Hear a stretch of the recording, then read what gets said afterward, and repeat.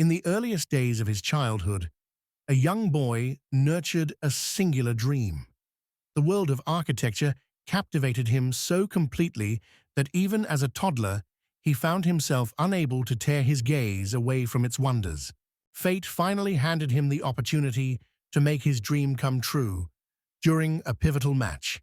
Seizing the moment, he threw himself into designing and building with unwavering passion, pouring his heart and soul into every detail. Tirelessly, he toiled away until at last his dream edifice rose before him. It stood perfect, precisely as he had envisioned. A message flashed across the screen. He had logged in. At that very instant, the young man dropped to one knee before the girl, reaching out his hand to her in a heartfelt proposal, asking if she would become his wife. A deep blush blossomed across the girl's cheeks. Watching from behind the window of the system, the boy let out a soft chuckle and wondered aloud if, once again, today would unfold just like all the days before. Such moments had woven themselves into the fabric of his everyday life. Here, dreams blossomed into tangible reality, his own private universe of reverie. The virtual world swiftly captured the hearts of players across Japan, enthralling even the most dedicated gamers with its exhilarating battles and genuine thrills. The wonders here go far beyond battles. You can craft incredible objects and architecture. Artisans worldwide are drawn by the boundless freedom to create and shape their destinies in this extraordinary realm. Passion consumed Miyabi, driving him to devote every spare moment to his cause. When, at last, his long-cherished dream took shape and the sanctuary he envisioned stood complete, it transformed into the perfect haven for lovers seeking refuge. The young man used to be irritated by couples who sat together for hours without restlessness, but over time he got used to them and eventually stopped noticing them. In everyday life, he was nothing more than an ordinary office worker. The thought that someone like him could craft something within this game that brought joy to so many astounded him. As he read heartfelt comments, wishing Miyabi a perfect wife and expressing gratitude, their kindness made him smile.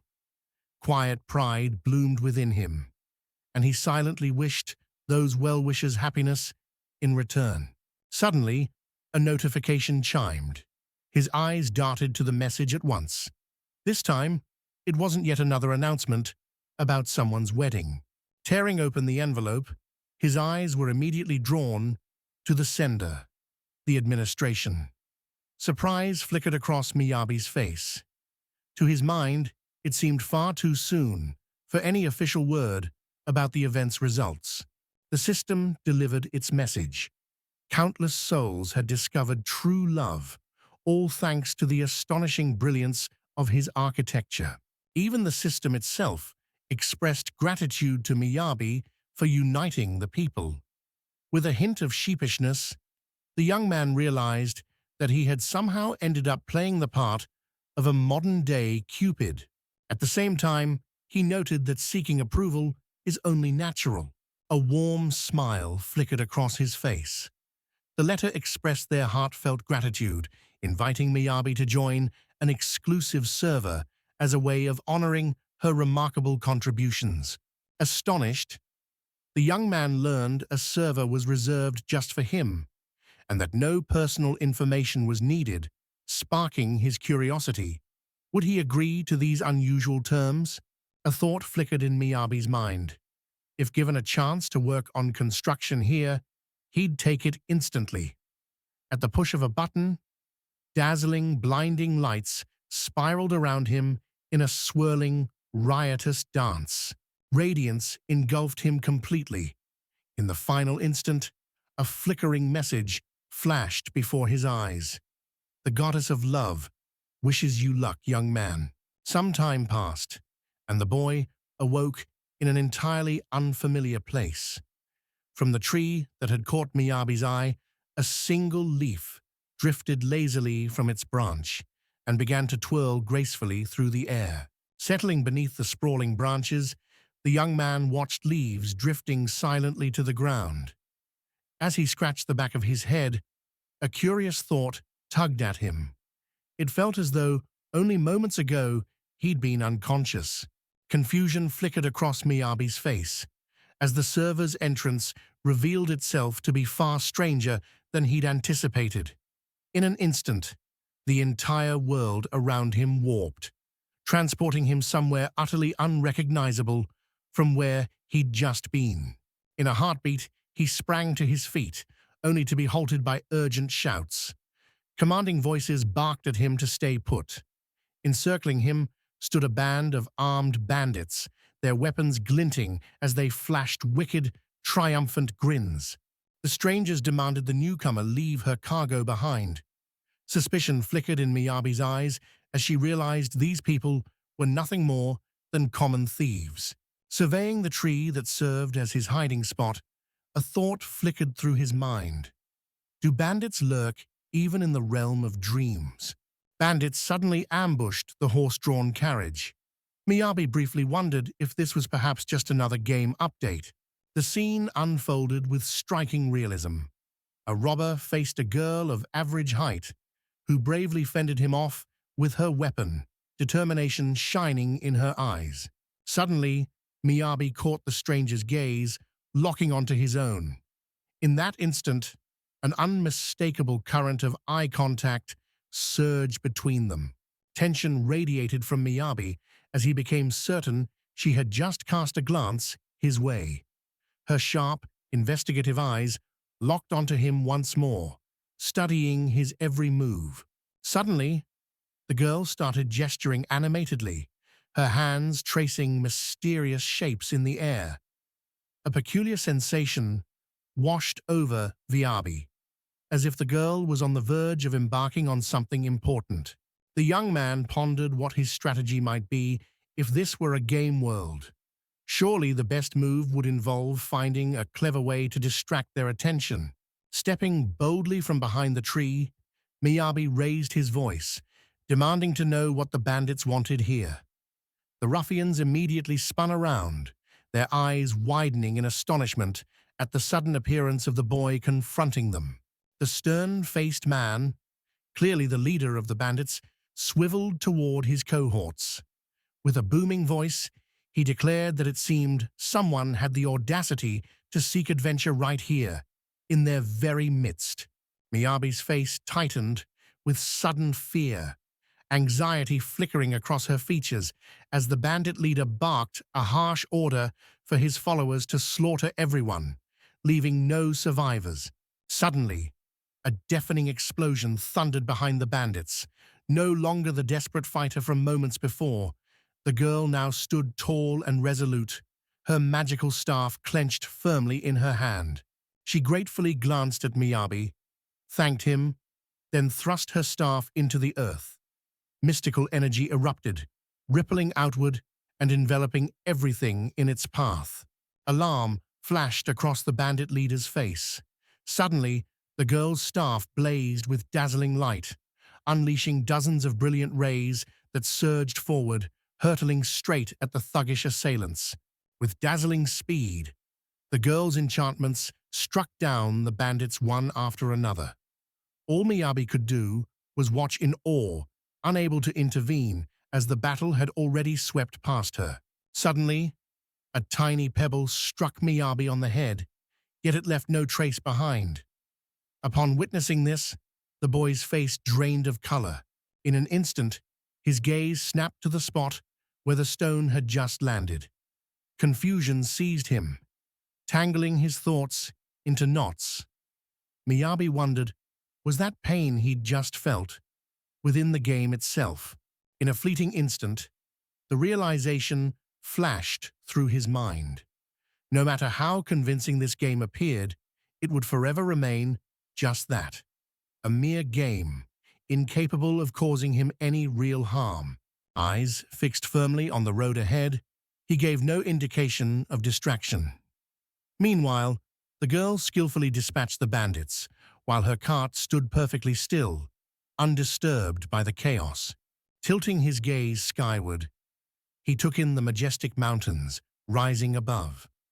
To Miyabi, this breathtaking panorama felt more authentic than any world within the game he had lost himself in for so many years. The young girl swiftly defeated the bandits, dusted off her hands, and shot a sharp glance at the bound, helpless men at her feet, whose faces showed clear resentment and bitter ingratitude as they glared up at her. Resolute, the young woman declared that these bandits must be handed over to the city authorities. With a cheerful glance cast my way, Abby, she suddenly realized she had yet to reveal her own name. Liz introduced herself with a polite bow, apologizing for involving him. Miyabi smiled warmly, assuring her it was nothing. Life was unpredictable. Then bowed in return and introduced himself simply as Miyabi. With sparkling eyes, he recounted how the match had utterly enthralled him. Never before in his life had he experienced such an electrifying duel, nor had he dreamed he would one day take part in one himself.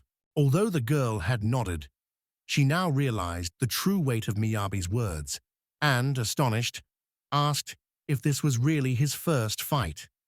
With a steady gaze, he confirmed it was indeed his first real battle. Upon hearing this, the girl inquired whether Miyabi was an adventurer or just an ordinary person. Guilt was already flickering across Liz's face. The girl, hearing this, pulled her cloak tighter around herself, hiding her face from view. Liz, her voice soft with remorse, offered an apology to Miyabi. Confused, the young man glanced at her, uncertain why she felt the need to apologize to him. With a gentle motion, the girl slipped off her cloak and, lowering her eyes in slight embarrassment, confessed that at first she had believed Miyabi was already seasoned in the art of combat. The girl said she approached him because he looked like a seasoned traveler. His attire showed quality, and he radiated charm and confidence. Miyabi also apologized to Liz for having previously misled her. As their conversation ended, Liz asked if Miyabi was heading to Angela's and suggested they go into the city together, if so. Miyabi's eyes lit up, and he eagerly confirmed, admitting her company would comfort him in these unfamiliar surroundings. Drawing closer to Liz, the young man asked if she could linger a while longer. He still had a few unfinished tasks to tend to. Taken aback, Liz nonetheless agreed, making it clear she would only stay for a short while. As Miyabi started to walk away, Liz called out after him, urging him not to stray too far. The young man offered a grateful smile to the brave traveler and promised he would definitely return soon.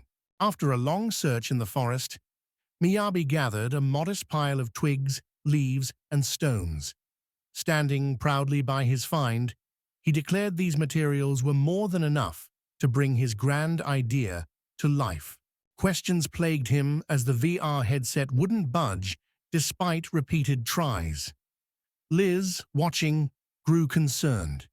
Determined not to alert the other residents, Miyabi decided to tackle the issue as cautiously as possible. Just before losing consciousness, Miyabi found a cryptic letter in his in-game mailbox. The mysterious message urged him to decipher it and plan his next move. Crucial in his now complicated situation. Lost in thought, Miyabi tried accessing his inventory as in the game, but nothing appeared. Doubting things worked the same way here, he concluded he might need a different method in this strange place. Sinking down onto the floor, he wondered if this spot might be the key. Perhaps all he needed was a moment of careful reflection. Right here, he focused, silently saying, "Inventory," to summon it. As his eyes opened, his surroundings vanished, replaced by a vast empty space with endless rows of vacant shelves before him. Astonished, Miyabi grew curious as he explored the unfamiliar dreamscape, noticing everything followed rules unlike the waking worlds. Intrigued, he paused, pondering his next move. From now on, the young man could access his inventory only in his mind. Inside a small imaginary dome, he lifted the branches and stones he'd gathered, quickly realizing these same items appeared there too. A realization dawned on Miyabi. Another trial awaited him on the horizon. This time, the challenge involved the art of crafting objects. After skillfully combining items from his inventory, Miyabi, curious to create more, intertwined the branches and was astonished when a massive table instantly appeared before him, far exceeding his expectations.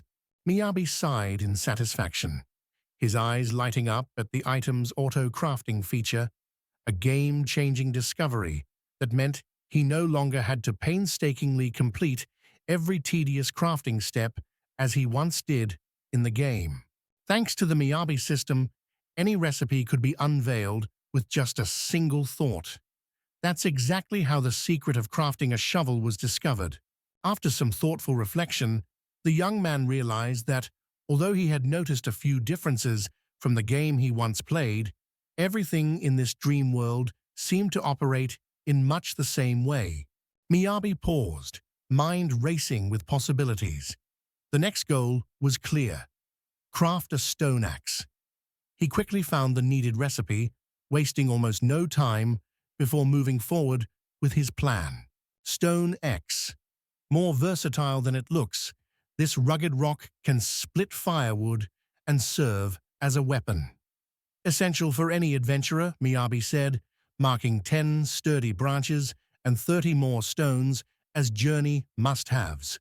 He realized he could make a stone axe from nearby materials, quickly gathered what he needed, and soon held a sturdy, expertly crafted axe in his hands. The boy's face lit up with joy as he lifted the object, grinning triumphantly. Everything was ready. He paused by a tree, lost in thought. Now came the real test. Would his contraption actually work? With 2 powerful strikes against the trunk, the tree could endure no more and shattered into splinters. Relief and satisfaction welled up inside Miyabi. His task was now triumphantly complete. To his pleasant surprise, each item instantly manifested in his inventory as if by magic. Delight sparkled in his eyes as he realized that only 3 strikes against the tree, without moving an inch, were required of him. A radiant smile lit up his face, confidence blooming within. At last, everything made perfect sense. Realization washed over Miyabi. At last, a peaceful and fulfilling life in this world awaited him. A simple plan formed in his mind: seek out fascinating materials and craft beloved treasures of his own design. Thoughts of thrilling adventures and carefree days filled the young man's dreams. In his imagination, a radiant wife and laughing child already awaited his return, greeting him with warm smiles at the threshold of their own cozy home. Dreams of living in a home built with his own hands had always filled him with longing. Now, Miyabi sparkled with delight. Her heart fluttered with joy, for at last his deepest wish had come true. Emerging from the shadows of the forest, Miyabi called out to Liz, catching her just as she was about to depart. He urged her to wait a few more moments, his voice carrying a note of earnestness as he hurried in her direction. As the girl spun around and saw Miyabi, she was shocked to find he was late and clutching strange stone objects. Liz shouted in surprise, demanding to know what those objects were. An uneasy feeling stirred within Liz at the sight of Miyabi's smile, far too angelic for someone wielding a real weapon. Curiosity finally got the better of her, and she couldn't resist asking what prompted such a mysterious grin. In a sudden moment of clarity, the young man composed himself and admitted with a sheepish smile that he once pictured wielding an axe, while Liz, still uneasy, confessed she'd already been frightened by the idea. Tension filled the trembling girl as her uncertain voice demanded where the boy got the axe, since he hadn't left with one. To Miyabi, her gaze shimmered with a strange, unsettling suspicion. Liz listened in astonishment as he explained how he'd merely gathered twigs and stones, then fashioned them into weapons. Her eyes widened in disbelief as she asked if he had truly crafted all of it with his own hands. She guessed he was a craftsman and asked if she was right, since travelers were always prepared with tools. Miyabi, surprised, asked if Liz was helpless with equipment. Liz nodded. Yes, she was a mage, after all. From the shadows, two knights who had been silently observing the boys' exchange suddenly spoke up. They insisted that if he intended to embark on such a venture, at least one companion would be essential. He could not go it alone.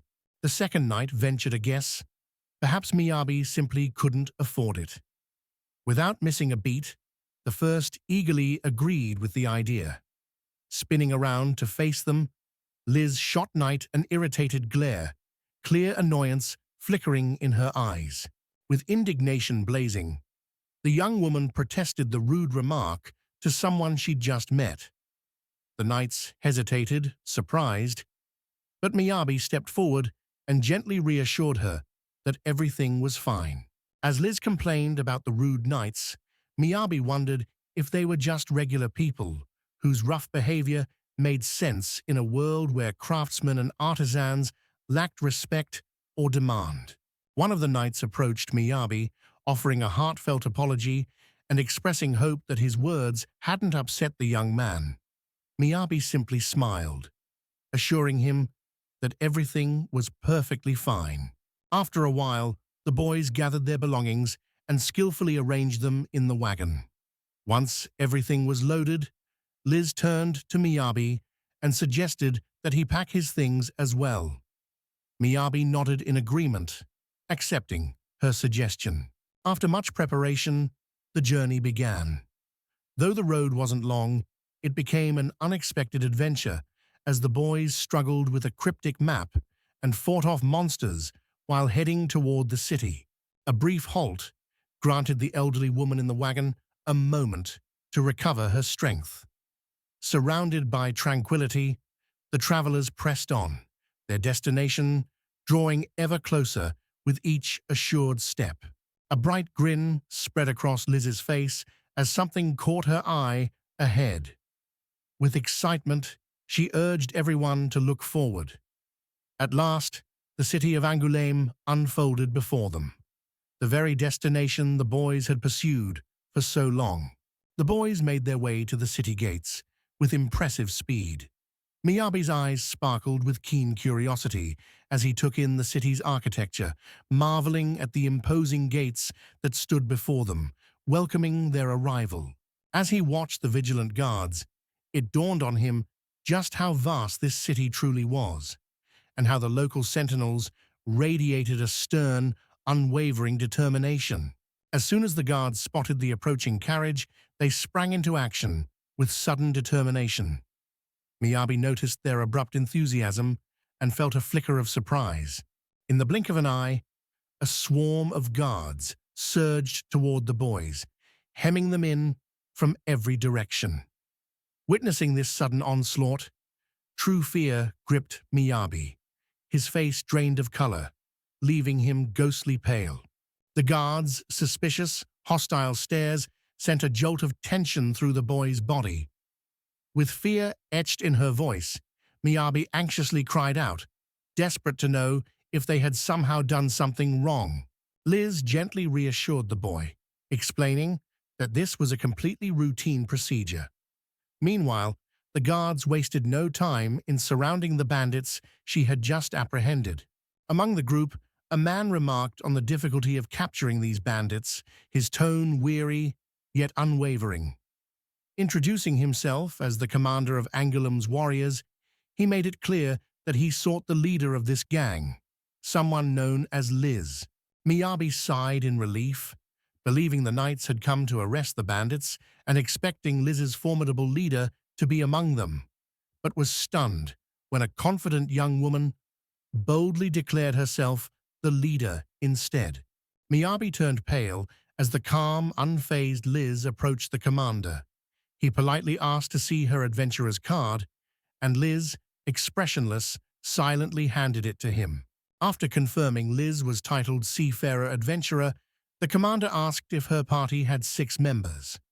Liz shook her head, indicating Miyabi, and clarified he wasn't an adventurer.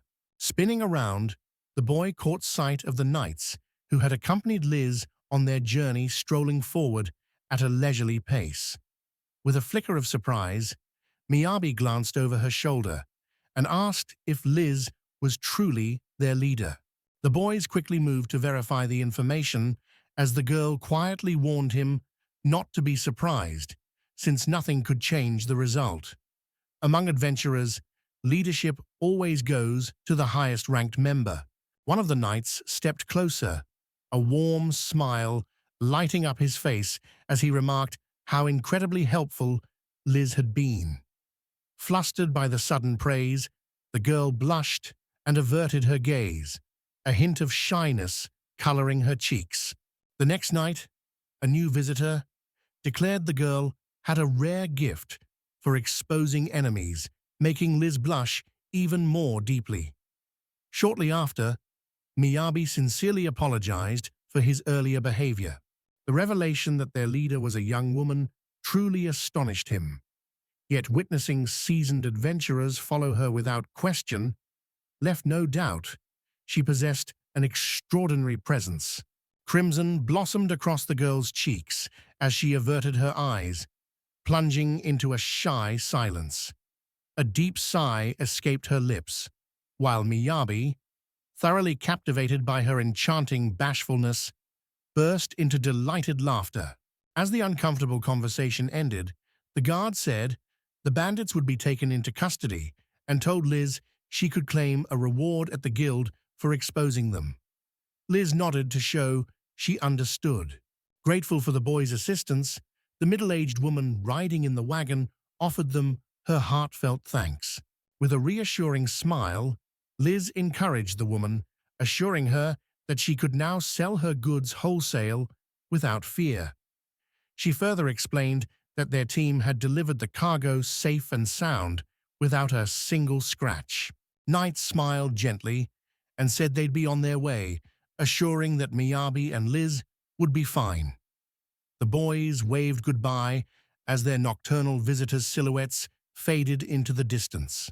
Suddenly, a spark of recollection lit up Miyabi's eyes. He turned to Liz with a request, asking if she would allow him to pose a question. Liz, her curiosity piqued, glanced at him in surprise and wondered aloud what was on his mind. The young man announced that an ID was required to enter the city. Liz confirmed this herself, then, with a trace of tension in her voice, asked if he might have misplaced his own. Curious, the young woman wondered aloud if the ID card might have been left among the boy's belongings. In response, Miyabi simply shook his head and firmly replied that he had never carried such a document with him. Lost in thought, Liza pointed out that in this case, they would have to pay. She estimated the cost at around 5 copper coins. Flustered, Miyabi admitted he didn't have a single coin to his name. The revelation struck Liz speechless. Meanwhile, Miyabi flashed a triumphant thumbs up and declared himself a special exception. After all, he possessed neither money nor any form of identification. A tense silence swept through the air after those words. In a sudden panic, Miyabi rushed toward the guards, shouting for urgent assistance, convinced that at any moment someone might hurl something heavy right at him. Liz quickly grabbed the boy's collar as he warned that letting the girl run wild would make Angela lawless.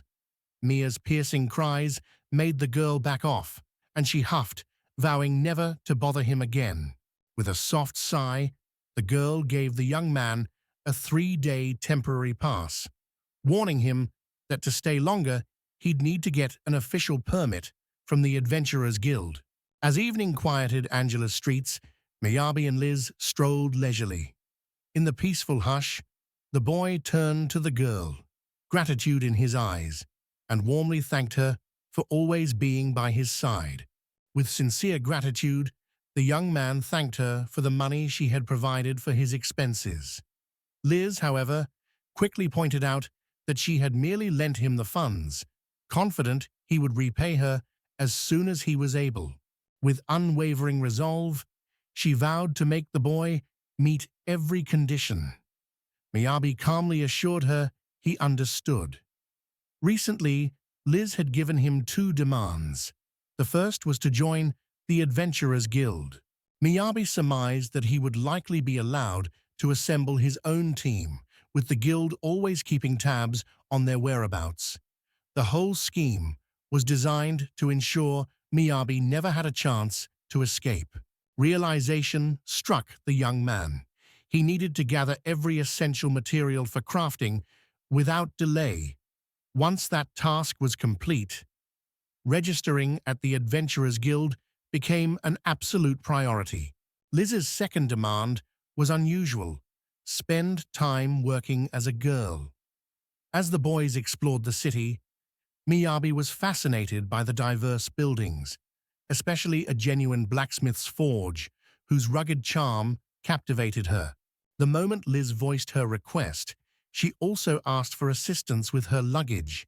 The young man cast a longing glance over the outskirts, yearning to explore every corner. Yet no chance for leisurely inspection presented itself. Whenever Miyabi paused, Liz immediately called him back, and he apologized even for brief glances at other shops. The coming battles would be tough, but with a support role, they might just manage. On one occasion, while Miyabi drifted deep in thought, a bearded man's gaze flickered toward the boy, yet he remained silent. Before long, Miyabi and Liz arrived at a modest building that turned out to be a hotel. Curiosity flickered in the young man's eyes as he wondered aloud if their destination wasn't supposed to be the Adventurers Guild. Together, they paused in the hotel lobby, not far from the reception desk. Liz emphasized the cardinal rule for every adventurer: above all else, secure yourself a roof over your head. She urged them to act fast, as affordable hotels sold out instantly. While the girl's suitcase felt unusually heavy, Miyabi listened closely and mentally noted the key points of her companion's account. At the reception desk, the woman announced that a single night would cost 5 silver coins. Without a moment's hesitation, Miyabi reached into his pocket, ready to pay. Fingering a small coin he'd wisely borrowed earlier, the young man silently applauded his own foresight. After paying every last penny, he made his way toward his room. He recalled paying 5 silver coins for a night in this modest room. With 1 gold coin worth 10 silvers, it contrasted with a typical business hotel in Japan, which costs about 5,000 yen for similar lodging. A vision of a gleaming million-yen gold coin danced in the boy's mind. Crossing the city cost Miyabi 5 coppers, yet he still had 2 gold coins left, enough for both daily needs and emergencies. A sense of indebtedness now weighed on Miyabi's heart toward the younger girl. The thought drew a heavy sigh from him. Despite her relentless thirst for adventure, her unruly spirit often invited no small amount of trouble. Yet a sense of duty urged Miyabi to repay this girl for her kindness. The night slipped away unnoticed, and the first blush of dawn was already coloring the horizon. That day, Miyabi decided to visit the Adventurers Guild and register officially. As he entered the fascinating place, he was greeted by an array of unbelievable, almost fantastical sights. The crowd teemed with beast folk and elves, a dazzling sight for an ordinary boy. Abby's eyes sparkled with awe, and noticing this, Liz remarked the Adventurers Guild looked the same in every city. With wide-eyed astonishment, The girl asked if it was truly the first time he had ever seen her. Meanwhile, Miyabi casually concluded that he knew them all from their adventures in the gaming world. The young man smiled warmly as he explained he'd spent most of his life in a village and hadn't explored city life, reassuring Liz that he was perfectly fine and urging her not to worry about him. A warm smile spread across the girl's face as she eagerly suggested they set off for Eleonora at once to report about the escort. Awaiting them, there stood a striking beauty, her golden hair gleaming in the light. With a warm, genuine smile, Eleanor greeted Liz and expressed heartfelt gratitude for her unwavering support and dedication. Gently, she remarked on the evening's gradual chill, reminding Liz to take care of herself and safeguard her health. Liz smiled warmly and thanked Eleonora for her kindness. Miyabi, amazed by Liz's beauty, watched as Eleonora rose gracefully and with lively curiosity asked about the young man with Liz. Clearing his throat, Miyabi boldly introduced himself, declaring his name with unwavering confidence. He had come to this place with a clear purpose, to become an adventurer and offer his assistance to Lisa. With a deep, respectful bow, the young man expressed his genuine delight at our introduction. Meanwhile, Eleanor turned to me, Abby, and thanked me warmly for looking after Liz. With a warm smile, the young woman introduced herself as a representative of the Adventurers Guild. Her cheerful demeanor made it clear how delighted she was to meet Miyabi. Liz, who had watched the whole scene, stared thoughtfully at the boy and asked if he noticed his nose looked longer.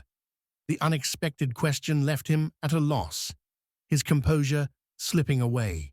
Flustered, Miyabi insisted it was just a greeting. The young man, eyebrow raised, asked if that was how they met. After a spirited exchange, Eleanor turned to Liz and declared she was taking her adventurer's card. With a polite smile, the young woman asked Liz to wait a moment as she checked on the status of her request. Meanwhile, she gracefully handed Miyabi a form, explaining that it would need to be filled out. Miyabi quickly accepted the next stage's registration form, curiosity sparking as he noticed the unfamiliar script. Strangely, although the characters were new to him, he understood every word. A thought struck him. Could this be a side effect of being transported to another world? Among A-class adventurers, 7 tiers existed, and by honing skills and gaining experience, one could steadily ascend them. Rank shifts with the number of quests accomplished and the adventurer's contributions to the guild. Far more than just an ID, the adventurer's card doubles as a secure vault. Funds can be stored there, just like in a trusted bank. Miyabi pondered the foolishness of hauling around every last bit of his savings. It made no sense, especially since any mishap would mean losing a chunk to commissions. Besides, courtesy remained a principle he valued deeply. The importance of cooperation, it was claimed, demanded recognition. To Miyabi's astonishment, such a notion appeared boldly outlined among the official list of rules. The young man observed that true compassion was a rare trait among adventurers. Suddenly, Liz insisted with urgency that I pore over every word, leaving nothing unread. With a hint of surprise in his eyes, Miyabi glanced at the girl, then casually mentioned he had already finished reading every last page. The thought struck him. A poorly read contract could unleash consequences no one would ever expect. Memories of his days at the company surfaced, vivid and unbidden, each one tinged with the lessons of overlooked fine print. Liz glanced at Miyabi, reflecting that almost 90% of people never read contracts, while she alone, among her peers, always scrutinized every detail, letting nothing escape her notice. A sigh escaped Miyabi as he remarked that lying was pointless. He himself doubted the words just spoken. Yet, The moment his eyes met Eleonora's, a startling realization dawned upon him. Every word was, in fact, the absolute truth. With a sigh, the girl expressed her gratitude to Miyabi for taking the time to read the contract so carefully. Eleanor added that Liz was already aware of everything, and moreover, had always been serious-minded, even as a child. An uneasy grin tugged at Miyabi's lips as Eleanor's words hit home. She was absolutely right. He busied himself with signing the stack of documents, his mind wandering to the challenges this girl was currently enduring. Suddenly, Liz stopped the young man. Miyabi stared at her, confused, until his face paled as he realized, to his shock, that he had carelessly signed his own name in Japanese without a moment's hesitation. A surge of genuine terror gripped him. He was utterly convinced this was the end. Yet, without the slightest trace of surprise, Liz calmly remarked that Maya's specialization should simply be listed as assistant. With his teeth clenched and bracing for the worst, the boy kept his eyes squeezed shut. But as the danger passed and no harm befell him, his eyes fluttered open and surprise flickered across his face as he looked at Liz. The girl voiced frustration over endless long-term orders and constant support demands, making weapon and armor upkeep difficult. She asked the boy if he agreed, adding that now, helpers are only hired for short periods. The boy sighed in relief as he realized people here spoke Japanese. Miyabi asked if he'd just observe. Liz confirmed but clarified he'd still help by carrying water and preparing meals, easing the guards' workload in camp. The boy wondered if the task was too simple. Liz reassured him, noting that the longer adventures last, the more vital such duties become. Even seasoned explorers need comfort, and loyal assistants are essential. Miyabi mused that at its core, his job boiled down to one simple truth: guiding others toward the fulfillment of their deepest desires. His presence eased the staff's tension, bringing relief as the day went on. Miyabi smiled reassuringly at Liz, then, picking up a pen with quiet resolve, announced his decision to sign up as an assistant. After the young man finished, Liz stood, stating she'd discussed all she wanted and given the joining documents to Ellen. Tired, she asked Miyabi to handle things, admitting the escort mission left her longing for sleep. The girl apologized for not being able to come. Unfazed, Miyabi assured her that everything was fine. He was swamped with things to do himself. In response, Licia flashed a bright smile and encouraged him to give his all in his role as assistant. Within minutes, Miyabi retrieved his travel card from Eleonora. The man examined it closely. Then the young woman asked if Miyabi had a temporary permit. He politely asked Eleonora to wait a bit longer.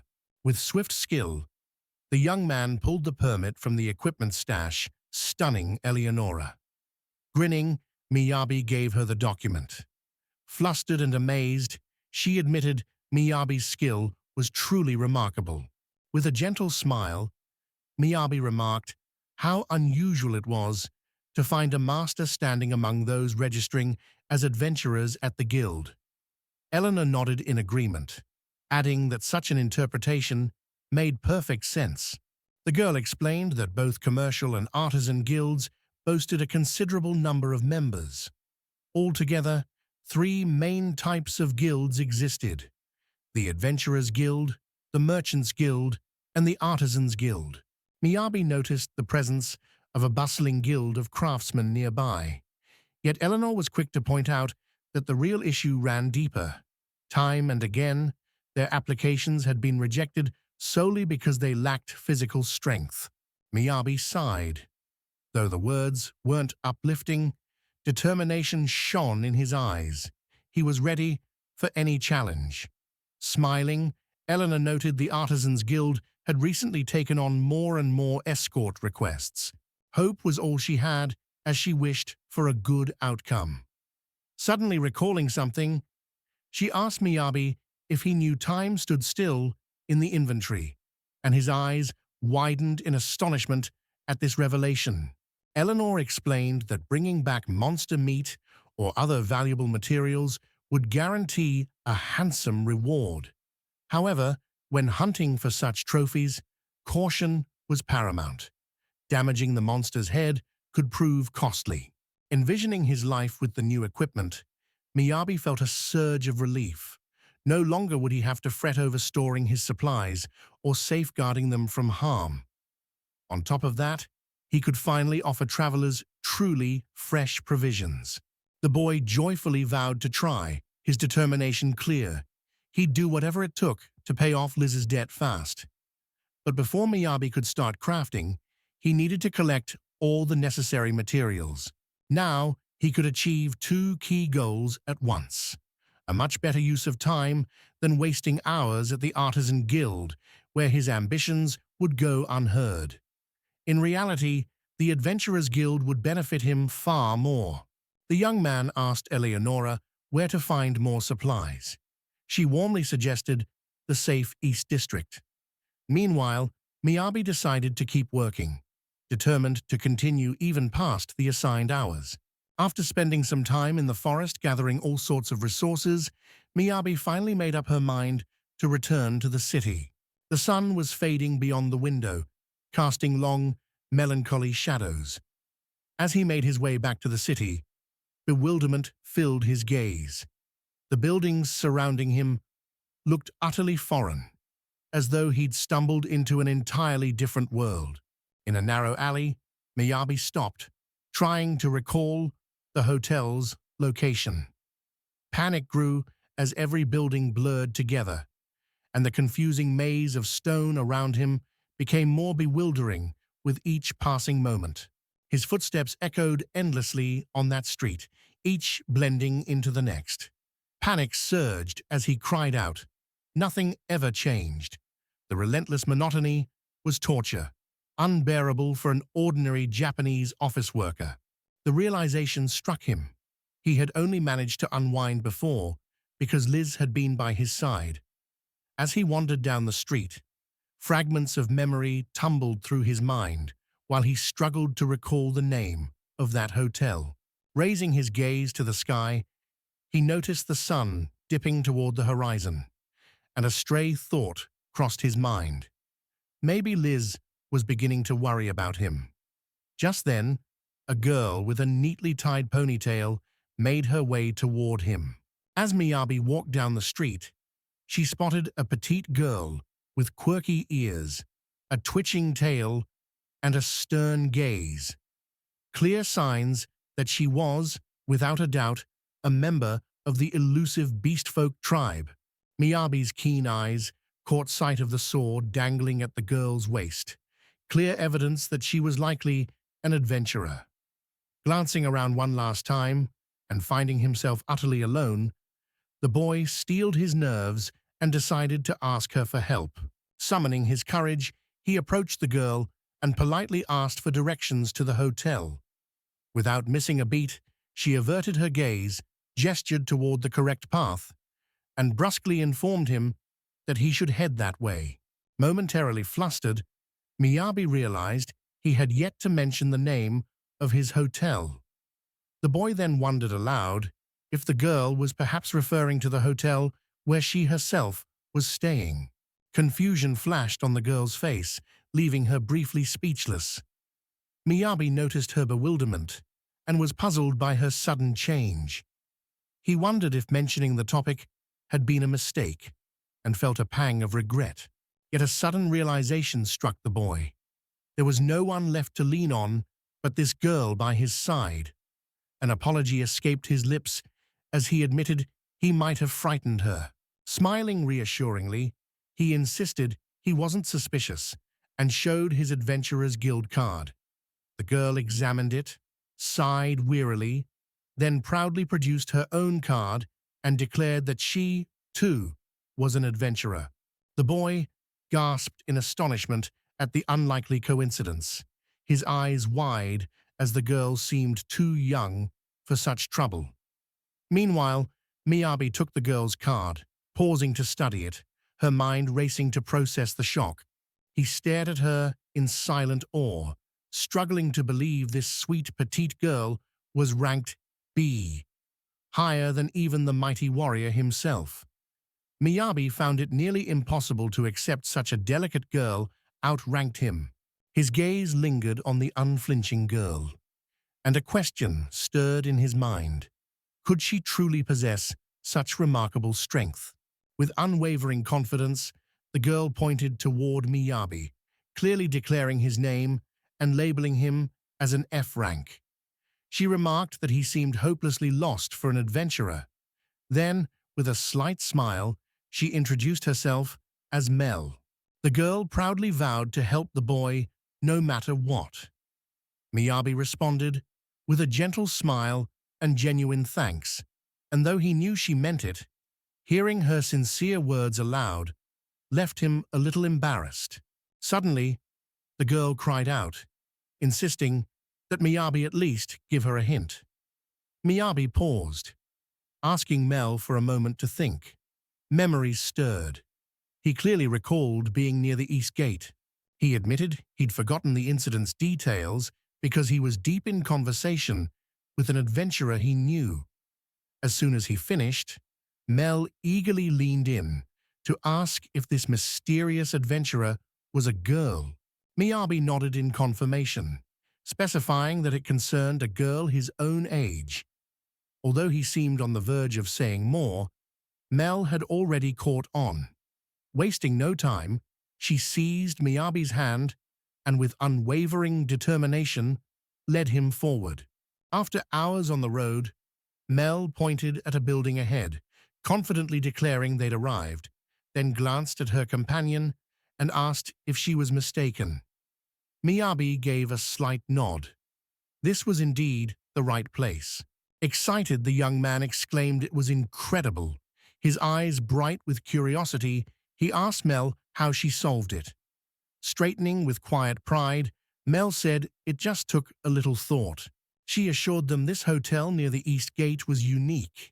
Young women could stay worry-free, with secure locks, a strict alcohol ban, and no nearby alternatives offering such peace of mind and tranquility.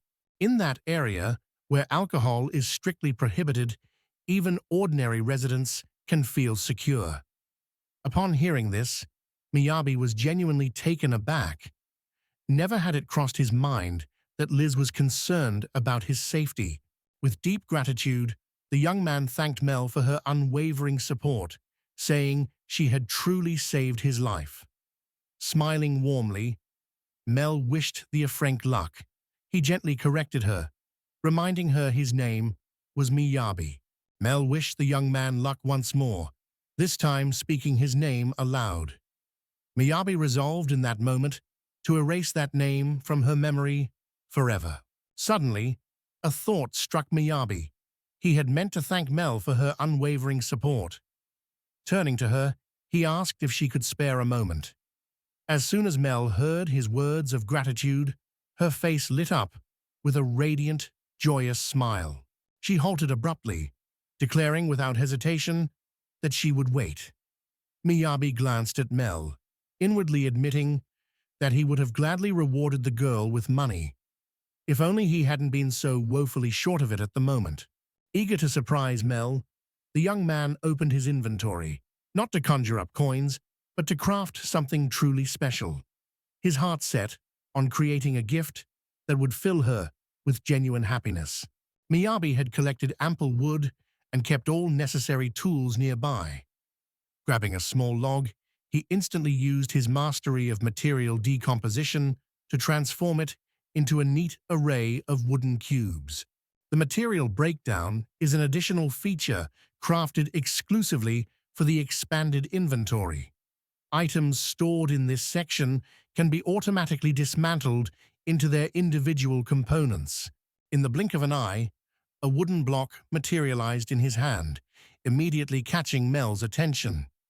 Now, it was time for Abby to channel her magical power. The wooden cubes whirled in Miyabi's hands with breathtaking speed. Crafted by hand, This piece embodied a personal touch. True value lay in the habits and emotions woven into its making. Whenever Miyabi worked his magic on any material, it was always wood that held a special place in his heart.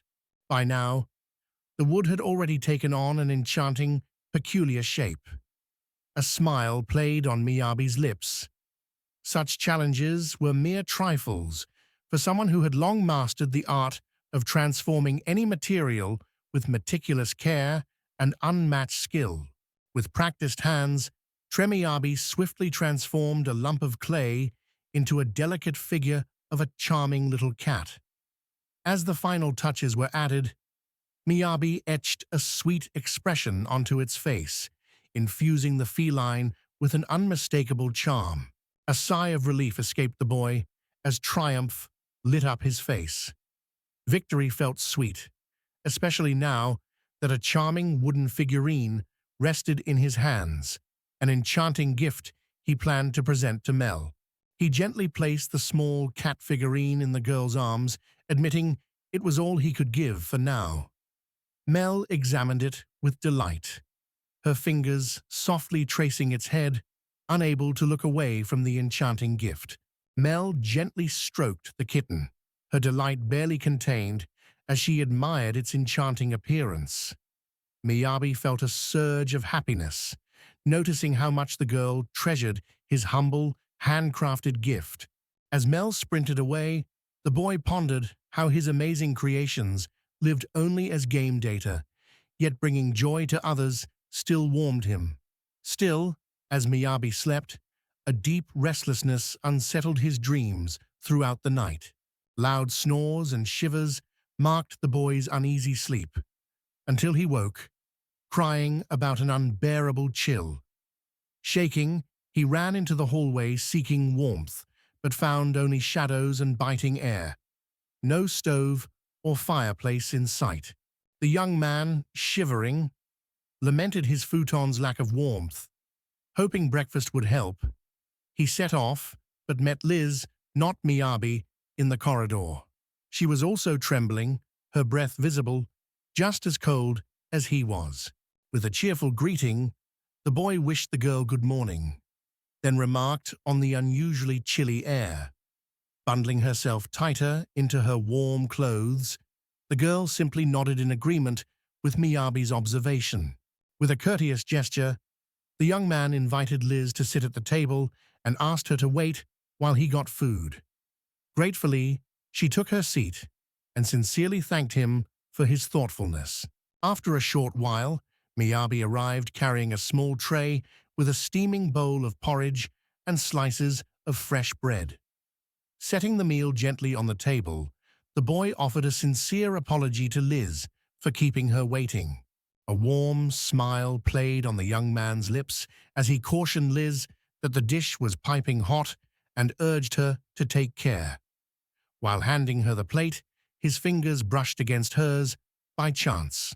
Miyabi, surprised by how icy Liz's hands were, asked her why. Liz, puzzled and caught off guard by his reaction, looked back at him, uncertain what had prompted his astonishment. A visible shiver ran through the girl as she tried to explain, insisting she just got cold easily. Watching her closely, Miyabi felt a flicker of sympathy stirring within him. Cautiously sampling the dish, Liz let a relieved smile spread across her face. With a contented sigh, she remarked that, even as it was, this meal far surpassed the bland fare they'd been served that morning when the escort request had come in. Liz confessed she hadn't eaten all day, as the still, heavy air surrounded them. Memories of sleepless, cold nights flickered in her mind. With a weary sigh, Miyabi said he understood exactly how she felt. The young man mused aloud that an extra blanket would surely lift Liz's spirits. In response, Liz flashed a sly grin and vowed that if he shared his own blanket with her, she'd pay him a silver coin every night. Miyabi joked he'd have called it robbery. Liz flashed a predatory grin, recalling how he talked with Tanya that rainy morning. As someone grumbled about the cold, Miyabi changed the subject, inviting Liz to see the latest escort requests. They soon reached the guild. Liz quickly got engrossed in reading job notices, weighing their pros and cons. Curious, Miyabi asked about them, and Liz calmly explained the board was just for posting jobs. Liz calmly explained that every request to the Adventurers Guild appeared on this board, which showed assignments specifically for seekers with C and D ranks. Miyabi looked away in understanding, noticing several impatient, shadowy figures radiating discontent, while an unfamiliar girl quickly and purposefully posted new assignments on the board. In an instant, the crowd lurking behind the corner surged toward the board the stranger had just left behind. Frenzied hands tore assignments from the wall, each person scrambling to snatch as many as possible before the opportunity vanished. Stunned, Miyabi pointed at the commotion, silently asking Liz what happened. Calmly, she explained the board listed E and F rank jobs. The fierce fight was over those lucrative missions, causing the chaos before them. As the final tasks were taken and the bravest dispersed, a lone, frail boy stood uncertain in the courtyard, unable to choose a task, leaving Miyabi completely astonished. The boy, struggling to stand under a crushing weight, murmured in exhaustion that even his extra duties were gone. Silenced, Miyabi watched in disbelief as he stood there, stripped of all tasks and purpose. Beads of sweat trickled down his face as the weight of true solitude descended upon him. A traveler bereft of comrades' support. A chill of anxiety crept into his heart. Was this perhaps a glimpse of the future that awaited him? Fingers curling tightly into a fist, the boy silently pleaded for Liz to stay by his side. Meanwhile, the girl strode over to the spot, picked up one of the assignments that had tumbled to the floor, and exclaimed in outrage, "This is terrible!" With growing concern, Liz noticed that all the statements had become hopelessly jumbled, making it a daunting task to decipher what was actually being demanded of them. Miyabi watched the girl in silence, her gaze steady and unreadable. A sudden embarrassment made him awkwardly scratch his cheek before hurrying to help Liz, blurting out that she was amazing.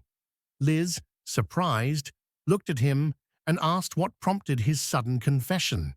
Miyabi smoothly shifted the conversation to business, asked about order progress, and seeing the long list, the girl noted it would take a while to finish, so they should start right away. As one of the passing travelers happened to catch sight of Liz's page, his face twisted instantly with a look of disgust, yet somehow he couldn't tear his gaze away from that piece of paper. He left briskly, catching Miyabi's attention.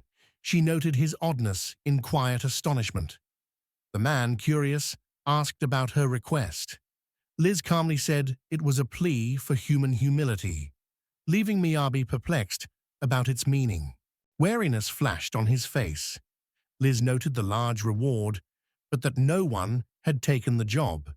Curious, she wondered if the notice was overlooked. The flyer reported 3 earth sheep roaming the western plateau. Several accidents had happened on the road because of them. After reading, the boy checked if Liz was okay. He found the task easy, and though Liz said she felt a bit sad, she assured him it would pass and not to worry. Suddenly, something intriguing caught the boy's eye. Turning to Liz, he immediately asked if it was free to take. With a gentle sigh, the girl softly confirmed his suspicion. The boy's gaze followed Liz's anxious eyes, settling on the spot she fixated on, and in that instant, he caught sight of something unusual. Seeing Eleonora give instructions with a warm smile, the boy suddenly realized Liz was one of her devoted supporters. He loudly declared this, his face glowing with true pride at his discovery. A rosy blush crept across Liz's cheeks as she urgently begged the boy not to say it out loud. Flustered, she stumbled over her words, insisting she wasn't a fan at all, nor did she miss her, or anything like that. Whatever Eleanor chose to wear, an air of elegance and maturity would always envelop her. Fragrant locks framed her flawless composure, and every conversation with her promised a spark of genuine delight. Her words held no hidden meaning, but seeing Eleanor's hair streaming in the wind filled her with admiration. As Liz's grip tightened on Miyabi's neck, she suddenly confessed she wished Eleanor would stay by her side forever. Miyabi burst out laughing, saying it sounded like a middle-aged man's wish. Liz shook her head, admitting she truly longed to be a little sister cherished by a gentle, caring sibling who would always be by her side. Miyabi admitted that the sight left her feeling rather overwhelmed. After a while, at long last, it was Liz and Miyabi's turn. With a warm smile, the girl behind the counter asked if they were ready to place their order. As Eleanor noticed their approach, she smiled warmly and examined the order sheet with curiosity. Suddenly, her expression tightened as a shadow crossed her face, and she abruptly asked, "Why this one in particular?" The young woman cautioned that the task would be especially tough and require full dedication. She added they likely knew this already. The reward was higher because earlier C-rank adventurers had failed the mission. Approval flashed in her eyes as she delivered the order, coupled with a stern warning. Handling earthly sheep demanded caution, for this mission was far less harmless than it seemed. Miyabi's body tensed the moment those words reached her ears. A gentle smile played on Eleanor's lips as she reminded Miyabi that this was his very first mission, urging him to give it his all. With a thoughtful nod, Miyabi accepted her encouragement, silently promising to rise to the challenge. Eleanor smiled warmly and sincerely wished Miyabi success and freedom from misfortune. In that moment, Liz's words flashed through his mind, and he finally understood the message his friend meant all along. A sudden realization washed over him. At last, he truly understood Eleonora. The gentle warmth of her words and the tender curve of her smile ignited a fresh surge of inspiration deep within his heart. With a contented stride, the boy moved forward, his thoughts lingering on the newfound lightness and tranquility within his soul.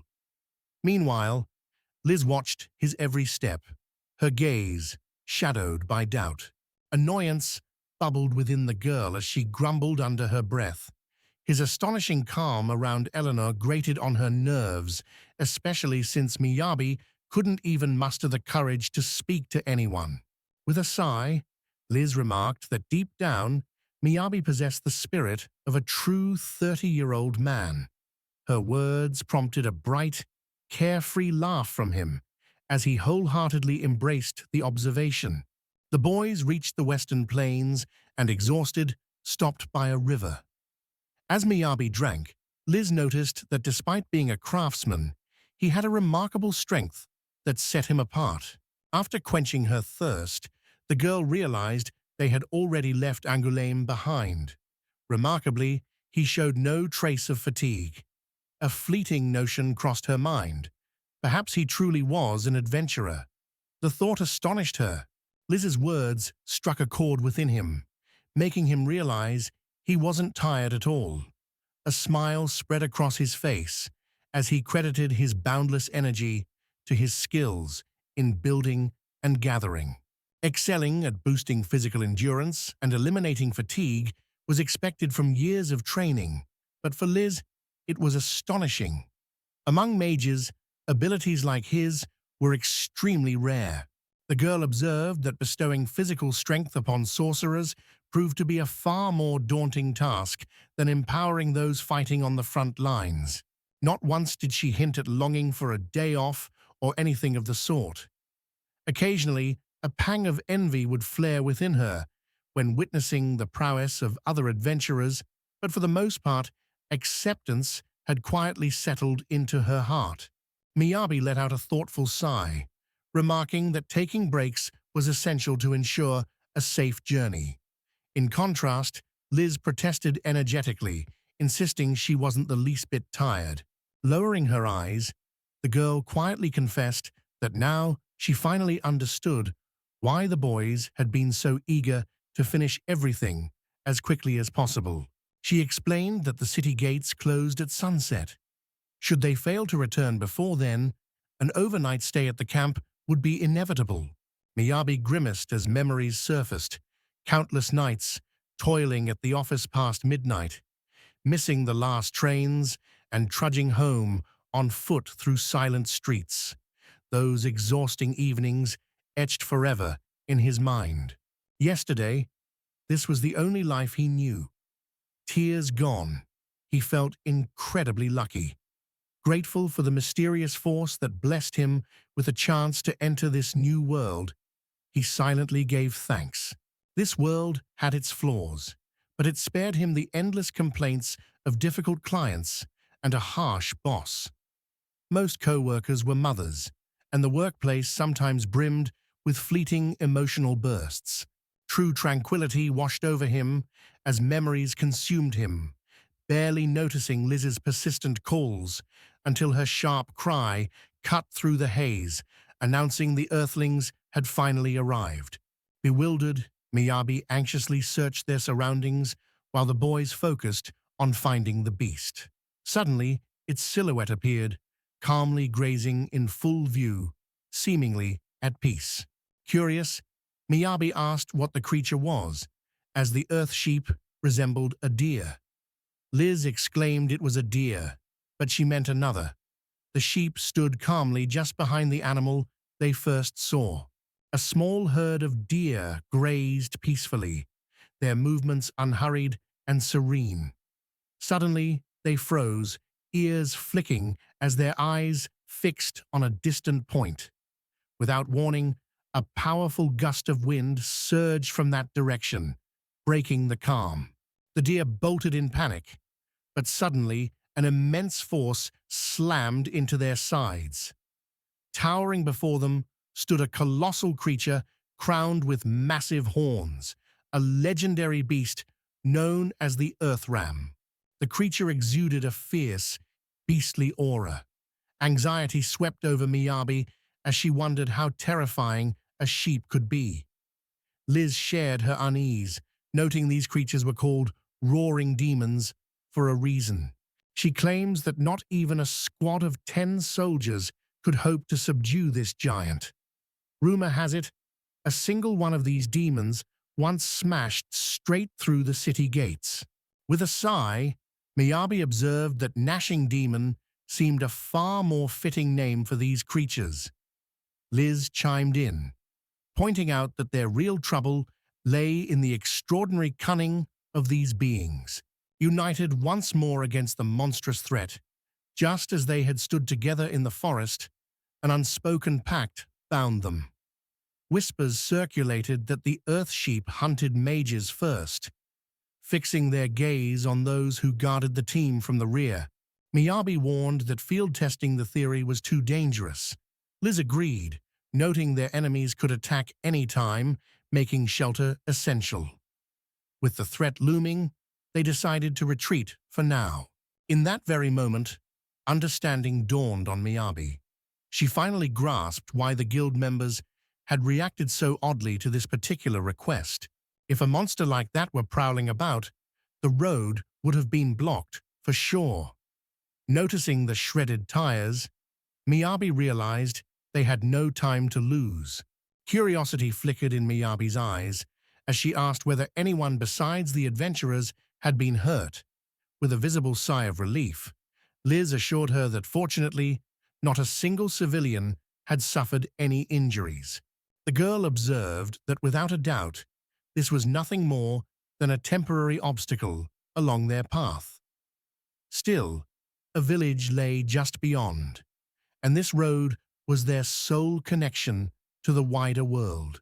Miyabi surmised that the villagers here were unlikely to be faring well. Ever since the monstrous creatures appeared, all supply deliveries had screeched to a halt, leaving the settlement in growing desperation.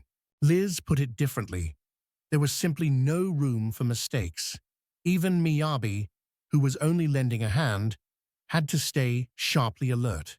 Stepping closer, Miyabi offered her support to Liz and urged that this matter shouldn't be delayed any longer.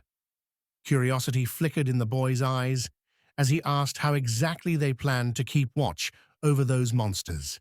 Curious, he wondered if magic could help, or if they'd have to throw stones at the monsters. Liz dismissed it. That wasn't the real issue. Most importantly, they needed to figure out how these creatures moved. Hiron paused, lost in thought upon hearing those words. The boy wondered aloud if everything had truly been said. Liz, struck dumb by such a reply, found her astonishment impossible to hide. The young woman agreed that every step demanded careful attention. Still, she insisted, that was no excuse to let their guard down. With a gasp of terror, Liz cried out that these monsters would relentlessly pursue them until the bitter end. Considering their formidable strength, overcoming such foes would prove nearly impossible, even for a veteran B-rank hunter. Miyabi recounted Liz's warning. Their assaults would not cease until they were utterly wiped out. Then, with a hint of urgency, she posed a pressing question. Why not bring an end to their attacks right now? Liz halted, uncertainty clouding her features as she asked him to clarify his words. In response, the boy only offered a teasing smile. He observed that he could sense it. The monsters weren't prepared for the unexpected. After a while, the boys emerged into an open field. Striding ahead, Miyabi tinkered with a gadget in his hands, expertly making adjustments as he walked. Liz followed in silence, trailing behind him, lost in the labyrinth of her own thoughts. With careful precision, Miyabi fashioned a small stone spatula, deftly combining 10 slender twigs and 50 smooth pebbles. Lifting the newly crafted tool, he turned it over thoughtfully in his hands, examining every detail of his handiwork. Brimming with curiosity, Liz leaned in and wondered aloud what Miyabi was up to. With a spark of pride in his eyes, he hoisted his shovel and declared his ambitious plan: to dig a hole. Hearing those words, Liz became more cautious, curiosity flickering as she sought clarification. She explained monsters aren't simple. If they were easy to handle, everyone would hunt them for a living. Drawing in a deep breath, Liz noted that they simply didn't have time for large pits. Without offering a word, Miyabi pressed on, resolutely shoveling earth aside, utterly unfazed by Liz's remark. The girl warned that staying longer would attract lurking monsters. As if on cue, Miyabi's shovel struck deep, revealing a massive square pit before them, opening into the heart of darkness. The girl froze, speechless. With a nod, Miyabi silently acknowledged her, then sank his shovel into the earth, remarking that everyone seemed to dismiss helpers as hopelessly weak. In an instant, a colossal crater erupted around Liz, isolating her on a tiny island surrounded by a yawning abyss. Miyabi declared unwavering trust in the maid Trapede, while a stunned Liz dropped to her knees, robbed of words by sheer shock. Liz glanced around warily and whispered in a trembling voice that this couldn't be real. Everything felt unfathomable and otherworldly. Meanwhile, Miyabi calmly ascended a staircase he had conjured from the very earth itself. Still reeling from what she had heard, the girl wondered aloud if Miyabi might have been an undercover agent in a past life. At that, he let out an awkward laugh and replied that he was probably nothing more than a puppy on a leash back then. Memories of his days at an ordinary firm echoed in his mind as the words rang out. Hoisting a rather bulky object, the young man declared it was time they finished their task without delay. With nimble hands, Miyabi retrieved 5 plywood boards from her inventory and deftly covered the gaping hole in the earth. Each board fit perfectly, expertly concealing the opening until it nearly vanished from sight. With a deft touch of magic, a special layer of earth blanketed the tree branches at his command. As a finishing flourish, the sorcerer conjured a delicate veil of grass across the surface, masterfully disguising the trap from prying eyes.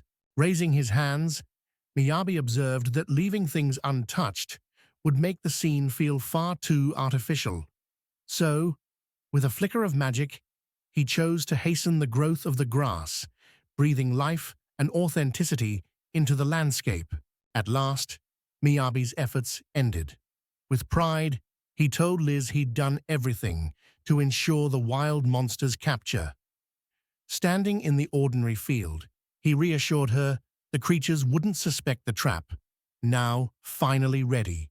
Rooted to the spot, Liz stood utterly stunned, her very soul shaken. The pale girl spoke softly, confessing it had taken her less than 10 minutes. Liz simply couldn't comprehend if any of this was truly happening before her eyes.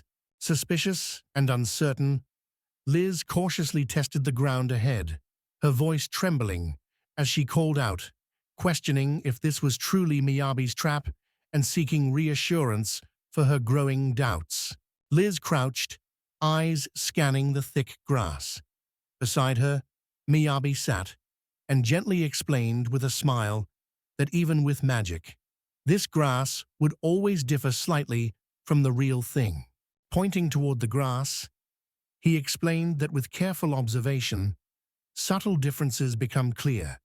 This patch grows just a bit differently than the real thing. Its blades tilt in another direction. Lise burst into laughter, relieved that at least he had given her a warning. But in the next instant, she exclaimed sharply that he should have done so a bit sooner. Face flushed, Miyabi offered heartfelt thanks to Lisa for her kindness. With a note of warning, he urged her to be more careful. A single, careless move, and she'd find herself ensnared. At his words, Liz sank to the ground, clutching her enchanted staff tightly against her chest. The young woman sought guidance from Miyabi on her next move, while the boy, curious, questioned if sheep were truly wild, noting that hunters might fall into their own trap if they got too close. Curiosity flickered in his eyes, as he wondered aloud if perhaps Liz possessed some kind of magical charm, a mystical spell that could capture the attention of the earthly sheep.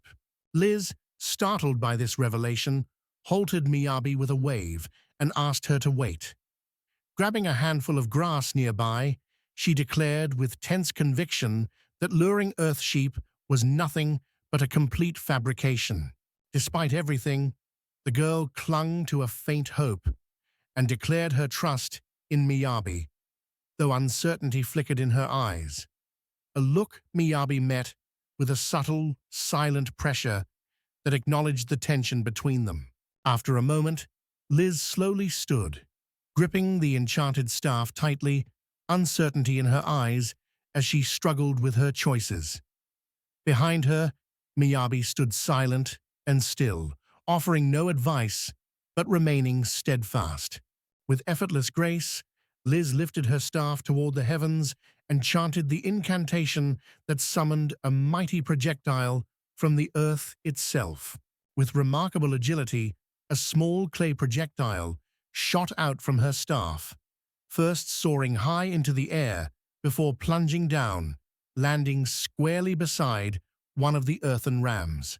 As the projectile sped through the air, the adventurers grew more tense and focused, tracking it. When it hit the ground, stunned silence held them. None could react immediately. Miyabi and Liz scrutinized the wild creature with bated breath. Suddenly, the earth ram whipped around, fixing its gaze on the startled children. The monster's disturbing actions terrified Miyabi and Liz, who screamed in panic. The boy, hands over his ears, tried unsuccessfully to block the noise, while tears of pure fear streamed down Liz's face. Without hesitation, the earth sheep bolted straight toward the adventurers, who had been eagerly awaiting just such a moment. As the monster surged ever closer, whipping up a fierce gust with its advance, Liz's terror reached its peak. She screamed out that it was right upon them. Panic gripped the girl as she anxiously questioned if their plan would work. Suddenly, Miyabi interrupted, firmly assuring her that everything would go as intended and telling her to calm down. Despair overwhelmed Liz as she cried out, demanding how anyone could stay calm now. Tears streamed down her face as she shouted composure was impossible. Paralyzed by fear, she insisted escape was hopeless and doom inevitable. With a cry of desperation, she exclaimed that escape was impossible. Caught within their own trap, she was helpless as the monstrous creature surged ever closer, its speed and fury intensifying with every beat of her heart. Liz, pressed to Miyabi's shoulder, sobbed and pleaded to every god for forgiveness for getting involved with a hopeless case. Her desperate prayers for mercy echoing as Miyabi stared back, bewildered and sure she'd lost her mind. The creature advanced relentlessly, shrieking with a piercing intensity. With every frantic lunge, Liz's face grew paler, gripped by a terror that froze her where she stood. The earth ram lunged wildly at the girl, gaining furious speed, when, without warning, it found itself in the very heart of Miyabi's cunning trap. In an instant, the ground beneath the beast's hooves began to crumble away. The monster dove into the depths, smashing through the plywood boards Miyabi had used to hide her trap.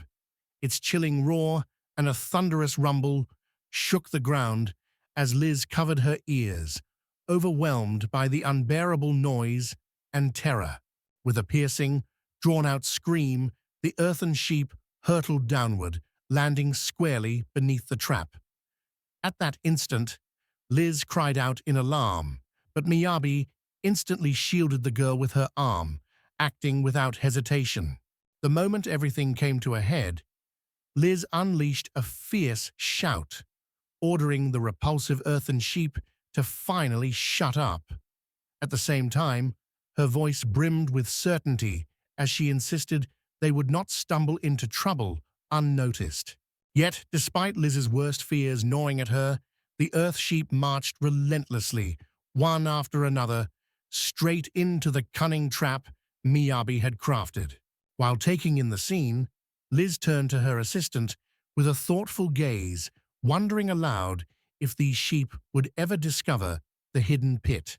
Struggling to steady her nerves, the girl weighed her own convictions, quietly debating if she could truly be right, all the while persuading herself that such a possibility seemed almost out of reach. At these words, a sly smile played on Miyabi's lips as she remarked, "The plan may sound simple, but remember, the deeper the pit, the harder it is for our enemies to climb back out." Casting a glance at the trap, he noticed that after such a tremendous fall, they would likely never wake again, and thus would cause no more trouble. The young man noted how these earthbound rams had fallen from such a staggering height that resistance now seemed utterly beyond their reach. Steel-bright confidence radiated from Miyabi, his assurance unwavering. Lips taut with tension, Liz finally spoke, admitting her disbelief. Everything seemed impossible. Beside her, Miyabi stood silent, a gentle smile on her face, as both watched the sheep unconscious at their feet. Amazement flickered across Liz's face. Miyabi had dispatched those monsters with almost casual ease. Normally, even a single one of these beasts demanded grueling effort and precious time from veteran adventurers. The boy's intricately crafted trap sparked her curiosity about his skills. Glancing at unflappable Miyabi, she wondered about the true nature of this seemingly ordinary companion who revealed nothing at first glance. Catching Liza's gaze, Miyabi flashed a wide grin and raised two fingers in a cheerful salute, his delight plain to see at the sight of the girl arriving safe and sound. To Liz, it seemed utterly pointless to pay any attention to that matter. With a soft sigh, she remarked that she had something truly important to tell Miyabi. Glancing thoughtfully, she asked if she could trouble the young man with a single question. Miyabi, surprised, asked if this was serious.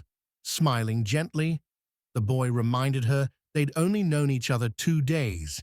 Indignant, Liz insisted it wasn't a confession. She just wanted no barriers between them. Boldly stepping forward, the girl declared her intention to lead, determined to teach her companions a valuable lesson. With a swift motion, Liz raised her staff, which instantly transformed into a striking weapon brimming with magical energy. Awe lit Miyabi's eyes as he watched Liz's magic conjure a gleaming ice spire from the ground, its strength and grandeur growing with each moment, leaving him utterly captivated by the spectacle. Fatigue etched itself across the girl's face, each moment weighing heavier. Seeing this, Miyabi remarked her rival looked like a wounded beast.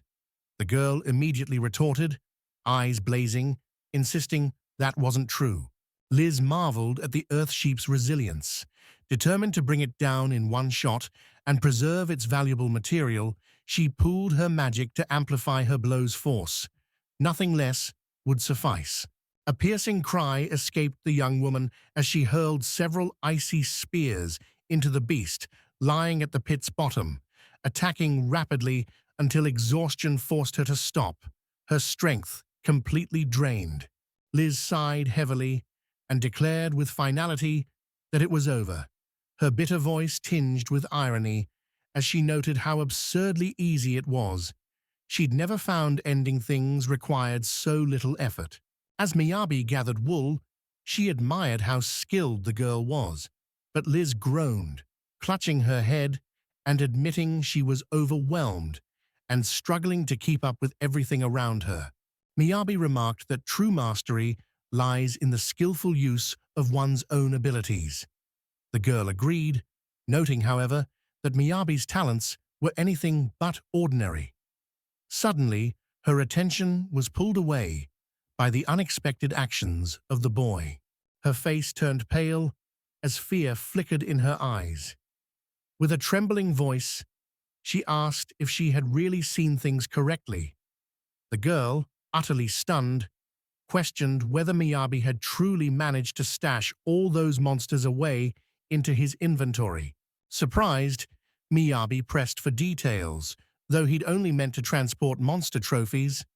Liz agreed, but pointed out the incident seemed less accidental and more like deliberate sabotage. Yet one thought refused to leave her mind. If he had truly managed to fit so much land into his survey, then how could that enormous earthly lamb possibly find space in there as well? Astonished, Miyabi glanced at the girl, recalling how she'd assured him that needed materials could be easily transported in the inventory, leaving him genuinely confused about what the problem could be. The girl nodded in agreement, but remained curious, wondering aloud about his stash. Realizing further questions were futile, Liz felt a pang of awkwardness, fell silent briefly, then took a deep, steadying breath. The young woman suggested a rest, so she and Miyabi settled by the river as planned. Liz, delighted, nibbled bread she'd brought, her laughter now more joyful than ever, shining with a happiness she hadn't shown before. Liz, glowing with delight, confessed that nothing made her happier than enjoying warm, fragrant bread, while across from her, Miyabi's heart swelled with happiness, just seeing her radiant smile. The young man grinned proudly, saying he'd planned for everything, even storing enough bread to last ages. Miyabi, eyes shining with admiration, praised how invaluable his preparations were. Liz glanced at the boy, curious about how much could fit in the supply closet. He smiled sheepishly and commented that Liz really had a knack for steering conversations toward inventory topics. Miyabi admitted uncertainty about the exact amount of free space, but ventured a guess. The inventory, he believed, was currently filled to only about 1% of its total capacity. Liz's eyes widened in shock as she asked if she'd missed something. Miyabi, embarrassed, clarified his skills, expanded his inventory. Liz pressed for details while the girl calmly ate her bread, unfazed by their exchange. The young man pondered whether the very concept of levels might not exist at all in this world. Meanwhile, Miyabi tried to explain to Liz that when utilizing abilities, an inventory could actually expand its capacity. He offered an example. By adding something new to your reserves each day, growth and strength are inevitable. In the realm of dreams, levels would naturally rise on their own. Within the virtual world, expanding one's personal inventory without limits became an everyday reality. While such boundless capacity might seem unfair to most, for seasoned experts, it was simply business as usual. A heavy sigh escaped Liz as she sank deep into thought. Miyabi, instantly sensing the shift in her demeanor, grew anxious and promptly inquired about the reason behind Liz's unsettling reaction. Raising her gaze, Liz confessed she'd simply been lost in thought. Her idea of craftsmen, it turned out, differed quite a bit from what she was seeing now. Watching the craftsmen, she saw their skills could make almost anything, but their work was often mediocre, so they mostly produced cheap furniture or repaired the town's worn defenses. Even the wages of craftsmen here barely scraped by. Liz confessed she once considered this trade among the worst imaginable. Miyabi's surprise was unmistakable upon hearing such a revelation. The young woman admitted she could barely imagine Miyabi's hardships, but insisted escaping the city alone was impossible without protection, as even ordinary wolves or goblins were a serious danger to anyone lacking combat skills. It caught her attention that craftsmen often teamed up with adventurers, for available slots in their gear were scarce, and what little space they had soon ran out. Liz explained that for an ordinary craftsman, gathering materials each day was not just a tough task, but an incredibly dangerous venture. The gravity of her words struck Miyabi to the core, leaving a lasting impression deep within. Not a single word escaped his lips. Having wandered through the endless realms of dreams, Miyabi had already explored the most exotic and elusive corners imaginable. That was why gathering the right materials never posed the slightest challenge for him. Local craftsmen lack the talent for remarkable feats. They can only make simple furnishings or repair damaged fortifications, with no opportunities to improve their skills or advance their mastery. With clenched fists, Miyabi felt a wave of pity for them surge within him. Yet despite the ache of empathy, the stark realization settled in. He was completely powerless to change a thing. Deeply absorbed in his own affairs, the young man managed a wry smile, remarking that every job comes with its own set of hurdles, and earning a living is never as easy as it seems. A gentle reminder slipped from his lips, recalling how Liz herself had recently lamented her constant chills while on the job. Liz could only respond with a weary sigh. She noted that among adventurers, the mortality rate ran alarmingly high, and only a rare few ever grasped wealth or fame. Yet despite the odds, they returned to test their fortune time and again, compelled by something irresistible. Miyabi decided to change the topic before things got more awkward. That guy had hinted he might need Liz's skills. Noticing the shift, the girl looked at Miyabi, her eyes silently seeking an explanation. Miyabi announced that he was already well aware of his debt, yet he earnestly hoped to claim at least a bit of wool from the sheep they had just eliminated. Liz, arching an eyebrow in surprise, graciously allowed him to take as much as he wished. Initially, the young woman admitted she intended to sell only the most valuable loot and discard the pelts. Miyabi noted most adventurers just take choice trophies and thanked Liz sincerely for doing more than expected. Wasting no time, he dove straight into organizing the materials.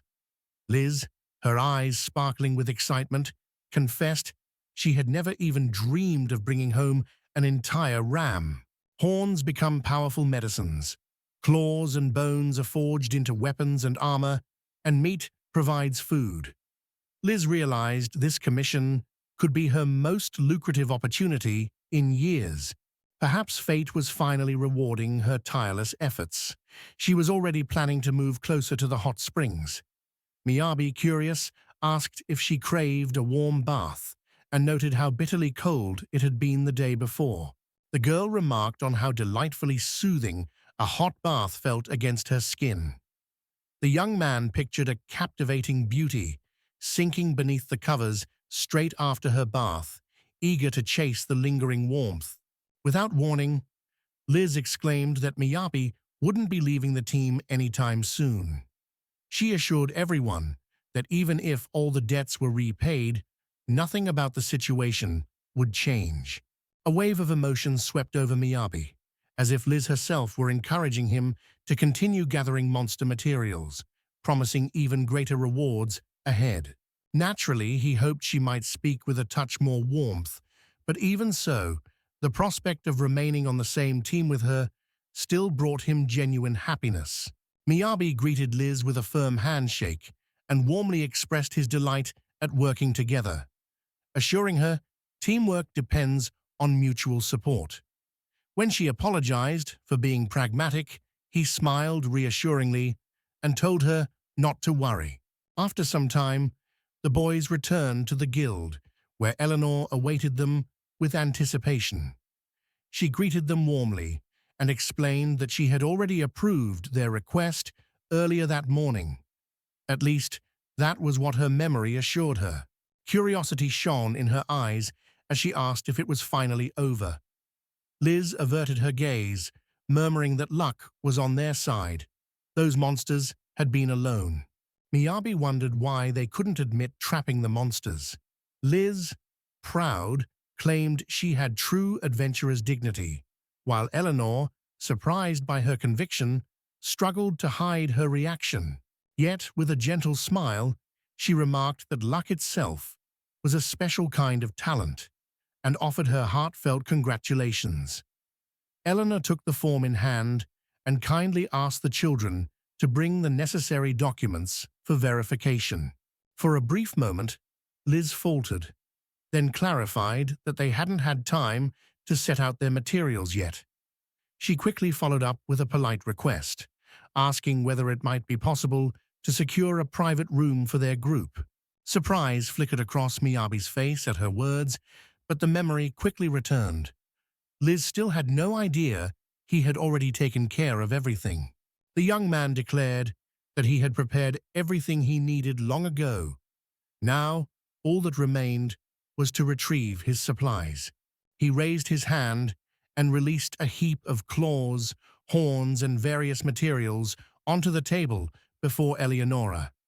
Miyabi calmly explained they came from 3 beasts, plus meat from 2 others. Eleonora stared in speechless shock. Even travelers merely passing by halted in their tracks, their faces alight with astonishment, unable to mask the wonder sparked by the scene before them. With an apologetic smile, Miyabi acknowledged that his belongings appeared to be blocking the entire passageway. He politely inquired if Eleanor would prefer him to move everything to another spot. Regaining composure after the surprise, the girl smiled warmly, assured me all was fine and she'd start the evaluation, then politely asked for patience before quickly excusing herself and leaving the room. The crowd stared in astonishment at the mountain of meat hauled in by Miyabi and Liz. a seasoned adventurer, overcome with confusion, struggled to comprehend where on earth they had managed to procure such an enormous bounty. The warehouse workers stood in stunned disbelief, unable to fathom the sheer volume of loot before them. To their bewildered minds, it felt more like a poorly executed prank than reality. The guild burst into lively commotion. Voices proclaimed this was real mutton from earthly rams and urged haste, while others boasted about the dozens of rams brought in. Amid the chaos, Liz and Miyabi watched, calm and unruffled. Awe lit up the young man's face when he saw the whole braised lamb, his shimmering prize.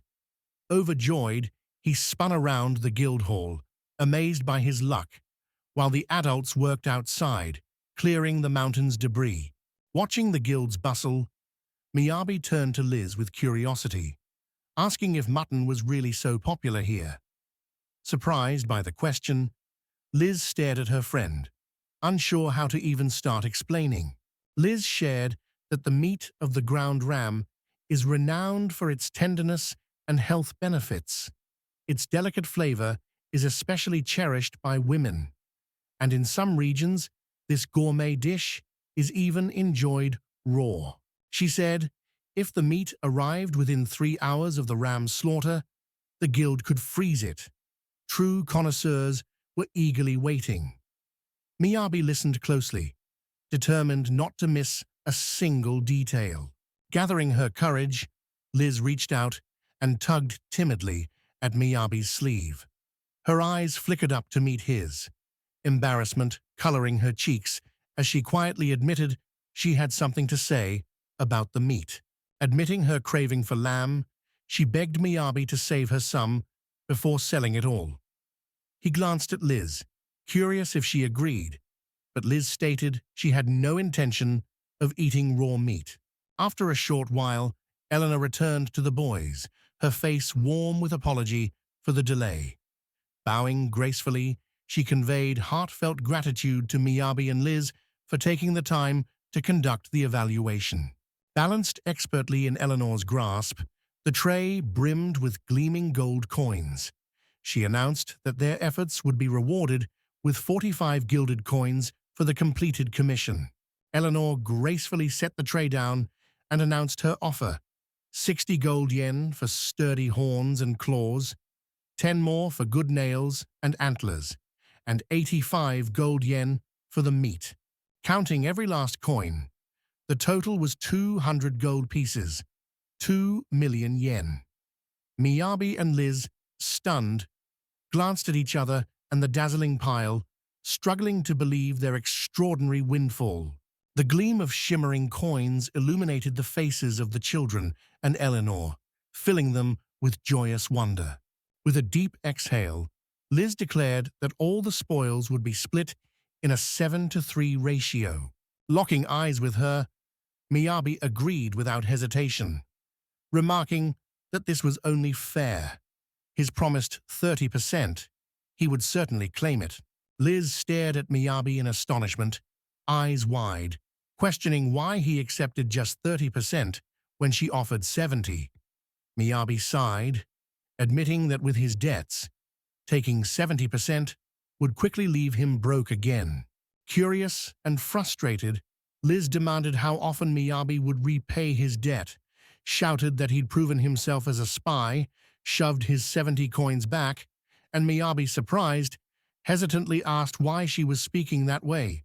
Eleanor smiled gently as she watched, her curiosity rising.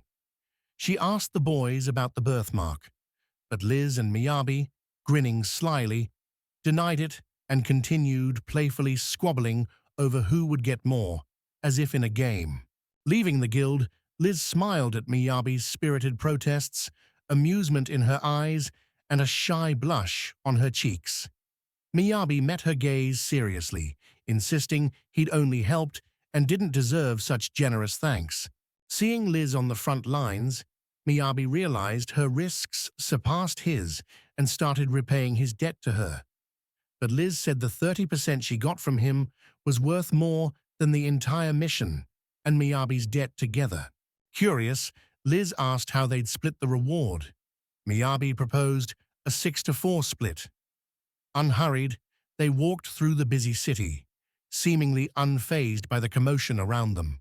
Annoyed, Liz ordered Miyabi to stop arguing. Smirking, Miyabi compared Liz's persistence to haggling at a market, then sarcastically suggested an even split. Outraged, Liz insisted things were already perfectly fair. Lost in thought, Miyabi shook his head and confessed he hardly felt worthy of such praise. After all, he had only offered a helping hand. Meanwhile, with unwavering resolve, Liz strode forward. With a reassuring smile, she insisted all was fine. It was her choice. Carefree, she strolled through the city, her warm smile unwavering, though Miyabi still felt a lingering discomfort she couldn't shake. The spacious hall of the Fertit Inn welcomes travelers with warmth, while the hostess, her radiant smile lighting up the room, cheerfully announces the price. A night's stay for one comes to just 2 coins. Surprised by the price, Miyabi hesitated before paying, while Liz, siding with the landlady, quickly signed the papers, declared Miyabi her servant, insisted the expenses were essential, and he nervously asked where they were going. With a cheerful twirl, Liz announced their destination, the hot springs. In her hands, she carried a wooden tub brimming with bathing accessories. Triumphing over the barons left them with a hefty sum, so they decided to take a well-deserved break and visit the hot springs. Their reward reached a generous 200 coins, an amount that translated to nearly 2 million yen. Miyabi mused that the prices at this hotel truly stood out from the rest. Trading the simplicity of a typical business inn for the elegance of a hot spring resort demanded a handsome sum from anyone's wallet. After totaling his expenses, Miyabi realized he'd need 8 coins for the week, but staying at the inn would be cheaper. This constant need to spend 8 at his nerves, leaving him deeply irritated. Miyabi and Liz entered the spacious hall, spotting blissful bathers leaving the hot springs with empty basins. Contentment washed over Miyabi, making him smile as the familiar, genial bathhouse atmosphere filled him with fondness. Grabbing the basin and towel, he readied himself as Liz urged him to hurry to the hot springs without delay. Yet Miyabi's gentle voice interrupted, asking him to pause for just a moment. Miyabi smiled gently at Liz as he announced his shopping plans. Liz, unenthused, reminded him about the hot springs. Miyabi tilted his head curiously and asked if there was anything special she wanted him to buy. Liz said she didn't need anything. Miyabi reassured her all was fine and told her to enjoy her bath. Liz nodded, watching him leave, confusion in her eyes as she silently wondered about his seemingly boundless energy. Satisfaction lighting up her face, Liz set off toward the bathhouse. Meanwhile, Miyabi raced through the city streets, weaving swiftly among the bustling crowds. Urgency gripped him. Action was immediate. Yesterday's rare challenge reminded Miyabi that a wanderer's life is hard, so he knew he must quickly restore what was essential for survival. Food stands at the very heart of our existence, nourishing both body and spirit. Knowing he couldn't always join missions, Miyabi wisely stocked up on supplies while he had cash, determined to fry fresh wild meat with vegetables in a sizzling pan. Assurance sparkled in his eyes as he insisted he hadn't forgotten the sweet and spicy sauce, though a mere sprinkle of salt would have sufficed. By now, the aroma led him closer, and he found himself standing at the food stall. The countertop was covered with colorful, tempting vegetables. Miyabi approached the vendor with a unique request. He wanted to buy every vegetable at the stand and asked the seller how much it would cost. The merchant, displeased, took a drag on his cigarette and told Miyabi to seek entertainment elsewhere. Unfazed, Miyabi calmly jingled some coins and asked if 10 gold pieces would be enough. Surprised, the shopkeeper quickly reassured Miyabi the payment was ample and began boxing the groceries. But Miyabi calmly said he'd handle it himself, leaving the shopkeeper confused once more. Miyabi entered the spice shop and asked for salt and pepper. The shopkeeper scowled with annoyance, but as soon as Miyabi showed his coins, the merchant's attitude shifted completely, his reluctance vanishing instantly. Miyabi entered the fabric shop, announced by the doorbell, and politely requested cloth. At first the shopkeeper was cold, but seeing coins in Miyabi's hand, he turned eager, promptly supplying everything Miyabi needed. Before shopping, he had 84 coins. After spending 35, only 49 remained. Though Miyabi was unsettled by the loss, he didn't fully regret it. It was, after all, an investment in his personal growth. As he savored his sandwich, thoughts churned in his mind, mapping out the next leg of his journey. Meanwhile, Miyabi strolled leisurely down the street, her gaze seeking out the merchant. She was certain she'd seen him somewhere around here before. The clang of hammer on metal drew Miyabi to the blacksmith's workshop, where the craftsman forged stunning weapons and armor with passion. Miyabi stood transfixed, curiosity and excitement lighting his eyes as he admired the masterpieces.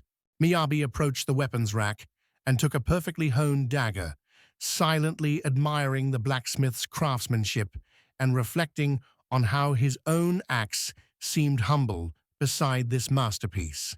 Pleased with the dagger's flawless state, Miyabi realized his weapon-forging skill far exceeded his general blacksmithing.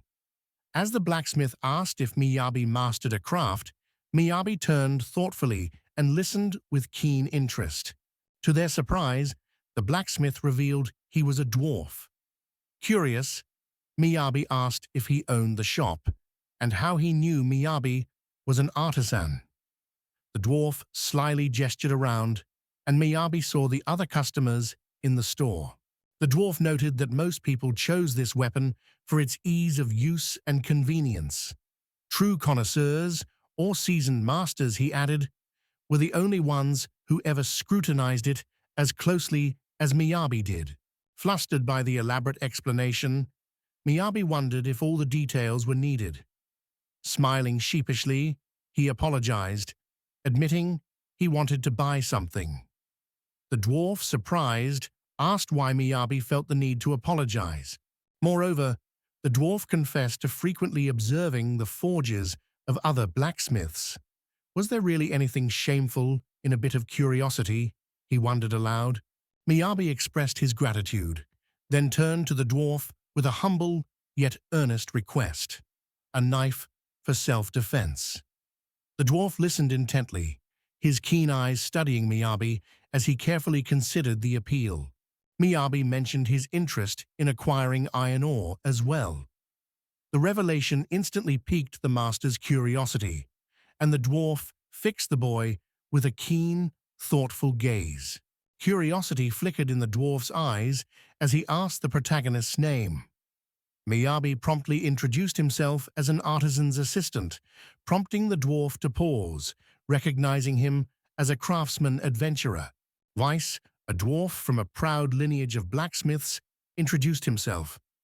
Learning Miyabi wanted a weapon forged, he was thoroughly enthusiastic and eagerly agreed to take on the task. Weiss, the diminutive blacksmith, asked Miyabi to repeat his earlier achievement. Uncertain, Miyabi faced Weiss, tension in the air, as the curious blacksmith watched closely, eager to see Miyabi's skill firsthand. In a heartbeat, realization struck Miyabi. He had nothing to show the icy torrent. That fleeting awareness flashed through his mind in a mere fraction of a second. Building weapons never crossed his mind. His heart was set on crafting a magical kitchen stove. To bring this dream to life, he needed to gather 20 pieces of iron ore and an equal amount of stone. A glint sparkled in Weiss, the blacksmith's eyes, as he gazed at the boy, and in that instant, it became clear. This man truly dreamed of owning a forge of his own. A sudden change in the conversation caught the hero's attention. Silently, Miyabi offered Weiss his stone axe, sheepishly admitting it wasn't perfect, but he had put his all into crafting it. Dread gnawed at Miyabi, fearing Weiss would cast him out for a botched job. But recognizing true artisan skill in his work, Weiss simply smiled, gestured gracefully, and opened the passageway, inviting him to follow. Entering the busy workshop, they were surrounded by clanging metal and buzzing workers as sparks flew from a goggled craftsman's hammer. The boy eagerly scanned the lively forge, absorbing every fascinating detail. Weiss and Miyabi arrived at the ore warehouse, where Miyabi was shocked to see colossal stockpiles. Stunned, he asked if every crate before him was really filled with ore. Weiss leaped into an ore container with an empty box. Miyabi watched in awe. He'd never seen so much real iron ore, tangible and gleaming, unlike the digital illusions in the game where such resources were scarce. A hefty chest, brimming with ore, now sits before Miyabi. With a confident grin, he insisted it would be more than enough for their needs. White expressed his wish to share the treasure with Miyabi, the apprentice blacksmith. Overjoyed, Miyabi gratefully picked up a piece of ore, examining it with sparkling eyes and pure wonder, completely captivated by the discovery. Miyabi paused, curious about the box's value, questioning its price and her laughter. The dwarf, eyes twinkling mischievously, joked he never thought someone who made stone axes would have any money anyway. With a wry smile, he remarked that adventurers rarely crossed his mind, given how they typically didn't have a single coin to their name.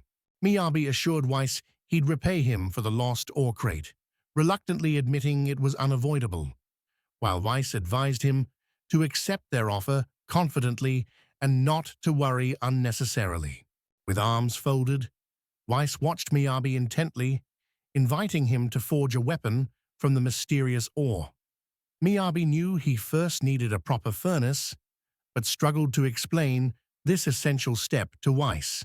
Resigned to his fate, Miyabi accepted he had to forge a weapon. Confident it wouldn't take long, he grew determined to craft something so impressive that even Weiss would have to admire his work. Weiss kept the axe, its expertly shaped stone blade, sparking his curiosity whenever he started a new project. Even as he tried to distract himself, his fascination with ancient craftsmanship persisted. Outside, Miyabi stepped out. An unexpected realization struck him. He had entirely forgotten where he had come from. As his gaze swept the surroundings, a strange resonance of memories stirred within. It felt uncannily as though he had lived through this very moment once before. Only now did the true worth of the map dawn on him. Had his lack of topographical sense been holding him back all this time? Lost in thought, Miyabi strolled down the street, grateful at least to have remembered the name of the hotel. Miyabi unexpectedly encountered Mel and was filled with joy upon recognizing the lost adventurer before her, an F-rank wanderer adrift in unfamiliar territory. With a playful grin, he asked Mel to escort him, jokingly calling himself a fool. Exhausted, the boy collapsed. Mel saw this F-rank wanderer was lost again and gently tapped him with her staff to revive him. Without missing a beat, she pointed him straight toward the hotel. However, Miyabi calmly replied that he had already settled somewhere else. Miyabi proudly unveiled the name of her new hotel, emphasizing that a renowned F-rank hero now resided alongside her. With a gentle touch, Mel took hold of Miyabi's sleeve. After mentioning she was on her way to the hotel, Mel decided to escort Miyabi to Feritea. The hotel corridor became their stage, as Mel halted confidently beside the radiant Miyabi, who clasped her hands to her chest, thrilled that someone had finally reached her. Grasping Mel's hands with unrestrained excitement, Miyabi showered her with heartfelt thanks, her grip lively and firm. Mel accepted this outburst with calm composure, steady and unruffled. Happiness radiated from Miyabi, lighting up her entire face. After a few tense seconds, the chill of Mel's icy stare settled on him. With his head bowed, Miyabi softly asked if everything was all right. Mel fixed me with a look brimming with unmistakable expectation. Her sharp, unwavering gaze clung to him, scrutinizing every move. Several tense seconds slipped by before realization dawned. At last, he understood exactly what Mel was waiting for. A spark of realization lit up in Miyabi. Mel deserved a token of gratitude. Miyabi nodded cheerfully, affirming her companion's words, and Mel's face instantly brightened at her perceptiveness.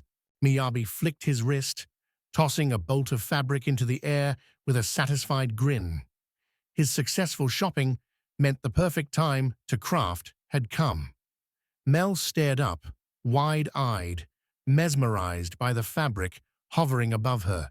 To achieve the desired outcome, Miyabi carefully focused his mana, conjuring a vivid image of what he needed. With deliberate precision, he then sliced the fabric exactly where necessary. Now fully prepared to begin sewing, Miyabi grasped the thread, tossed it into the air, and drawing upon his artisan skill, infused the strand with mana.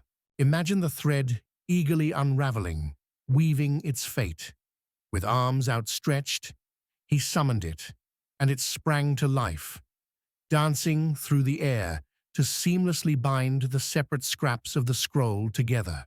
Miyabi's deft hands danced gracefully, expertly weaving threads and joining fabric, as Mel and the hotel guests watched in awe, captivated by the magical, fairy tale scene unfolding before their eyes.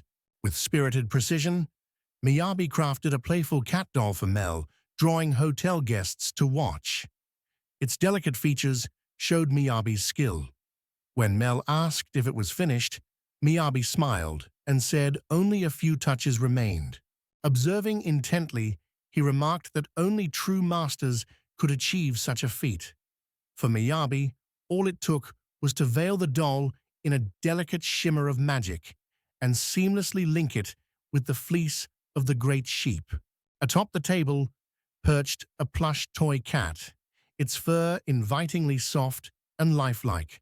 Mel gazed at the charming creation with sparkling eyes of delight.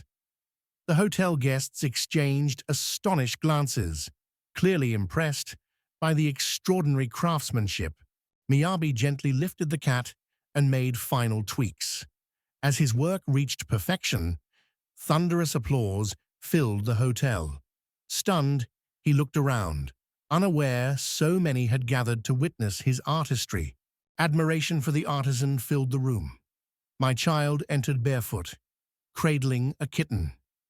Miyabi gently handed the kitten to her, grateful she brought it, and Mel hugged it, eyes shining, sincerely thanking Miyabi for the gift. Astonishment flickered across his face at the realization that she had remembered his name at all. Mel admitted that it had only just come to mind. He found himself surprisingly willing to take her word for it. Miyabi waved cheerfully, catching Mel's eye on the hotel's second-floor balcony. Her joy at his gift assured him it touched her, and he was now sure she'd never forget his name. Liz emerged from the bathhouse, towel drying her damp hair, and greeted the young man with a bright smile. Across from her, Miyabi stood stunned, clearly unsettled by her presence. His astonishment obvious, curiosity piqued. She asked whether anyone had visited him, for a high, lilting wail had seemed to echo in her ears. With a calm assurance, he insisted that nobody had been nearby. Liz remained unconvinced, but chose not to press the matter further. Curiosity glimmered in Miyabi's eyes as he asked if Liz had truly spent all this time soaking in the hot springs. With a nod, she confirmed it, adding with a hint of pride that this was already her third visit. Liz appeared radiant and energetic, cheeks flushed, as she called the hot springs miraculous. Across the way, Miyabi saw her and tensed, inwardly repeating his mantra, "Don't fall for her, don't be a fool." Miyabi couldn't help but notice how Liz's behavior hardly matched her age. With a sly grin, Liz shot back, suggesting he hurry off to the hot springs at Source 2. After all, he was probably freezing out there already. Liz gently brushed Miyabi's cheek, and he noticed how mature she looked. Smiling warmly, she confirmed he was cold, and softly suggested they go to the hot springs together for a well-deserved rest. Miyabi slapped his cheeks to dispel scandalous thoughts, prompting a concerned Liz to ask if he was all right. Realizing Liz was much younger, he broke the tension by saying he needed to warm up and quickly left. With a flicker of surprise in her eyes, Liz watched him go, silently wishing he wouldn't slip along the way, though not a trace of concern touched her expression. After a while, Miyabi sat immersed in the bath, his gaze lost in the shimmering surface of the water. A fellow bather, noticing the faraway look in the young man's eyes, grew concerned that staying there so long might leave him chilled to the bone. Deep in a lush forest teeming with plants, Miyabi paused by a towering oak, awe in her eyes, overwhelmed by the beauty.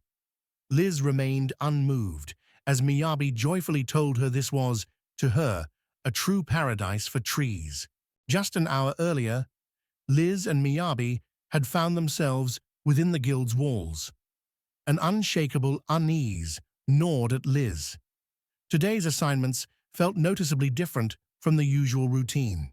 Liz and Abby stood silently by a bulletin board while a crowd of adventurers eagerly picked quests nearby. Miyabi noticed the unusually many tasks, but with poor rewards, and Liz wondered if yesterday's rain was the cause. Fearing the ground would turn muddy after the rain, Miyabi dreaded camping and wondered if today would be an unscheduled day off. With a sigh, Liz agreed they had no choice but to pause their journey and rest. Liz pinned the flyer to the signpost. Suddenly, inspiration sparked within her. Casting a glance back at Miyabi, she suggested they join forces to search for the materials he needed. Liz, still irritated by the incident, noticed a sudden change in Miyabi as they entered the forest. An infectious thrill overcame him, and he dashed wildly among the trees, transformed and almost unrecognizable. Pressing his back firmly against the tree trunk, he listened as Miyabi, astonished, questioned how such a thing could be possible. In her view, there was simply no way he could maintain his calm composure while working, unless he did so. Observing his surroundings, he noticed a remarkable variety of trees flourishing throughout the forest. The Miyabi interface highlighted an impressive list. Oaks, cypresses, and ashes thrived here side by side. He marveled at this natural wonder, where diverse trees flourished in unique environments. Years of mastery revealed subtle shades and lusters, allowing him to distinguish even the most delicate nuances of each wood variety. Excited, he told Liz that even same-species trees from different regions have unique rings. Liz, slightly anxious, said she understood and let him proceed, but only within a clearly defined area next to her. Her explanation was simple. The crash of a falling tree could attract monsters. Still, Miyabi swung his axe and felled one. Liz stared in shock as the tree hit the ground and instantly vanished into thin air. Liz sighed in relief and smiled awkwardly, then apologized and said it must have been her imagination. Miyabi smiled, shook his head, and said she hadn't imagined it. He'd just used his material-gathering skill. An uneasy laugh escaped Liz as she pointed out that it was highly unlikely for a tree to end up in the inventory without ever touching the ground. Surely, she must have imagined it. Meanwhile, Miyabi toppled yet another tree with effortless force. Miyabi and Liz exchanged distant, almost indifferent glances, each measuring the other in silent detachment. As another tree fell at the boy's hands, Liz's face showed weary sorrow. Hoping to help, she offered to scout for monsters nearby. Miyabi, trusting her, thanked Liz and gently sent her off. Miyabi kept chopping trees with determination until his stone axe suddenly shattered, scattering fragments. Stunned, he examined the broken pieces, disappointment clearly visible on his face. Miyabi noticed a tree resisted his stone axe, no matter how hard he struck. He realized if an object's durability dropped below its material's toughness and reached zero, the tool would inevitably break. Driven by curiosity, the boy checked his inventory, tempted to craft an iron axe, despite the high iron ore cost. After the tree was felled, Liz suggested moving on, though Miyabi wondered why amid so much untouched forest. Liz explained that the forest is full of creatures, and rapid clearing could harm its delicate balance, so she insisted logging be done gradually and spread out across different parts of the woodland. Miyabi nodded, realizing resources here weren't infinite like in games. Liz, surprised, mentioned a rule for centralized wood replenishment in large settlements, and felt people shouldn't worry much about it. With an adorably mischievous pout, Miyabi stole the scene. Liz, quick-witted as ever, quipped back that he'd never managed such an innocent act, not with that level of irresistible charm. Liz's face showed suspicion. As Miyabi reached for his axe, she stopped him with a steady hand, then narrowed her eyes, moved forward with focus, and crouched to examine the tangled, shadowy bushes ahead. Miyabi mirrored the move, vanishing swiftly behind the tree trunk. Liz's gaze remained fixed, unwavering, as she intently watched the bushes. A faint rustle stirred from their depths. At Liz's command, icy needles formed a gleaming arc around her and shot forward, piercing the bushes with blinding speed, which instantly erupted in a suspicious, rustling sound. Curious, Liz and Miyabi pushed through dense bushes to find the source of the noise, a massive wolf's lifeless body, its side bristling with quills. The creature's size stunned Miyabi into momentary silence. Liz admitted he was still young compared to a wolf. Miyabi noted he was first to sense the lurking predator. Only an odd sound, merging with gentle leaf rustling, finally put her on alert, her voice growing curious as she said so. Miyabi stood alert, straining to catch the faintest sound.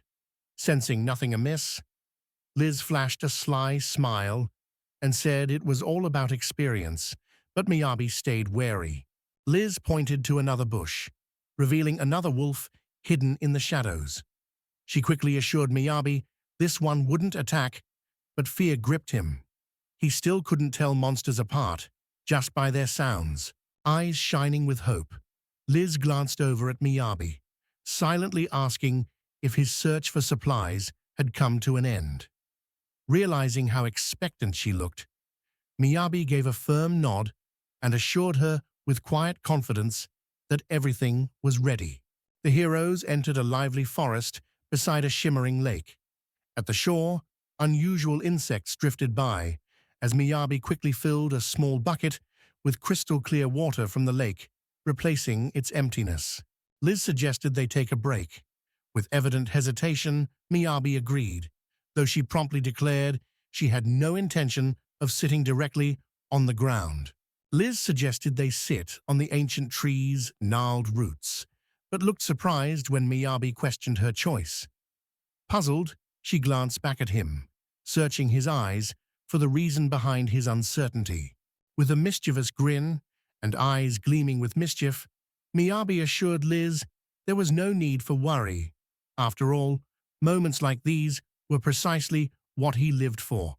No sooner were the words spoken than Miyabi set to work, trimming trees, preparing the site, and building a sturdy pavilion. She sighed in relief, while Liz stood frozen in astonishment at the newly completed structure. Overjoyed, Liz exclaimed Miyabi had created a real home. He replied he aimed to capture real comfort and belonging. Curious, Liz asked what he meant, then warmly added, this place truly was a home now. At Liz's request, Miyabi glanced around, his gaze settling on the elegant house rising amidst the untouched forest. The tranquil beauty of the place struck him, and he mused that it was a perfect haven for relaxation.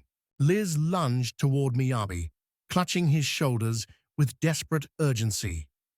Confusion and worry played across her face as she anxiously demanded whether Miyabi understood the true gravity of what was being discussed. Liz's words snapped Miyabi back to reality, making him realize they had wandered to the gazebo. He was startled by the sudden awareness of his surroundings, amazed he had let it slip his mind. Liz sank into the chair as Miyabi gracefully draped a warm blanket over her lap, shielding her from the chill. The thoughtful gesture touched Liz deeply, filling her with quiet delight at being so tenderly cared for. In a heartbeat, Liz regained her composure, threw off the blanket in confusion, and pushed herself upright. Miyabi quickly apologized, insisting he meant no harm. Liz, surprised by such behavior from someone she thought level-headed, felt disappointed and faint. But the soft cushion beneath her eased her bitterness a bit. Liz couldn't help but notice how inviting and cozy this place felt, so much so that she might not even spot the monsters lurking about. In response, Miyabi confessed he had no desire to tangle with any beasts and urged Liz to keep her guard up. Liz stayed cozily under the warm blanket, enjoying its comfort. Miyabi watched her in confusion, unable to read her mood, but growing restless, he decided it was time to start making dinner. Miyabi took a small stove from his inventory and asked Liz for some fire. Wrapped warmly in her blanket and enjoying the coziness, Liz ignored him completely, making Miyabi realize he couldn't count on her help. At that moment, Miyabi resolved to use a tiny matchstick. The thought of striking a flame with it danced through his mind. Miyabi wielded flames and commanded hidden magic that endowed objects with remarkable traits. But when his chosen element clashed with certain materials, the unpredictable results often brought unforeseen consequences. Fully convinced that merging wood with fire would instinctively unleash his power, Miyabi grasped a log with unwavering confidence. In a sudden blinding flash, flames erupted along its surface, searing his palm with a sharp, unexpected pain. Miyabi watched the gift burn in the hearth, recalling when lighting a fire felt natural, memories from a distant past. Now, all she could do was silently watch the flames, reflecting as each flicker danced before her eyes. Before the stove, Miyabi suddenly witnessed the appearance of the crafting system. His face lit up with pure delight. It had truly worked. He had managed to summon it at last. With a smug grin lighting up her face and a mischievous spark in her eyes, Miyabi placed a platter of sizzling, mouth-watering meat on the table, carefully arranging each juicy slice with thoughtful precision. The dishes arrived at Liz's table, joining a feast of succulent giant sheep meat, colorful vegetables, strong black tea, and a golden milk bun. Liz stared at the lavish spread in dismay, dread evident in her eyes. With a deep sigh, the thought crossed her mind that perhaps she should simply shut off her consciousness. Liz allowed herself to relax completely and fell silent. Liz slipped a morsel of meat into her mouth, savoring the perfectly seared treat as she surrendered completely to the delicious, rich flavor. Miyabi sampled a piece of roasted meat and found herself pleasantly surprised by its flavor. So tender, entirely free from any unpleasant odor, each bite offered a richness heightened by the delicate touch of salt that accentuated every savory fiber. Even the vegetables had soaked up that rich, smoky flavor. This was the first game Miyabi had ever hunted himself. Never before had he tasted meat earned by his own hands. Now he devoured his meal with unrestrained delight.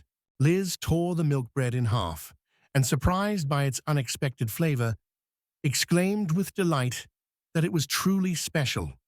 Each bite carried the gentle sweetness of fresh milk. Miyabi revealed he'd baked the bread himself, astonishing Liz. Excited by the idea of daily fresh bread that tasted far better than store-bought, she eagerly promised to bring flour next time, while Miyabi smiled with satisfaction. From his inventory, he produced 2 hefty sacks and assured everyone there was plenty of flour, sugar, and spices to go around. Liz couldn't hide her genuine surprise. Miyabi had outpaced her in gathering provisions. Liz realized how much time they were spending in the woods. Curious, she asked Miyabi today if he was truly enjoying himself. With a warm smile, he assured her this day had become one of the best he'd ever had. Miyabi credited their success entirely to Liz, whose expertise amazed him. He admitted he couldn't have faced the monsters or understood the meeting protocols alone, calling Liz a true master and leaving her genuinely astonished by his praise. Liz noticed Miyabi's habit of exaggeration. Gazing dreamily at the sky, he said he'd achieved all he'd imagined today, then sighed, admitting it felt less like reality and more like a blissful dream. Lost in thought, Liz paused. Miyabi wondered if she had dreams. Hesitantly, Liz asked if he'd laugh at her heart's desire, but Miyabi replied warmly, assuring her that ridicule was the last thing on his mind. Disappointment crossed Liz's face as she admitted she once dreamed of becoming a top Class A adventurer, aspiring to master magic on her own and use it to help others. Miyabi, eyes shining with enthusiasm, wholeheartedly agreed. Her dream was extraordinary and assured her it would come true. Meanwhile, Liz hesitated, admitting she felt unworthy, as mastering advanced magic was still beyond her. Liz confessed that even the simplest spells sometimes proved too much for her. Maya listened intently, weighing each word. For someone with such limited abilities, earning a title seemed like an impossible dream. Forcing a smile, Liz turned to Miyabi and assured her that everything was fine. After all, in the realm of adventurers, innate talents often decided one's fate. A warm smile spread across Miyabi's face as he looked at Liz, his confidence in her unwavering. He assured her once again that she would undoubtedly reach the next level. An outstretched hand gestured at the adventurers as Miyabi subtly pointed the mud-caked travelers out to Liz. Newly accepting their quest, the desperate group plunged into the rain-soaked forest, mud splashing as they chased monsters. A quick glance revealed that even the archer assigned to cover them from afar stood utterly caked in mud from head to toe. Despite the odds, they finished the task but had no time to clean their gear. With the gates closing soon, someone suggested tossing everything into the nearby river. Drying would no longer be an issue, Liz protested, calling the idea absurd and doubting Miyabi. Cornered, Miyabi admitted he made up the story, but still irritated, noted that though the mission succeeded, the adventurers narrowly escaped real danger. Miyabi noted that some accept any mission without considering the team's readiness, unpredictable weather, or dangerous roads. Finally, Liz realized this. Miyabi sighed doubtfully. wondering how anyone could trust such reckless adventurers, noting some even lent money to the desperate. Liz laughed, teasingly asking whose fault it was things had turned out this way. With a gentle smile, Miyabi glanced at Liz and reassured her that wielding mid-level magic would never hinder her dreams.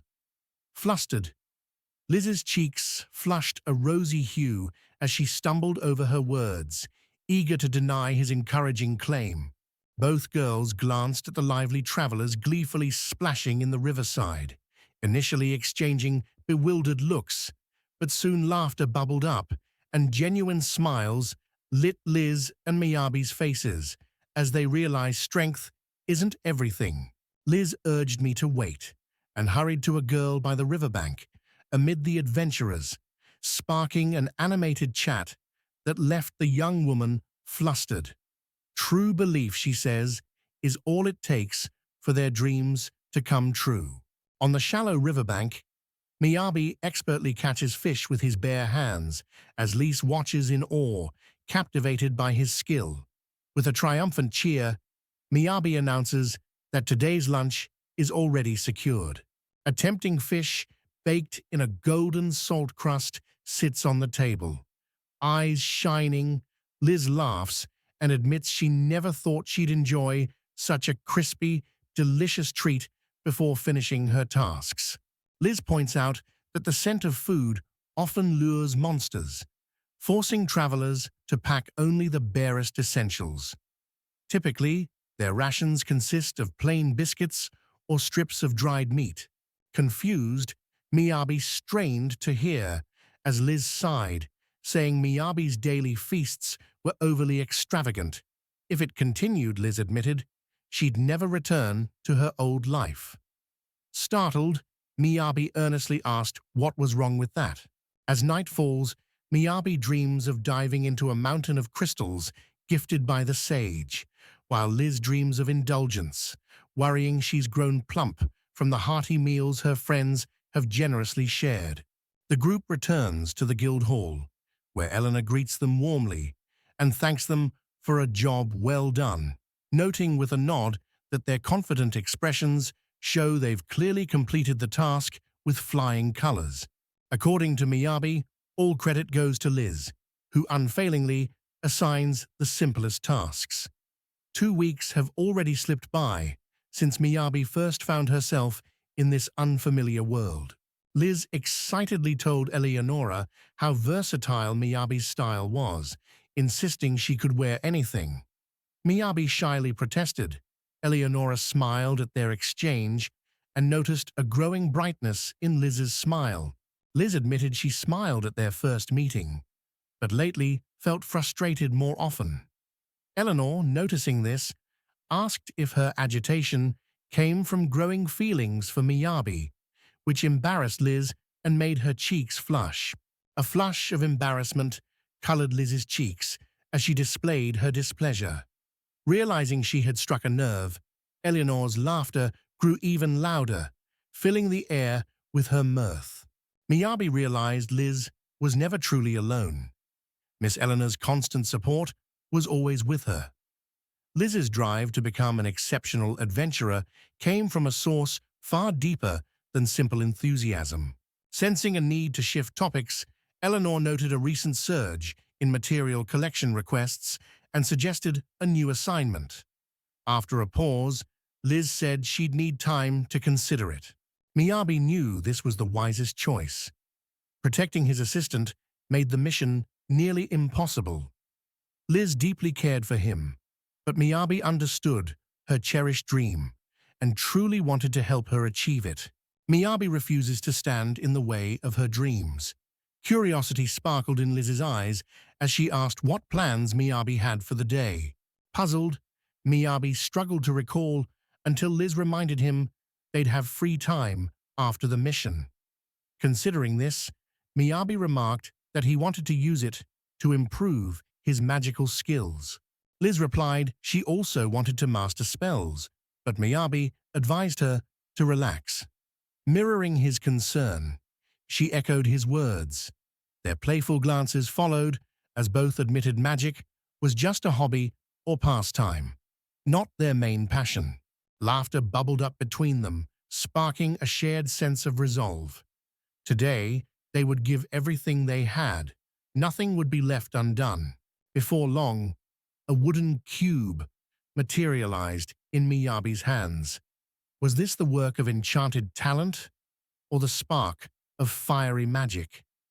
Eyes narrowed with curiosity, he inspected every facet of the mysterious object, searching for hidden secrets. Amid the gentle clatter of water, Miyabi honed his magical skills and realized true wizardry required more than power. It depended on balancing chosen materials and their unique properties in perfect harmony. When the chain and spellcraft align, magic flows seamlessly and strong. But if this balance is disturbed, all enchantments unravel and vanish, as if the magic slipped through the chain's very links. Careful monitoring of the flow of magical energy was essential. One misstep could ruin the entire material. Now Miyabi braced herself, ready to tackle the most critical part of her training. Last time, Miyabi had deliberately made a mistake to obtain the flame, but now there was no longer any need for such tactics. The cube remained firmly clutched in his grasp. Miyabi narrowed his focus, channeling mana with utmost precision until it reached the very ends of the magical circuits. Bit by bit, a current of energy began to hum softly across the surface of the cube. In a sudden burst, it ignited and instantly morphed, its shape shifting before the eye could follow. Mastering his control over heat, Miyabi forged a new gift with an extraordinary property. Now, with this newfound skill, gentle flames dance at his command, flickering effortlessly at his fingertips. Miyabi cradled the warm wooden cube, realizing that keeping batteries nearby for convenience couldn't dispel the biting cold from outside, which lingered despite his clever effort. He needed a solution that was easy to slip on, unobtrusive, and work-friendly. Suddenly inspired, he considered designing thermal underwear himself and grew eager to share his breakthrough with Liz right away. Grinning, Miyabi ran to Liz and jokingly asked to borrow underwear to warm up. Liz fired back with a torrent of stinging insults, leaving him hurt, humiliated, and so defeated he sank to his knees. Exhausted, Miyabi lay on the riverbank, burdened by regret over his absurd quest for fake underwear, only to realize using a kimono or any other garment would have been far more sensible. No remedy could lift Miyabi's gloom. A city guard warned the gates would soon lock, jolting him from his daze. Expressionless and weighed down, Miyabi trudged wearily back into the city. Entering the city center, Miyabi recalled with irritation all the times he'd gotten lost in places like this. But today, armed with a city map, he was determined. Getting lost again simply wasn't an option. He scanned the outskirts, quickly assessed his location by the eastern gate, then set off. On a whim, he chose to stop by Melina's house before heading to the tavern, hastening his steps. When Mel saw Miyabi, she quickly offered to guide him, but his confident assurance that he wasn't lost astonished her. Then Miyabi handed Mel a toy bird with a gentle gesture, earning her heartfelt gratitude. Miyabi and Mel lingered by the shadowed wall. He asked why she was out so late. Mel explained she was headed to the workshop to repair her sword, which had suffered minor damage. Mel's sword was nearly broken, its magic almost gone, an outcome she blamed on unreliable enchantments. When Miyabi asked for more, Mel just turned away, refusing to speak further. Miyabi remarked that he'd love to try his hand at repairing weapons, yet he had no clue where such work might be done. Mel glanced at him, her eyes filled with surprise. A piercing scream, Wace's unmistakable voice, berated Mel for bringing yet another not fully shattered sword. Wace then fixed Miyabi with a sharp gaze, certain he remembered his face from a previous encounter. Miyabi introduced himself, clarifying he hadn't forged the weapon yet, but brought a sword for testing. Mel recognized him from before, and Weiss promptly scolded her thoroughly, both over the sword and Miyabi himself. The workshop door creaked as they entered, and the proprietor's wife warned that orders were backed up, and Mel must wait. Resolute, Mel insisted the sword's repair was urgent. Vis eyed Miyabi, noting the young man's remarkable progress. Why bother teasing Miyabi when you could just use material synthesis instead? The gnome's blunt questions struck Miyabi so unexpectedly that shock nearly rendered her speechless. A guess crossed his mind.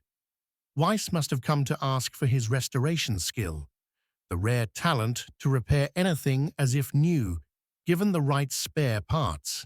Despair settled over Miyabi as he resigned himself to failure. In a bid to soothe his wounded pride, he convinced himself the sword must be forged from some rare, priceless metals, hardly worth staking everything for such a reckless pursuit. Weiss quickly realized how rare this extraordinary opportunity was. After all, mastery over magical energy defined a true master above all else. Determined and unwavering, Miyabi prepared herself to begin the restoration. Weiss calmly assured the boy all was under control. As Mel rapidly dulled her sword, unfazed by the cost of replacement, Miyabi, holding back tears, asked to repair it, prompting Mel to ask, curious, "Will that be your gift to me?" Before Miyabalea stood the dragon fang, the very substance from which Mel's sword had been forged. Weiss and Mel stood by Miyabi's side as an overwhelming wave of emotion threatened to consume him. With deliberate care, Miyabi lowered himself into a chair, his trembling hands reaching for the sword forged from a dragon's fang. With unwavering focus, he brought his fang and the blade together in a cross. Instantly, the blade ignited with a marvelous radiance. The fusion was a success, letting magic seep into every crack and flaw. Miyabi drew a deep breath and channeled his mana into the sword's rough edges. Knowing true mastery meant commanding the material itself, not just the spells. Amidst the rhythmic clanging and heat of the forge, Weiss, Mel, and Miyabi worked intently. Miyabi focused on Mel's blade as Weiss reminded him to breathe steadily, promising dragon teeth as a reward if the sword was completed. Sweat drenched Miyabi from head to toe. Casting a quick glance at Weiss, a faint smile flickered across his face as he quietly noted how remarkably considerate that gesture was on Weiss's part. Mel lingered nearby, offering steady encouragement, as Miyabi, unwavering in determination, worked tirelessly through the night, his hands driven by a resolve that never tired. With a sigh of relief, Miyabi announced that his task was finally complete. Weiss carefully examined the restored sword and offered it to its owner, eager for her thoughts. But Miyabi stopped him, urging patience and closer inspection. He had poured 100-fold more effort into this sword than planned. Weiss confirmed his statement with a steady nod. Casting a glance at Miyabi, he pointed out that combining high-grade materials was never part of a master's true calling. Astonishment swept over Miyabi at those words, leaving him speechless. He reminded the dwarf that, after all, the masters possessed far greater experience in matters like these. Weiss, in response, burst into raucous laughter. The dwarf kept his promise and set 2 dragon fangs on the table, but a flustered Miyabi waved his hands, insisting he couldn't accept such a generous gift, especially after using 1 fang to forge his sword. Weiss smiled gently as he told Miyabi that forging a sword usually took 4 parts, but he'd done it with 1.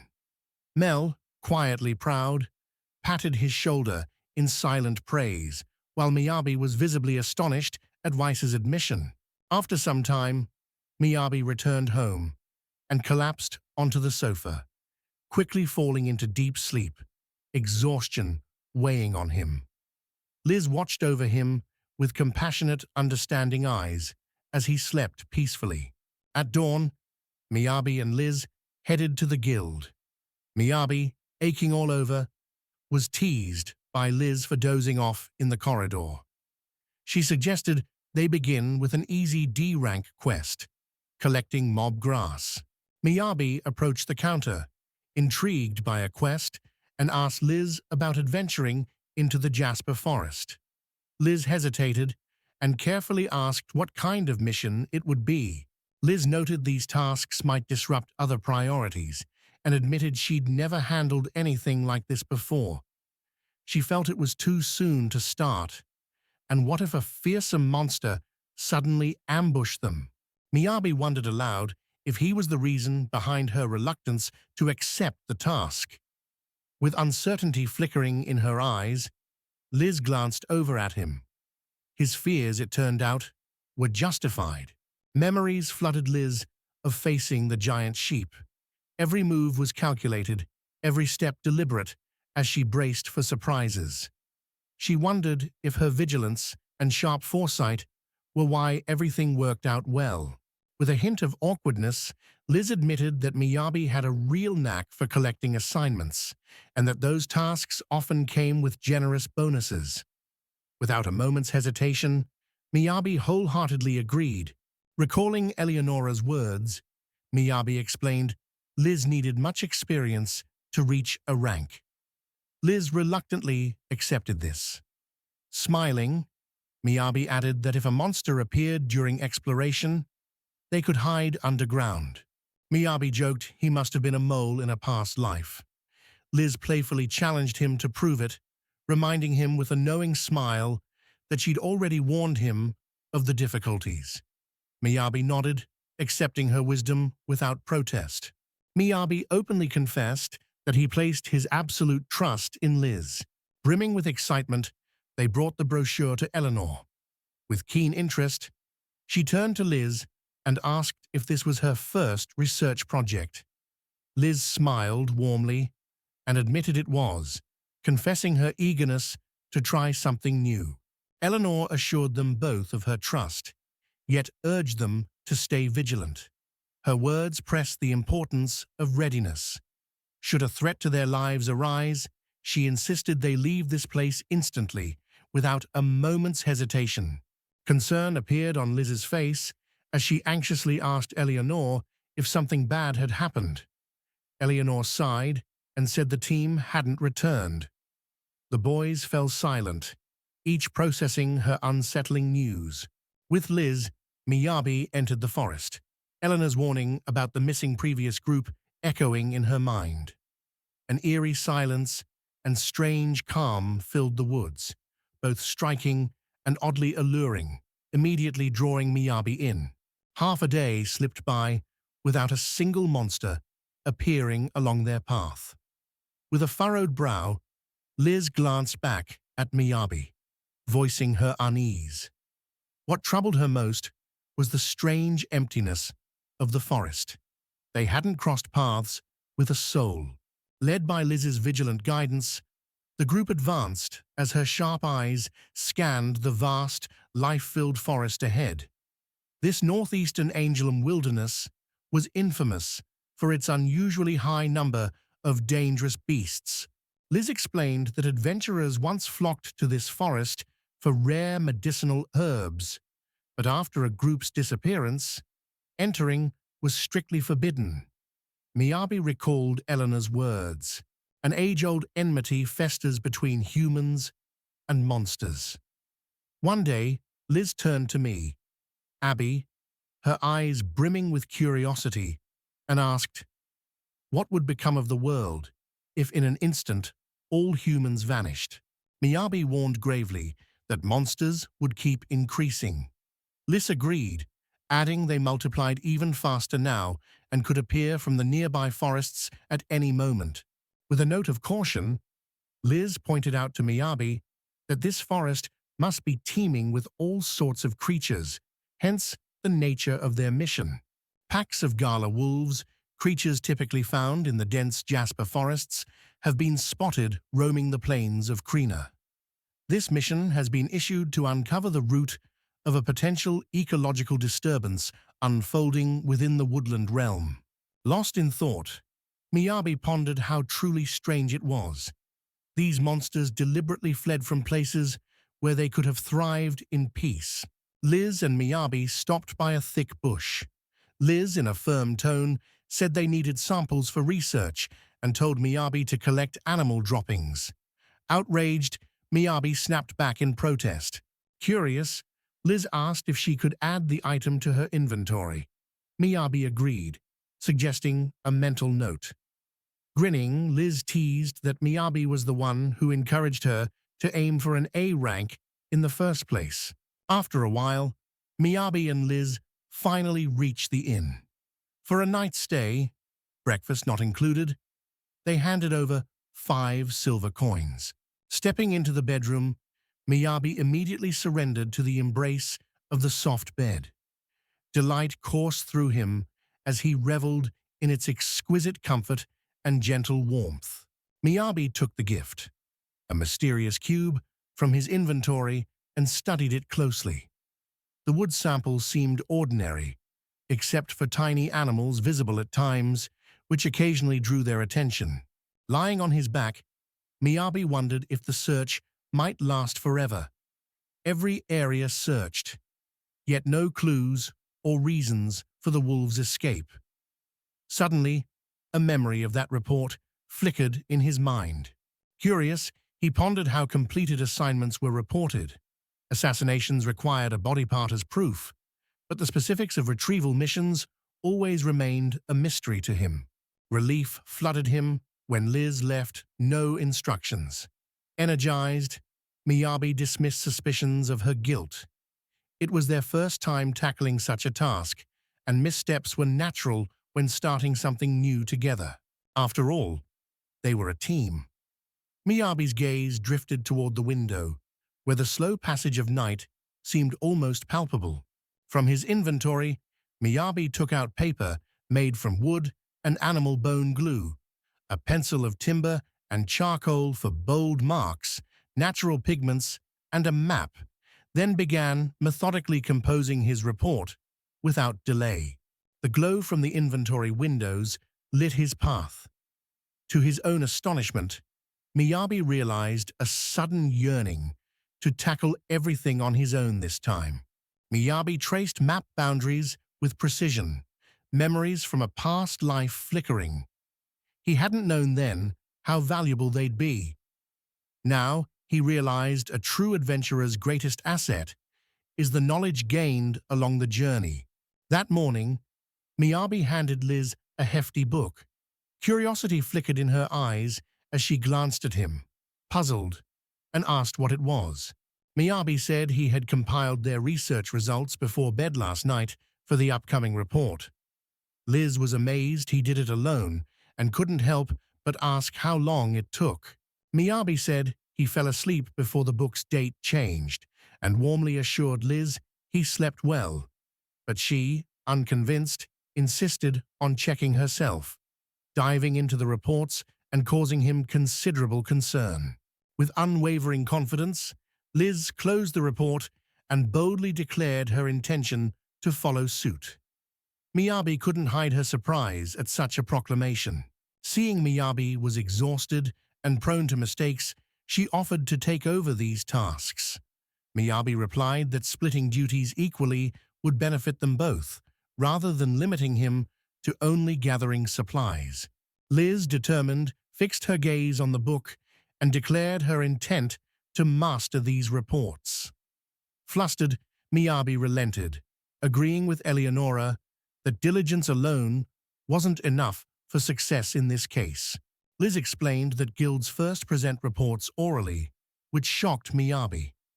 Only then does the guild create a written version from the spoken account, leaving Miyabi frustrated by the inefficiency and wasted time. Liz emphasized that Miyabi's flawless report stood out for its precise notes, vivid colors, and subtle details, even ones Liz herself had missed. all making everything instantly clear, especially the well-crafted map. Miyabi proudly showed Liz his latest creation, a sleek, wooden insert. Curious but confused, Liz asked its purpose.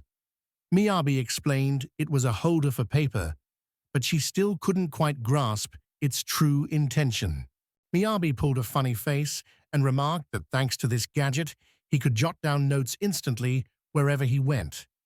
Liz found the idea so delightful that her eyes sparkled with sheer happiness. Liz wondered if Miyabi would have noted every detail had he found someone's tracks.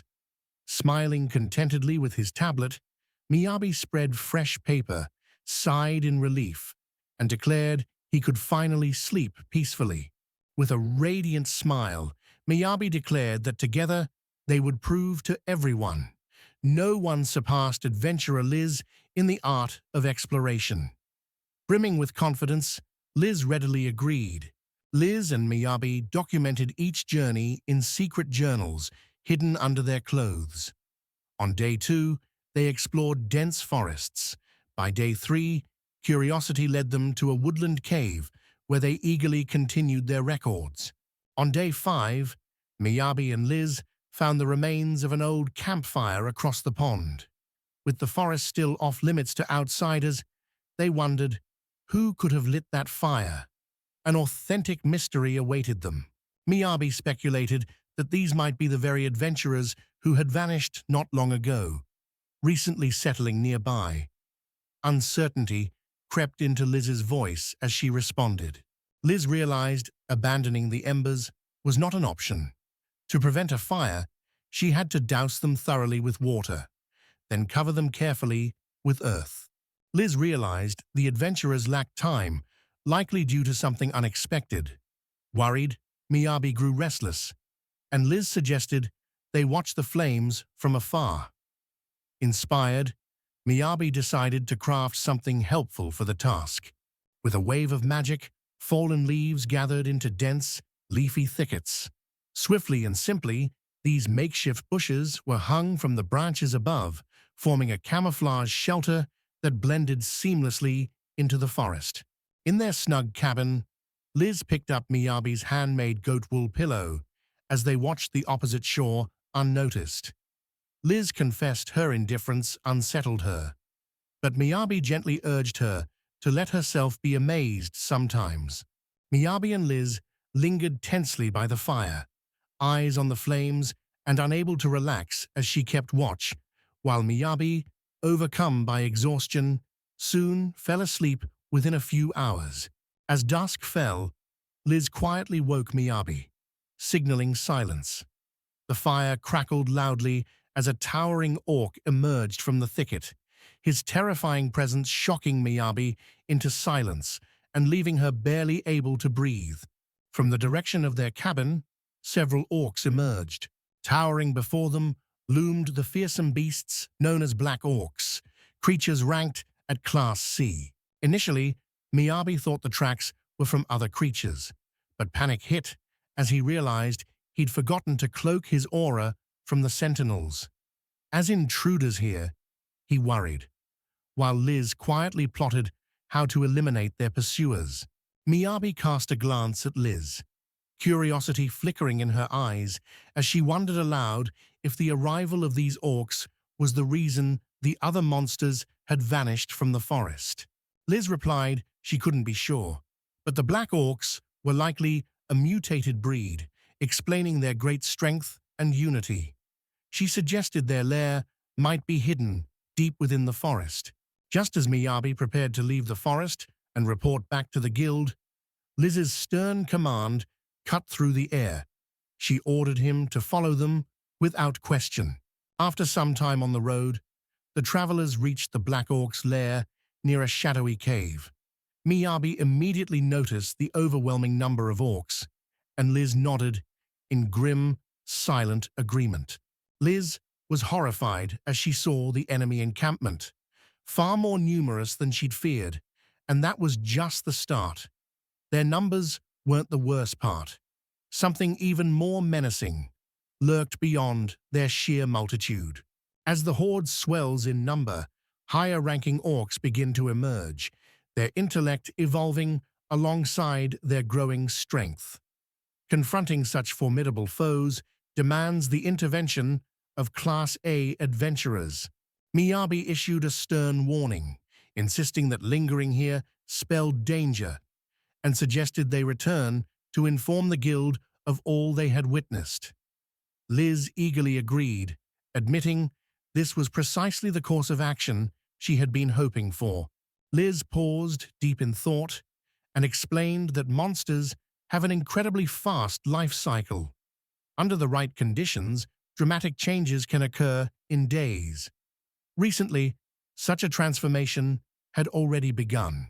Assembling exterminators would take at least 3 days. By then, the orcs would breach the settlement. Liz, feeling responsible for Miyabi's danger, confessed her guilt. Miyabi urged they must find a way out of the trap. A sudden flash of inspiration lit up Liz's mind. She and Miyabi quickly hatched a bold plan to infiltrate the mysterious cave of the Black Orcs. United in purpose, the two of them began digging determinedly into the depths of the monster's lair. With practiced precision, Miyabi sketched the labyrinthine cavern he'd explored so far. Liz's clever plan was clearly working, and Miyabi noted that the orcs weren't exactly the most cunning adversaries. Concealed within the hidden refuge deep beneath the orcish settlement, known as the Fluffy Oak, Miyabi and Liz pressed close together.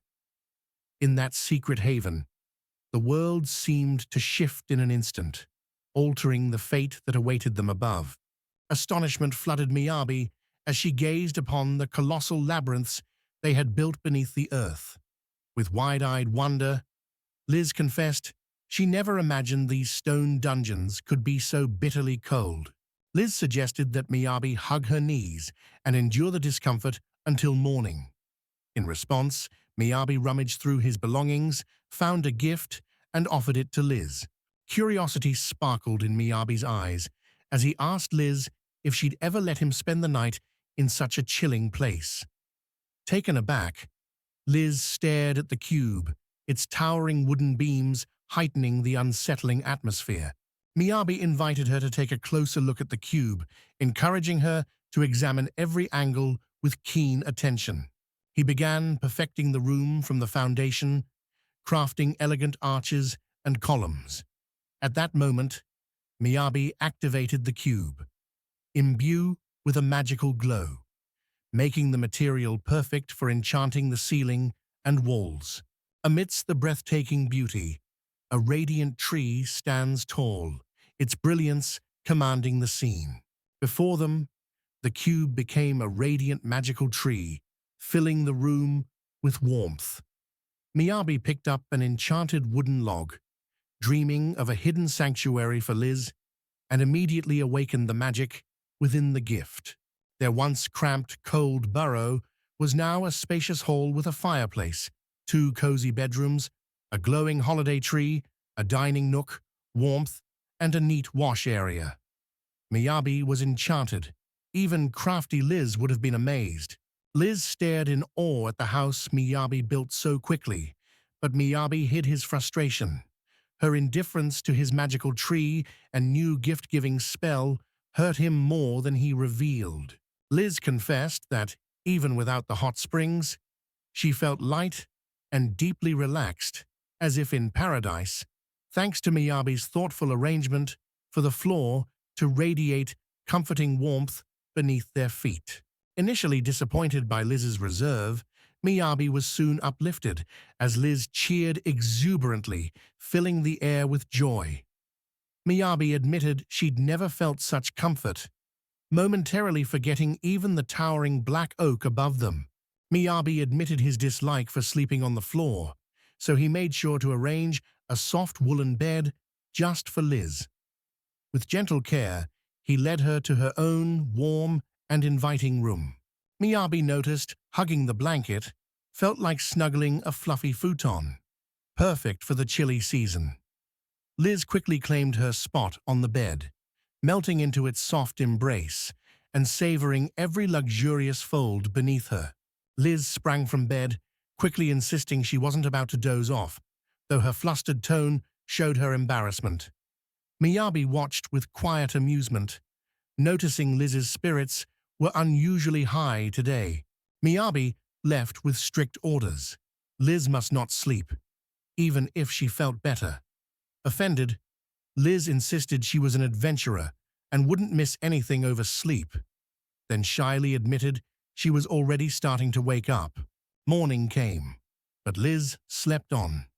Miyabi approached to wake her, and half awake, Liz pleaded for more time, mistaking Miyabi for her father. Realizing her mistake, embarrassed, she hid her face and begged Miyabi to forget it. Miyabi dispatched Liz to freshen up and compose herself. Throwing open the shelter's hatch, he announced to Liz that dawn was already breaking and asked if she was ready to set out.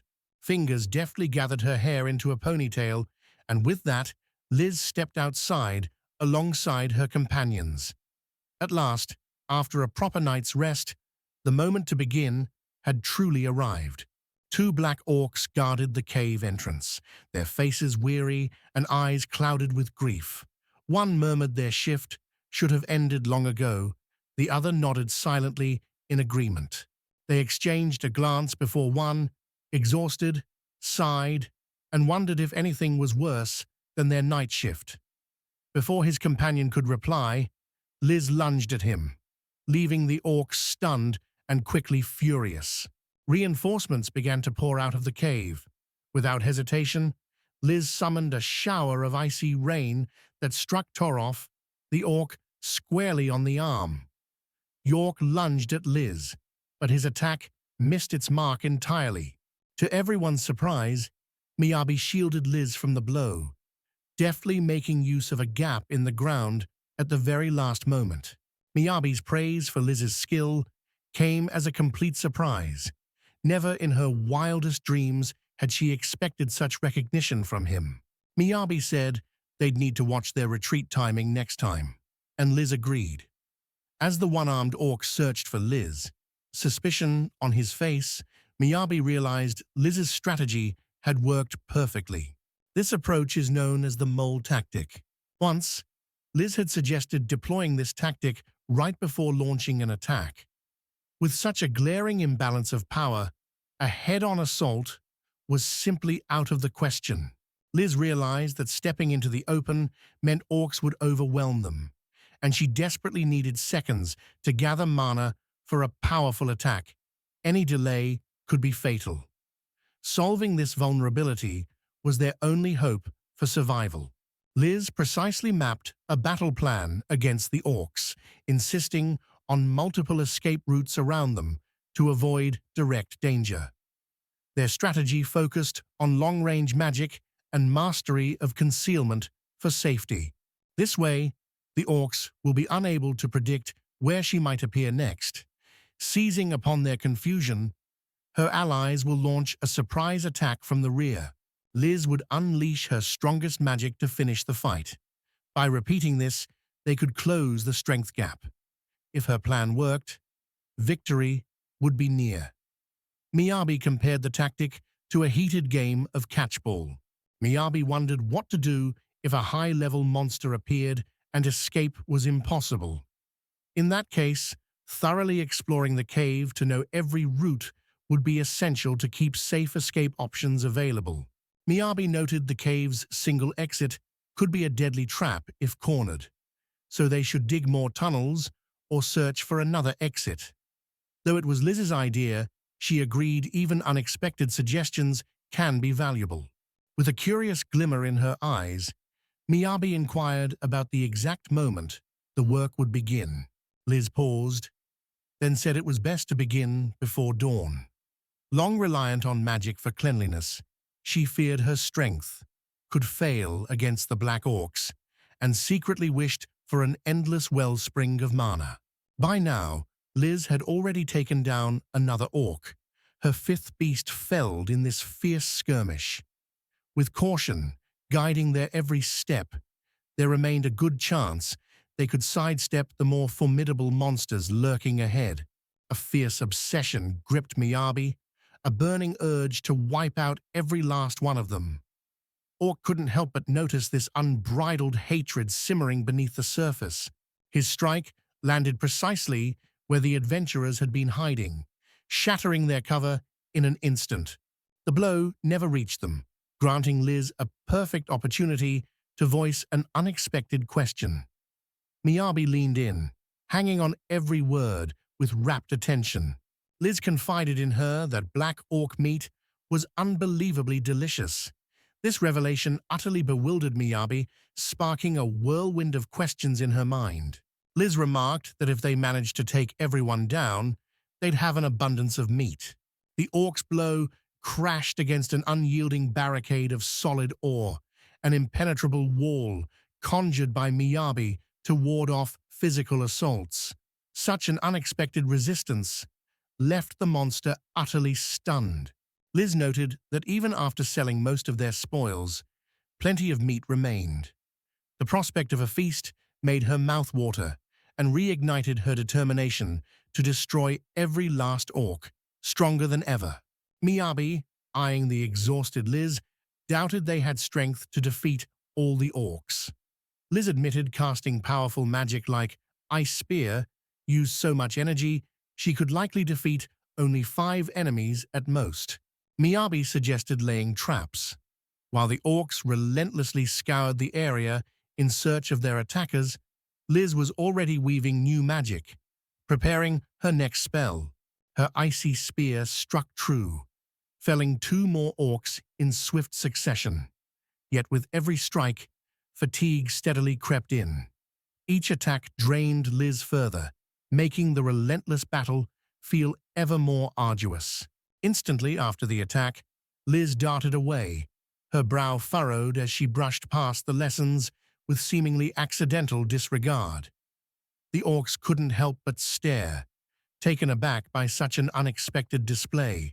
Lured by Liz's cunning provocations, the orcs erupted in a thunderous roar and barreled after her, their fury echoing through the air. Unaware of danger, the creatures suddenly fell into hidden traps beneath them. The orcs, caught off guard and stunned, watched as Miyabi and Liz celebrated their flawless plan.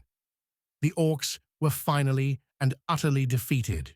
Exhausted, Liz collapsed onto the grass and asked Miyabi if he'd packed everything. Miyabi nodded reassuringly, saying that as far as he remembered, nothing had been left behind or forgotten. Miyabi's gaze fixated on the slender blade, her eyes tracing the clear inscription etched onto the hilt. "To my husband, Theodoros." This sword belonged to an orc, probably one of the missing, Miyabi said sadly. Liz's face darkened too, but she suggested it might be for the best. Miyabi turned to her, surprised. Grieving, Liz held the sword, the last link to its missing owner, knowing they could finally return it to the family. Sharing her resolve, Miyabi carefully placed the weapon in their inventory for safekeeping. Straightening up with determination, Liz suggested they see the investigation through to the end before heading back to the city. The sword haunted Miyabi, its image a persistent shadow. He understood the fate of those people. There was no doubt or blame, only the cruel, indifferent misfortune that had chosen all of them. Obsessive thoughts plagued Miyabi, and despite his efforts to distance himself from the situation, he realized Liz was more remarkable than he thought. Even after several days, his mind stayed restless and found no peace. Arm in arm, Miyabi and Liz neared the guild's doors. Liz admitted each step inside felt like coming home. Smiling, Miyabi said it had been too long since their last visit. They entered, and Liz quickly went to tell Eleanor they'd arrived. As they made their way to her, Liz remarked that they had arrived with the very report Eleanor had requested from them. Eleanor's eyes widened in surprise when she saw them, greeting them warmly and admitting her worry over their lateness. Calmly, Liz reassured her with a gentle smile, explaining they'd just taken extra precautions, nothing more. Relief flooded Eleanor upon learning everyone was safe. Eager for details, she asked for the report. Liz promptly had Miyabi deliver a hefty tome recording every incident since the Black Orcs settled by the forest lake. The sight of the Black Orcs left Eleonora thoroughly bewildered. Meanwhile, with a practice flick, Miyabi opened her inventory and noticed that Galavov's bones had also been discovered not far from the settlement. Miyabi handed her the report. Surprised by its detail, Eleanor, grateful yet guilty for already submitting her own, asked if she could read this meticulous version out of curiosity. Eleonora asked if Miyabi had prepared the report himself. Surprised and briefly flustered, he clarified that his task was to document all information about the area's vegetation and terrain. Whenever demons came up, everyone deferred to clever Liz, flustering her as she admitted she might not be much help, though in truth, it was Miyabi who had played the most pivotal role in their quest. Astonished, Eleanor studied the records.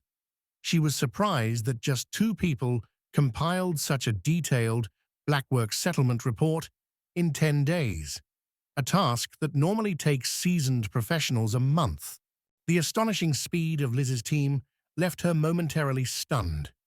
Caught off guard, Miyabi offered a shy response, insisting they had done everything within their power. With a sudden burst of energy, Eleanor sprang up from her chair, shock etched across her face as she cried out upon learning of the tragic deaths of 11 laborers.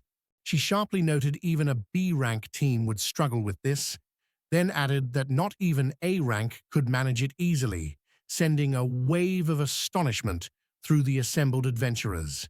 Miyabi couldn't help but notice how Eleanor's outbursts drew curious stares from every direction. The attention from nearby adventurers irked him more than he cared to admit.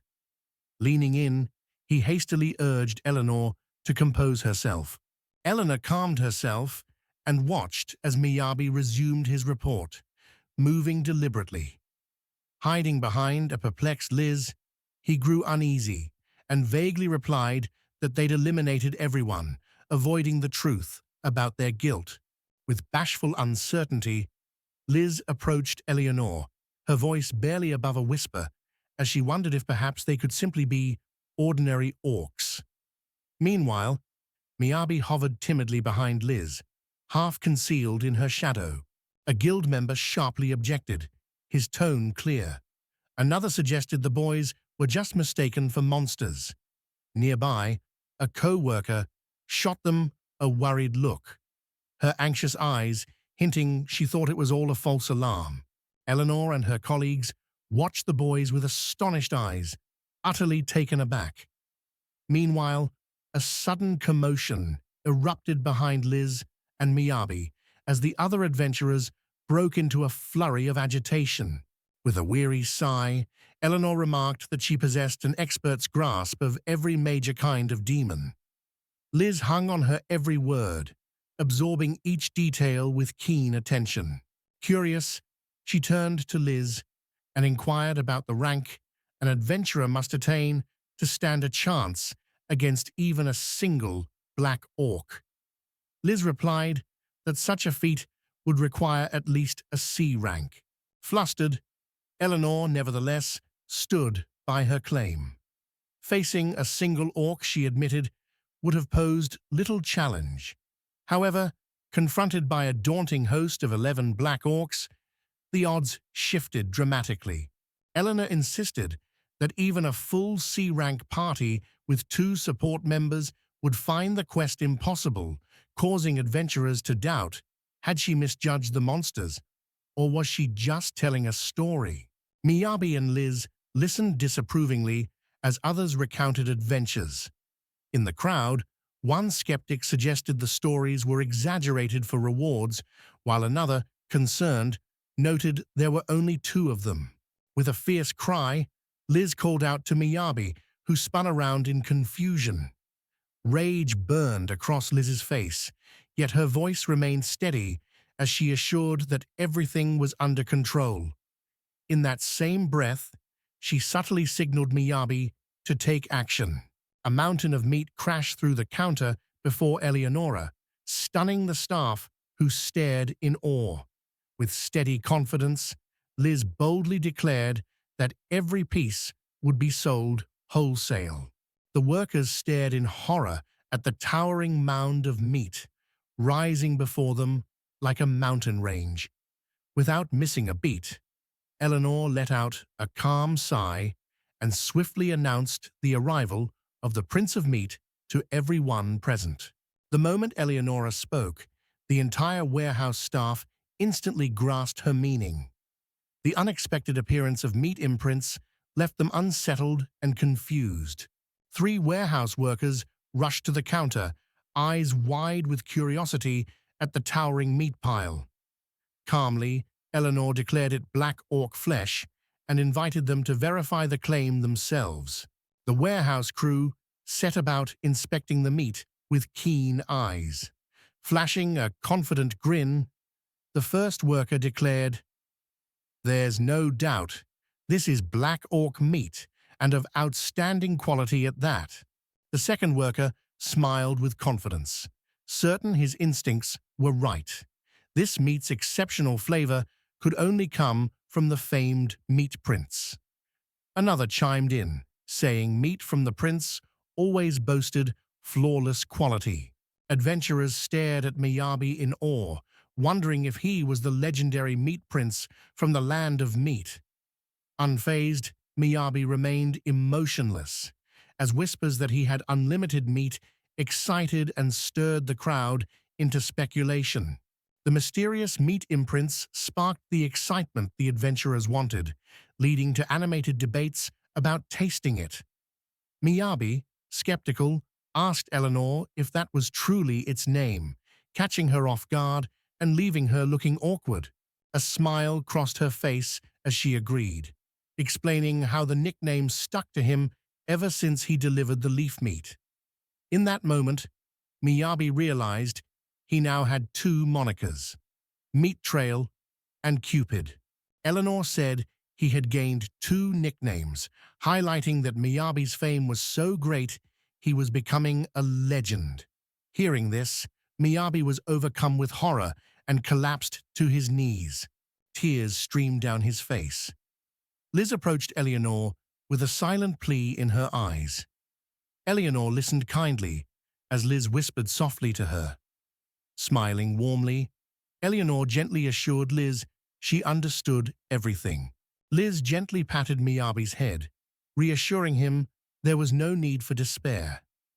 She pointed out how rare it was to have 2 nicknames, then playfully asked the nearby meat slabs if they agreed, a mischievous glint in her eye. Setting off toward the warehouse, Eleonora soon learned from the staff that her suspicions were correct. They had indeed confirmed the meat truly belonged to a black orc. The leader of the band of adventurers confirmed it himself, assuring all present that every scrap within the heap was indeed black orc meat. Astonished, she studied the meat, marveling at its flawless preservation. Not a single scratch marked it. Each piece was so impeccably crafted, she murmured, it seemed more the work of a jeweler than a butcher. He possesses a portal to another dimension, serving as a vault and tactical advantage. His reports rival royal scribes' work. Eleonora never once wondered about Miyabi's true identity. Even the staff whispered now. Eleanor had hushed the sheep fiasco before, but hiding the truth this time would be harder. Unease showed on her face as the stranger, sharp-eyed, meticulously examined a sheet of paper. Rising gracefully from the chair positioned beside the window, Ray seemed aware of what Eleanor was about to confess. A flicker of understanding passed between them. She was certain that her intentions had already dawned on him. Eleanor approached Liz and Miyabi, her curiosity shining through as she inquired if they had a moment to spare. Both girls turned to her, surprise flickering in their eyes. With a composed air, Eleanor calmly announced that management wished to discuss their report. Liz and Miyabi exchanged bewildered glances, utterly caught off guard by such unexpected news coming from her. After some time, Eleanor, with Liz and Miyabi, stood before lavish doors. Eleanor said the guildmaster had summoned them. Liz and Miyabi, confused, exchanged puzzled glances, unsure why they deserved such special attention.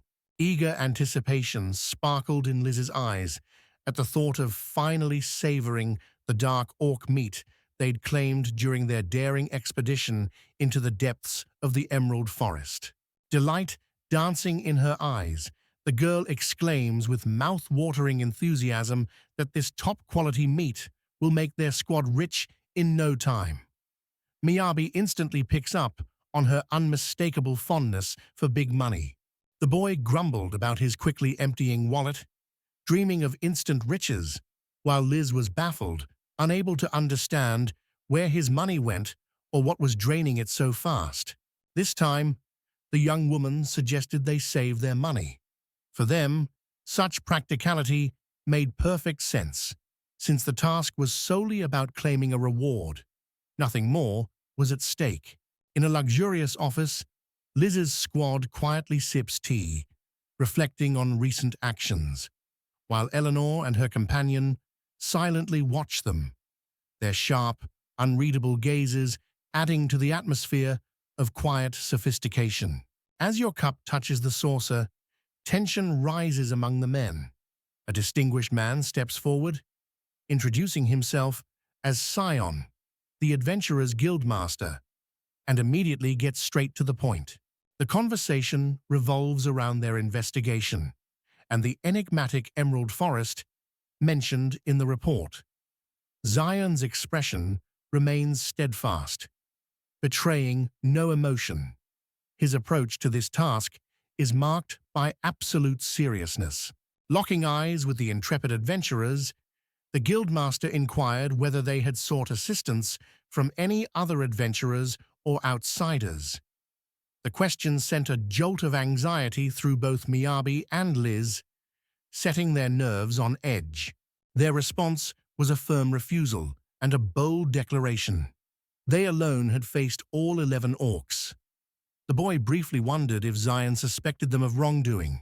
Despair grips Miyabi as she silently cries out to Eleanor, standing beside the guildmaster. Liz would never have dared such a thing. Yet Eleanor remains still, her gaze heavy with unspoken sorrow, watching the scene unfold in utter silence. The entire guild buzzed with excitement at the news.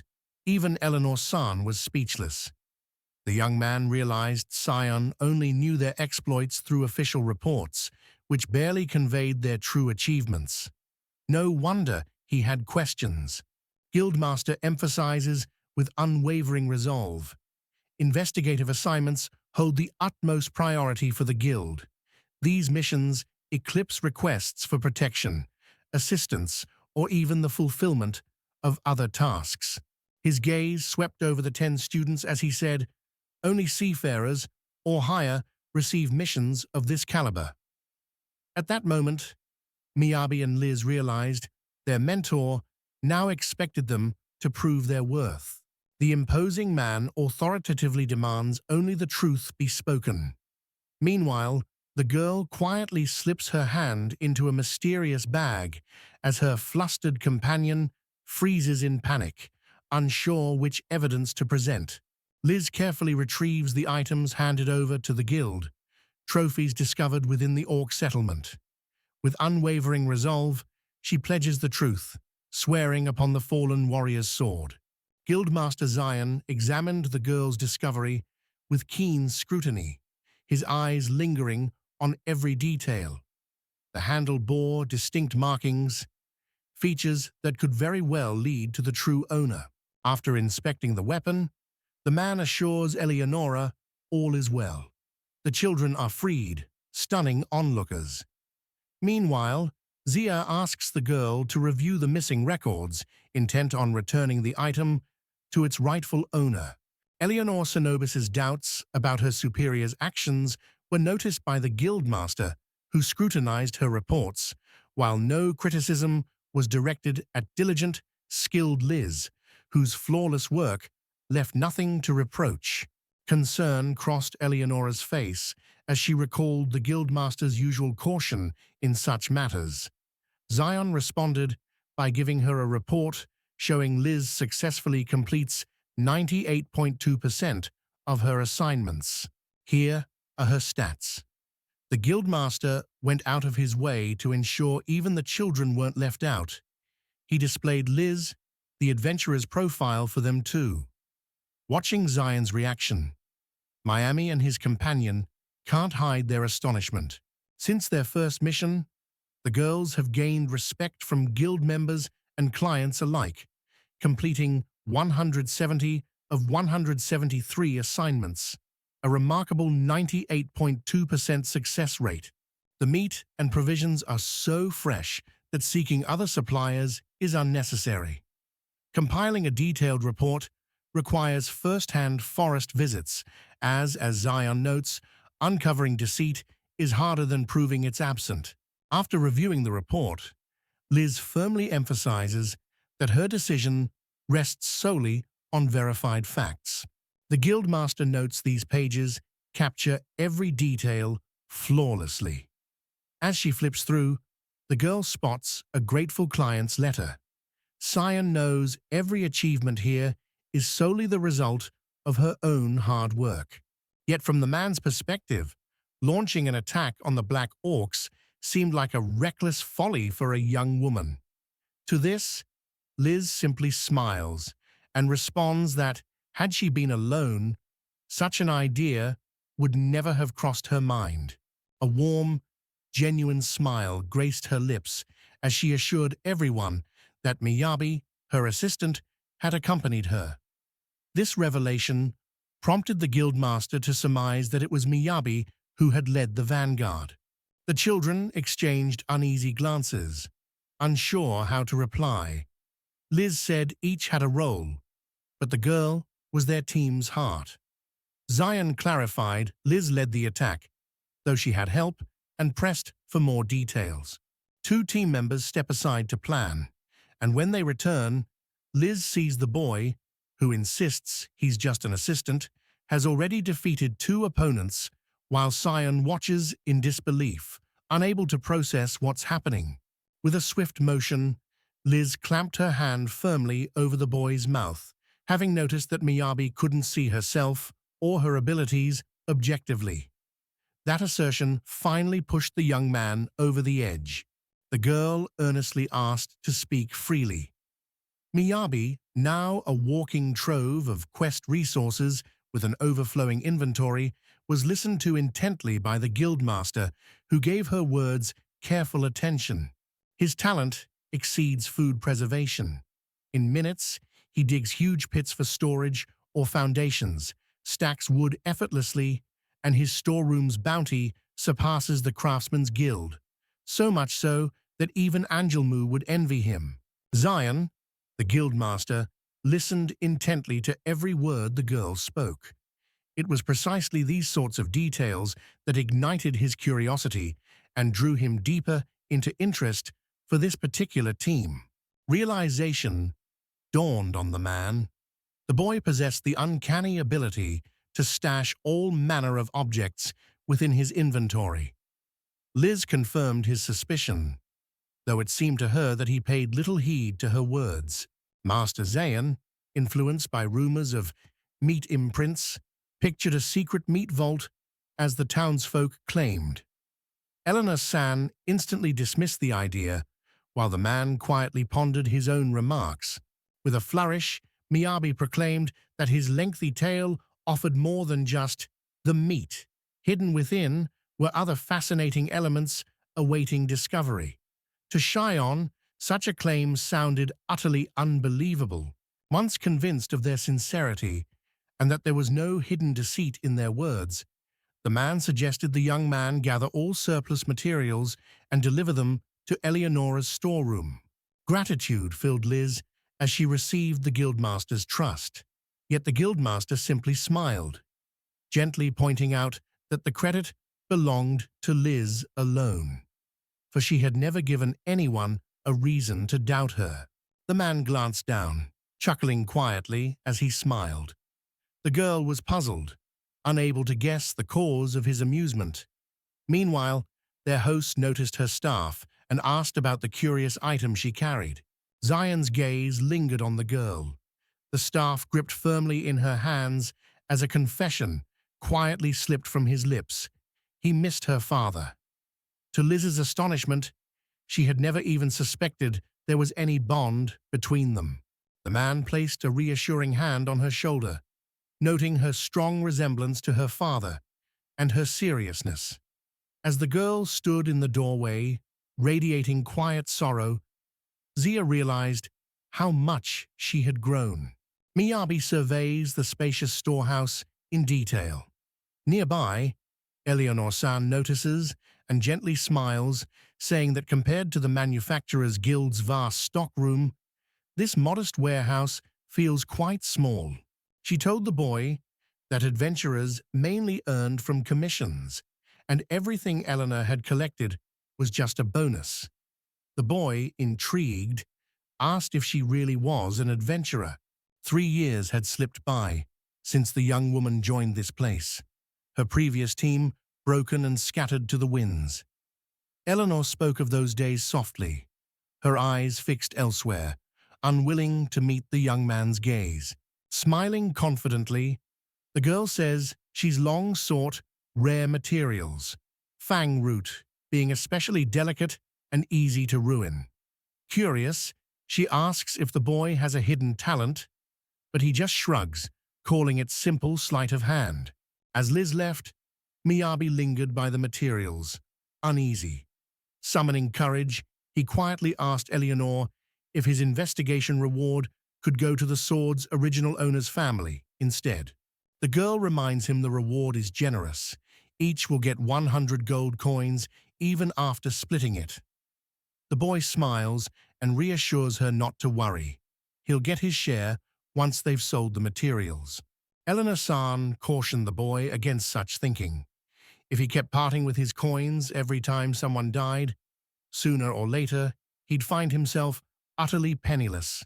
Uncertain about the future, he finds new resolve and pursues his plans, seeking inner harmony. Wasting no time, he moves forward, driven by the desire to find peace within himself. Eleanor doesn't say it's wrong.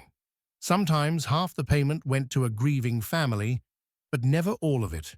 Occasionally, fundraisers supported victims' relatives, exactly what they planned to do this time. The girl gently reminded him that such a reward is fair only for those brave enough to risk their lives, and refusing it without reason would diminish everyone's efforts. Gratefully, the boy thanked her for her wisdom. With a gentle smile, Eleanor Sen gracefully stepped away from him, her movements calm and unhurried. 2 days passed. In the busy guild hall, Eleanor Sen stood ready to announce the application results. Liz and Miyabi listened, shocked and confused, their faces blank with astonishment, speechless at the unexpected news. Eleanor offers the 3 hefty sacks of gold. Liz pales with alarm. The young man insists there's a mistake, but Eleanor's steady gaze shows no doubt. She's triple-checked and urges them not to worry. 910 coins equal a huge 9.1 million. Even halved, each gets 4.55 million, what the boy's family earns yearly. Stunned by the sum, the young man and girl are rooted to the spot, speechless as its enormity sinks in. Eleanor gently reminds the team they agreed to split the payment, approving their choice. Stunned and grateful, the boys thank her, while a young man worries his commission might not be enough after the cut to provide needed support. Furthermore, Eleonora proudly declared that a decision had been made to promote Miyabi-kun to the rank of D-level adventurer. The news struck the young man so unexpectedly that he nearly choked on his tea in sheer astonishment. Liz exclaims in surprise, pointing out his dirt-streaked appearance.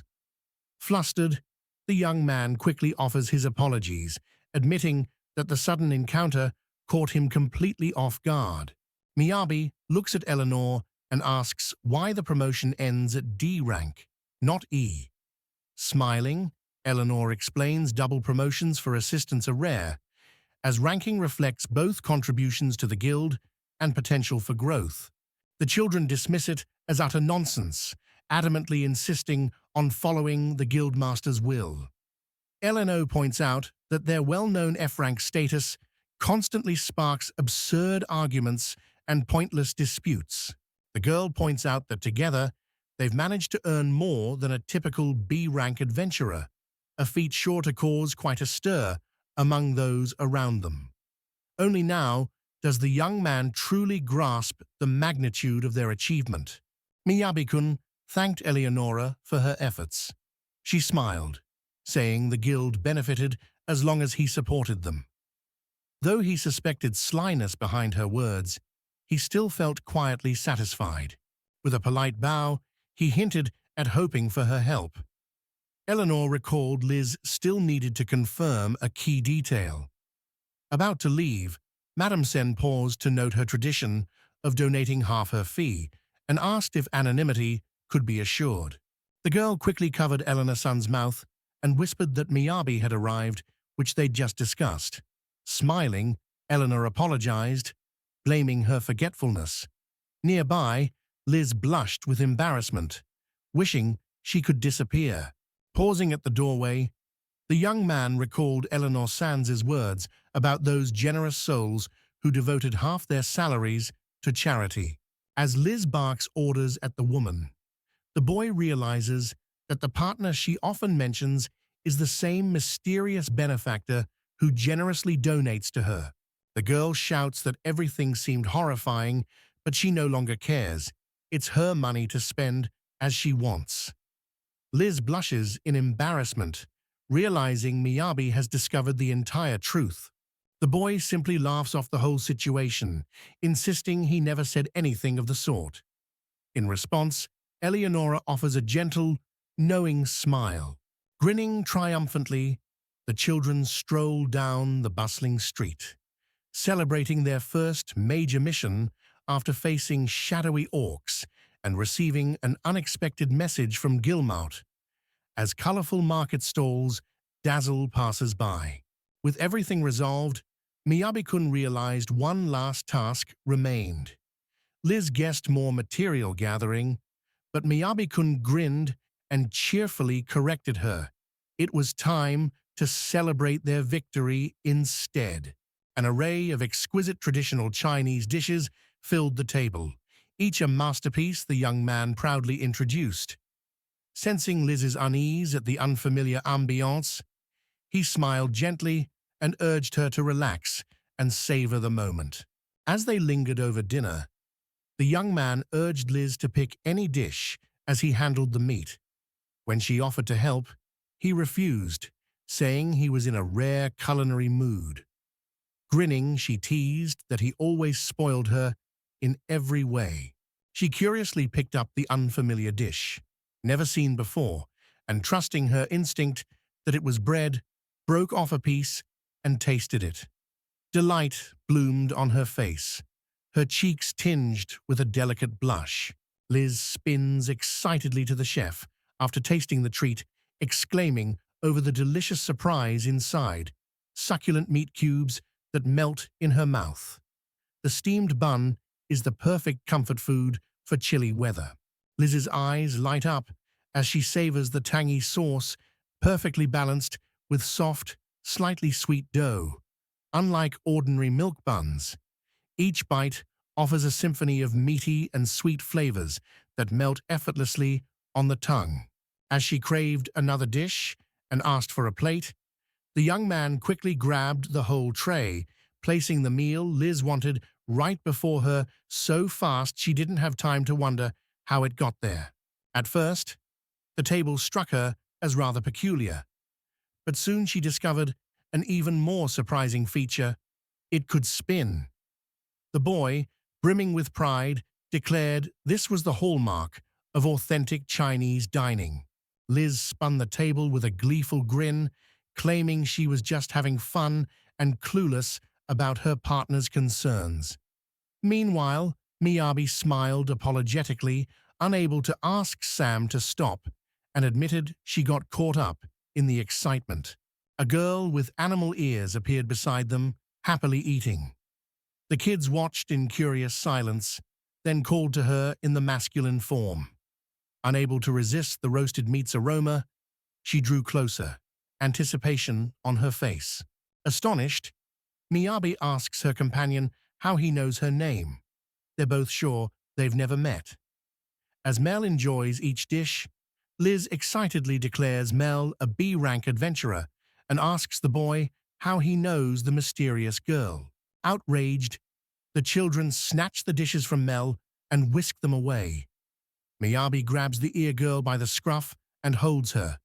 But despite Miyabi's grip, the defiant girl keeps munching on the food she managed to snatch. The partner discovered that the boy's meeting with Mel had been pure chance. With a playful glint in her eyes, the girl teased him about his knack for getting lost, but he shook his head, insisting that everything had changed for him recently. Mel, the intrepid adventurer, strode up to Miyabi and relayed that the blacksmith, Mr. Weiss, had taken an interest in his arrival. Liz couldn't mask her astonishment, clearly surprised that they had any acquaintance with someone of such renown. Nervous, the partner glanced at the boy and asked if he knew who Mr. Weiss was. The boy calmly replied he saw Mr. Weiss as a kind blacksmith who ran the forge, and that was always how he viewed him. The blacksmith, Weiss, visited, eyed the children, and asked why they were together. Liz hesitated, but Maya calmly said they were on the same team. Seeing nothing unusual, Weiss found nothing out of the ordinary. Koval politely asks the young woman if he can borrow the lad for a moment. Liz smiles warmly, assuring them there's no rush. The protagonist listens intently, struck by how easily Mr. Weiss and his companion converse like old friends. Spinning around to face Liz, the young man demanded to know what was going on and what business she had with Mr. Weiss. With a calm demeanor, Liz introduced her new acquaintance, Weiss Dark Iron. Revered even by monarchs, the greatest weaponsmith of his era became Liz's adoptive father. The girl's words sent the boy reeling, as though reality itself slipped from his grasp. Meanwhile, the teacher let out a hearty laugh, confessing that he had never even suspected their secret collaboration. Excitement filled Miyabi-kun, sparking questions. If the master was only the girl's adoptive father, what happened to her real parent? Mr. Weiss's face grew grave, silently emphasizing the serious purpose of his visit. By order of the lords of Hnivi, the blacksmith received an invitation to join their ranks. They entrusted him with the formidable task of restoring the residence of Duke Bradini. The bearded man extended an unexpected invitation, urging the young boy to try it for himself. Startled and hesitant, Miyabi-kun agreed almost unconsciously, still reeling from the shocking suggestion made by Weiss, the blacksmith. The young man concealed behind his fan, and Liz both blurt out at almost the same moment, wondering if this is truly the lord they're both thinking of. Calling himself just an ordinary street kid, the young man was amazed to be offered the job. The girl's adoptive father calmly explained that he alone was entrusted with choosing new employees. A jolt of fear hits the young man. This is too much responsibility. Liz encourages him, calling it a chance for growth and networking, but he suspects her motives and worries she has a hidden agenda. With a firm hand resting on her partner's shoulder, the girl called him by name and, as the leader of their team, commanded him with unwavering resolve to give this mission his absolute all. Joy is nowhere to be found on the boy's face. He merely carries out his mentor's orders, silently vowing to give it his all. The western district of Angoulême sprawled behind towering, unyielding walls, its secrets guarded in shadow and stone. Beyond a tranquil hillside lies the aristocrats' quarter, where grand manners overflow with indulgence and luxury. On polished roads, confident elites stroll as lavish horse-drawn carriages clatter along cobbled streets. In the city's heart, the Duke of Bradeney's vast, opulent palace awaits the blacksmith, his wife, and their companions. Servants stand ready as visitors marvel at its private fountain and the size of dozens of homes. There they are, just beginning to emerge. At their last meeting, Uncle Weiss warned of hard days ahead. Now, facing the awe-inspiring structure, the boy lingered behind the crowd and noticed everyone packed extra clothes, something he wished he'd considered. Summoned quite literally at the last possible moment, Miyabi suspects that little will be expected of him. Still, this is a golden opportunity to observe true masters of their craft at work. Weiss's team moves slowly through dense shrubs and rare exotic plants. The young man's every step pulses with excitement. How often does one explore a noble estate? Eager anticipation drives him toward unknown adventures. As they walked side by side, the boy came to an abrupt halt. His eyes had caught something out of the ordinary. Glancing around, he suddenly spotted something that broke the monotony of the everyday scene. Before him lay wilted flowers. Suddenly, a uniquely striking man with glasses appeared. The elderly observer recognized the shepherd's rose as the newcomer beamed, explaining its famed, multicolored, abundant petals. Bewildered, Miyabihun watches the stranger's odd behavior, unable to understand who he is or why he persists. The old man keeps sharing flower lore, noting they're from a warm land, unlike Angoulême's north, where such blooms have vanished. Blacksmith Weiss greets the friendly elder respectfully as milord, surprised by his early arrival. Suddenly, he realizes this lively, cheerful stranger, rambling about flowers, is the very man he'd been waiting for. Standing before you is Duke Trenz Verdane himself. He remarks that it simply won't do to remain holed up in your chambers when an old friend has come to call. On the eve of their departure, a sudden realization struck Liz. Miyabika hadn't the faintest clue about this place. Unwilling to let him embarrass himself before their host, she resolved to teach him everything herself. Curiosity sparked in her eyes as she asked if he'd heard tales of the Lord of Angoulême. The young man nodded in recognition, though unsure if they were thinking of the same person, uncertainty evident in his voice. Among the kingdom's most illustrious nobility, Marquis Verdini stands out as one of Forcia's 5 legendary marquises. Leader of a formidable aristocratic house, he wields authority over the northern territories of Angoulême. The current Marquis of Transbredini stands out as a leading heir of his family, having earned distinction and the highest honorary noble title at the Royal Academy of Magic. In Angoulême, the 3 main guilds have full commercial freedom but may set restrictions to uphold the nobility. Rumor suggests this leniency exists to promote unrestricted trade among the lords themselves. With an official title, anyone could take any job, and the wealthy face no limits. Everything was for sale. Inspired by these prospects, Liz aimed to become an adventurer in this bustling city. The Lord watches over his subjects with genuine care, though whispers linger about his peculiar nature. Meanwhile, a crowd led by the blacksmith Weiss has gathered within the imposing walls of Transbredini Palace. The heavy silence that settles around him sets his nerves on edge. Wrapped in such stillness, unease and anxiety gnaw at him, making him shift uncomfortably. Liz couldn't help but notice their quirks, though Miyabikun prided himself on being quite approachable. Regardless of appearances, he marveled at the fact that every one of them was his student. With heartfelt sincerity, The man apologized to everyone for making them wait. Once he had gained their understanding, he introduced himself as Trens Verdini.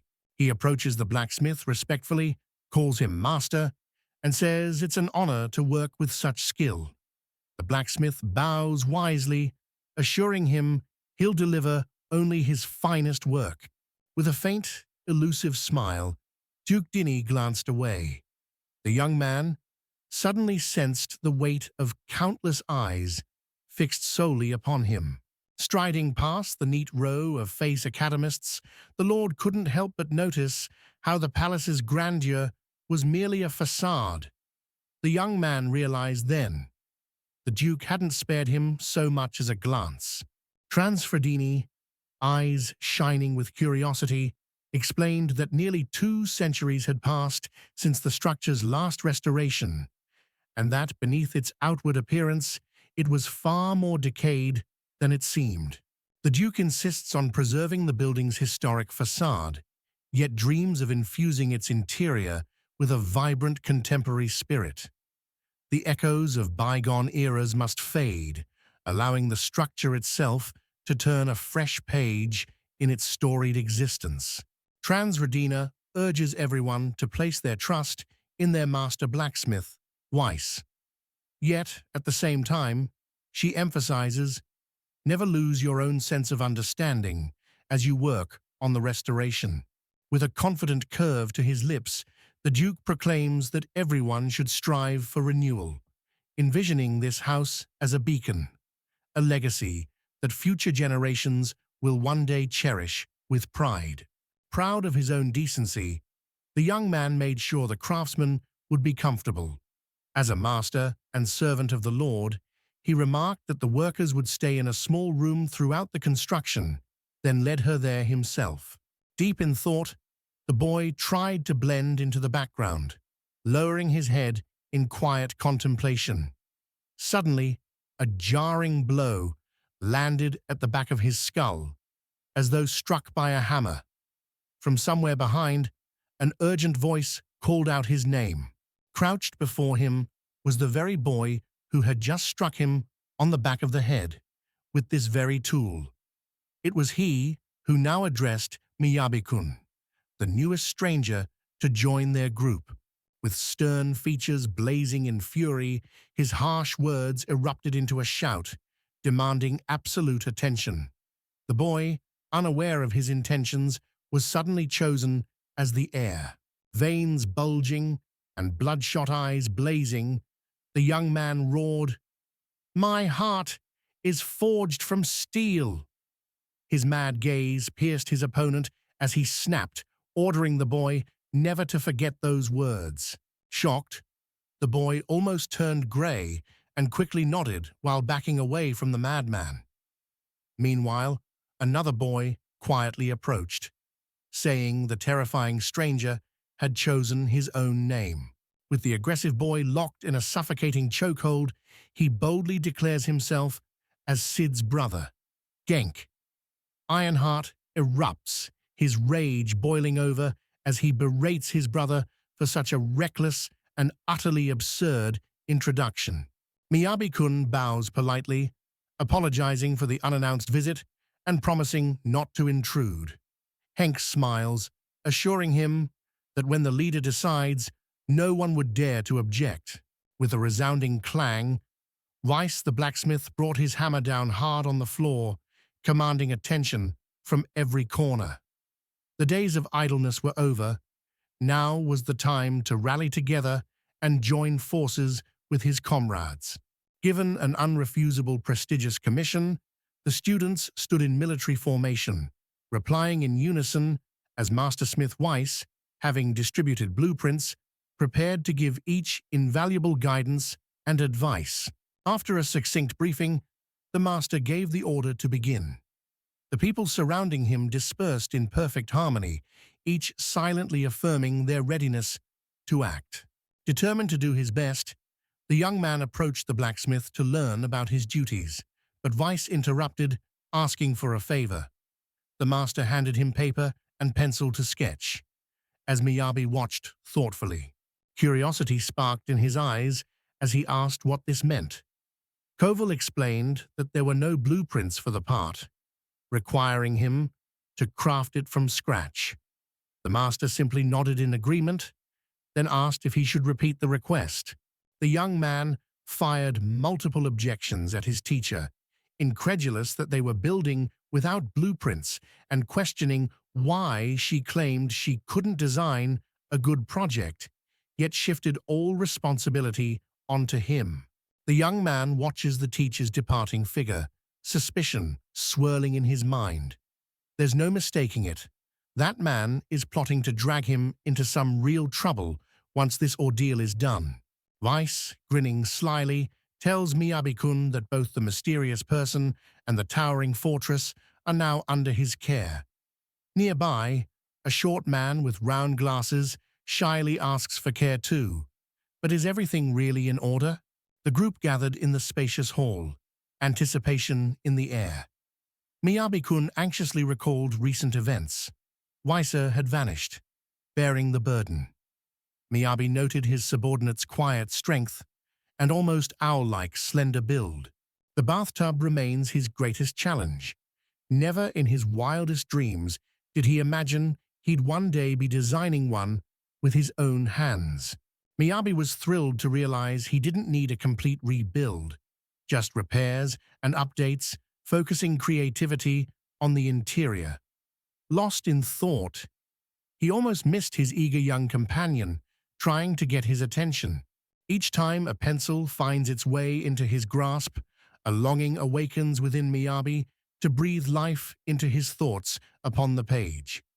Boundless creativity unfurls before him, unshackled by concern for cost or limitation. Despite his efforts, he couldn't catch his mentor's eye. Only when Miyabi snapped out of his reverie, realizing someone was speaking, did he blink, turn to the boy, and ask what had happened. Sitting by the bathtub, he realized they were strangers. The boy calmly introduced himself as Miyabi Crafter, while the shy, flustered other youth struggled to say his name, Kurien, his nerves jumbling his words. Curiosity sparks in the boy's eyes as he imagines the pain. They start talking, recognizing each other's skills and potential together. Miyabi calls the boy Karen, though his real name is Karen. Uncertainty tugs at Yan, tempting him to speak up. Yet, hesitation steals his voice.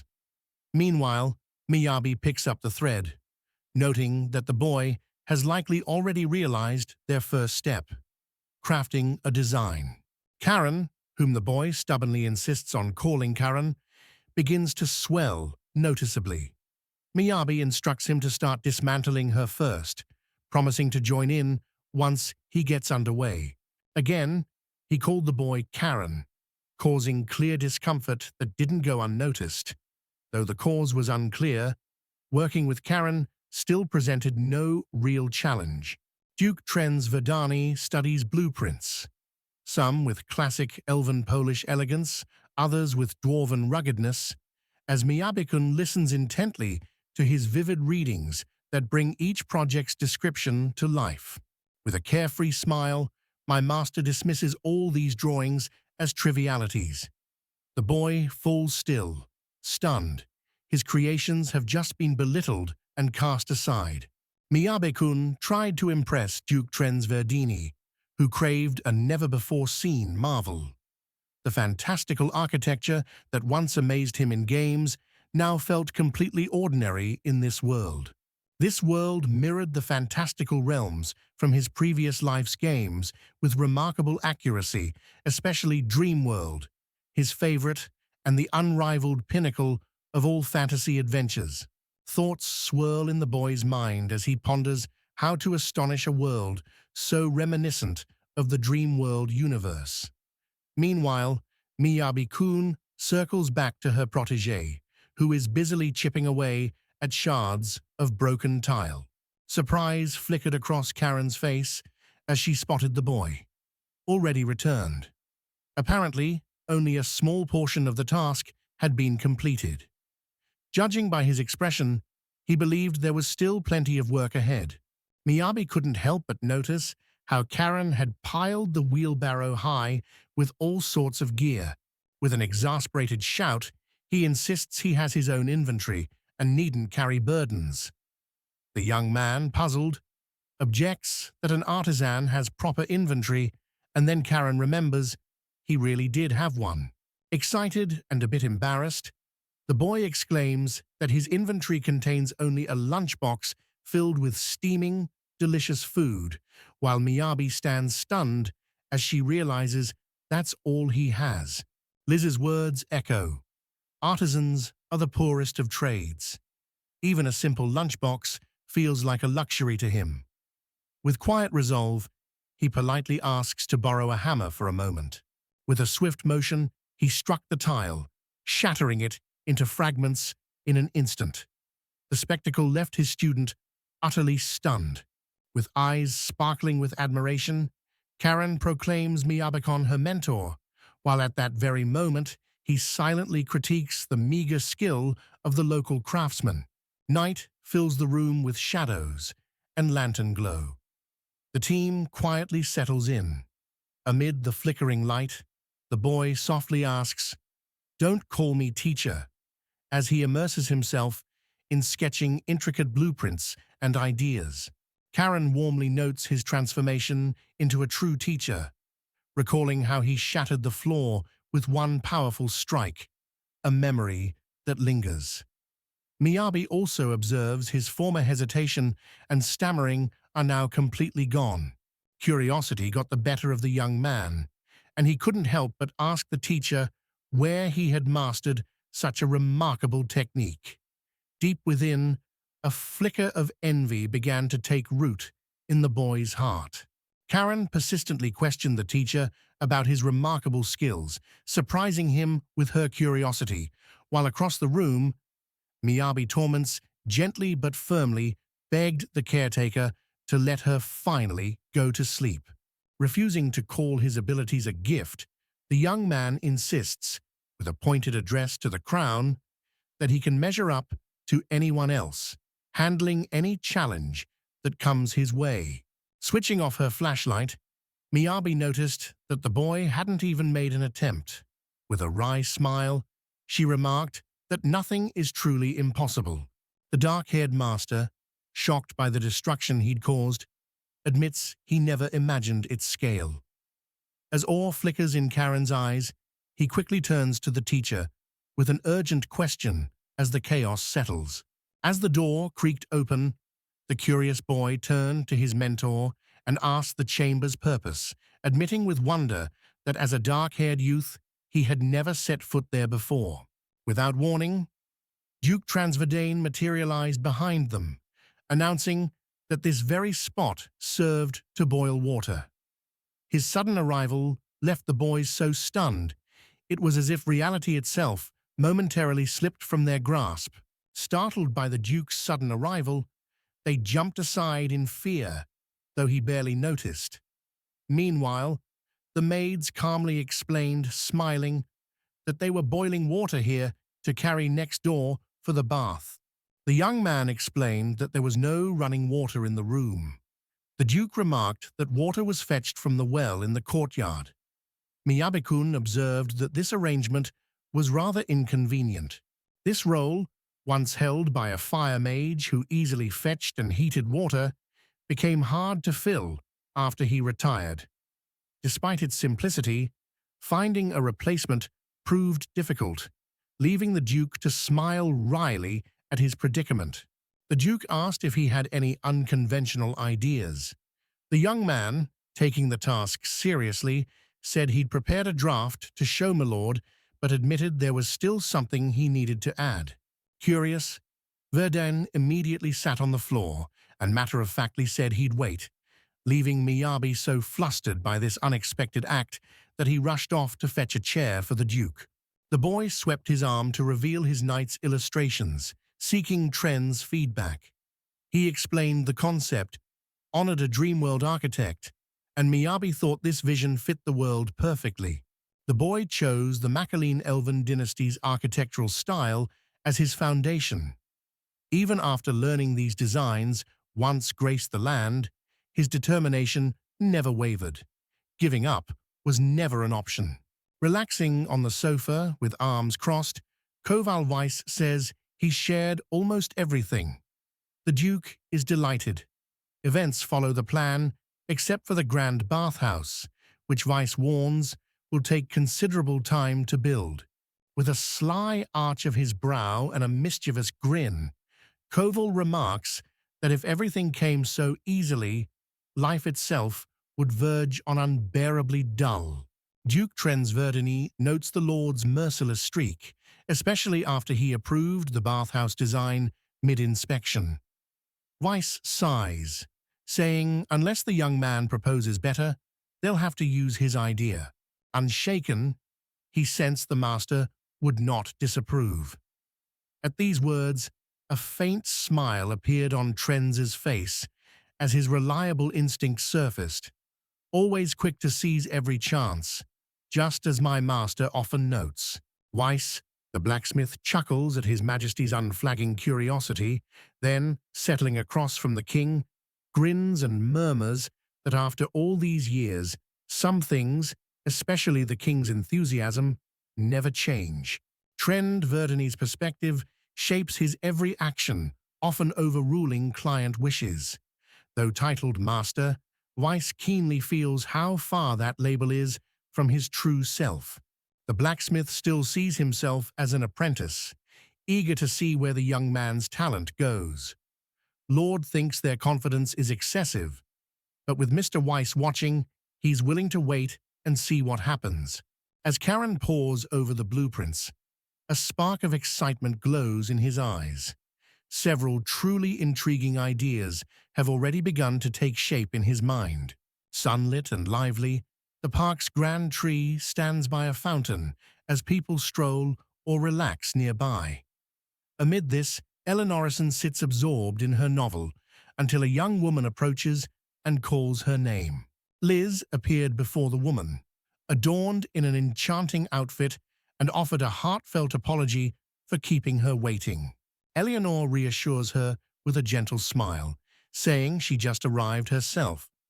The woman admires how perfectly the charming, expensive outfit suits the girl, delightedly noting Liz spent a fortune on it. With a bashful smile, the girl admits it's been ages since their last meeting, and so, for today, she decided to trade her usual traveler's attire for something a little different. Liz usually avoided such purchases and felt borrowing clothes was improper. But with Miyabi's approval and encouragement, she thought, why not? And allowed herself a small indulgence she normally wouldn't. Eleanor-san pointed out that amidst our reminiscing about Miyabi, it had been quite some time since anyone had spotted the young man at the Adventurers Guild. With a bright smile, Liz announces that the young man will be joining the renovation of the Duke's manor. In her eyes, this truly marks a significant occasion. Eleanor, silenced by the words and the opulent view of the Duke's palace, gazed over the majestic scene, a thoughtful pause settling between them before she finally gave a silent nod of assent. Weariness weighed heavily on Miyabi-kun's shoulders. For the third consecutive day, fresh project proposals landed on his desk, only to be promptly dismissed by the Duke. Progress on the bathroom renovation had completely ground to a halt.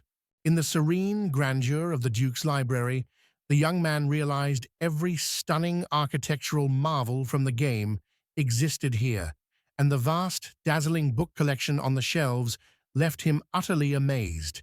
With their team's workload nearly exhausted, Karan, still addressed by the familiar name, transitioned to another group.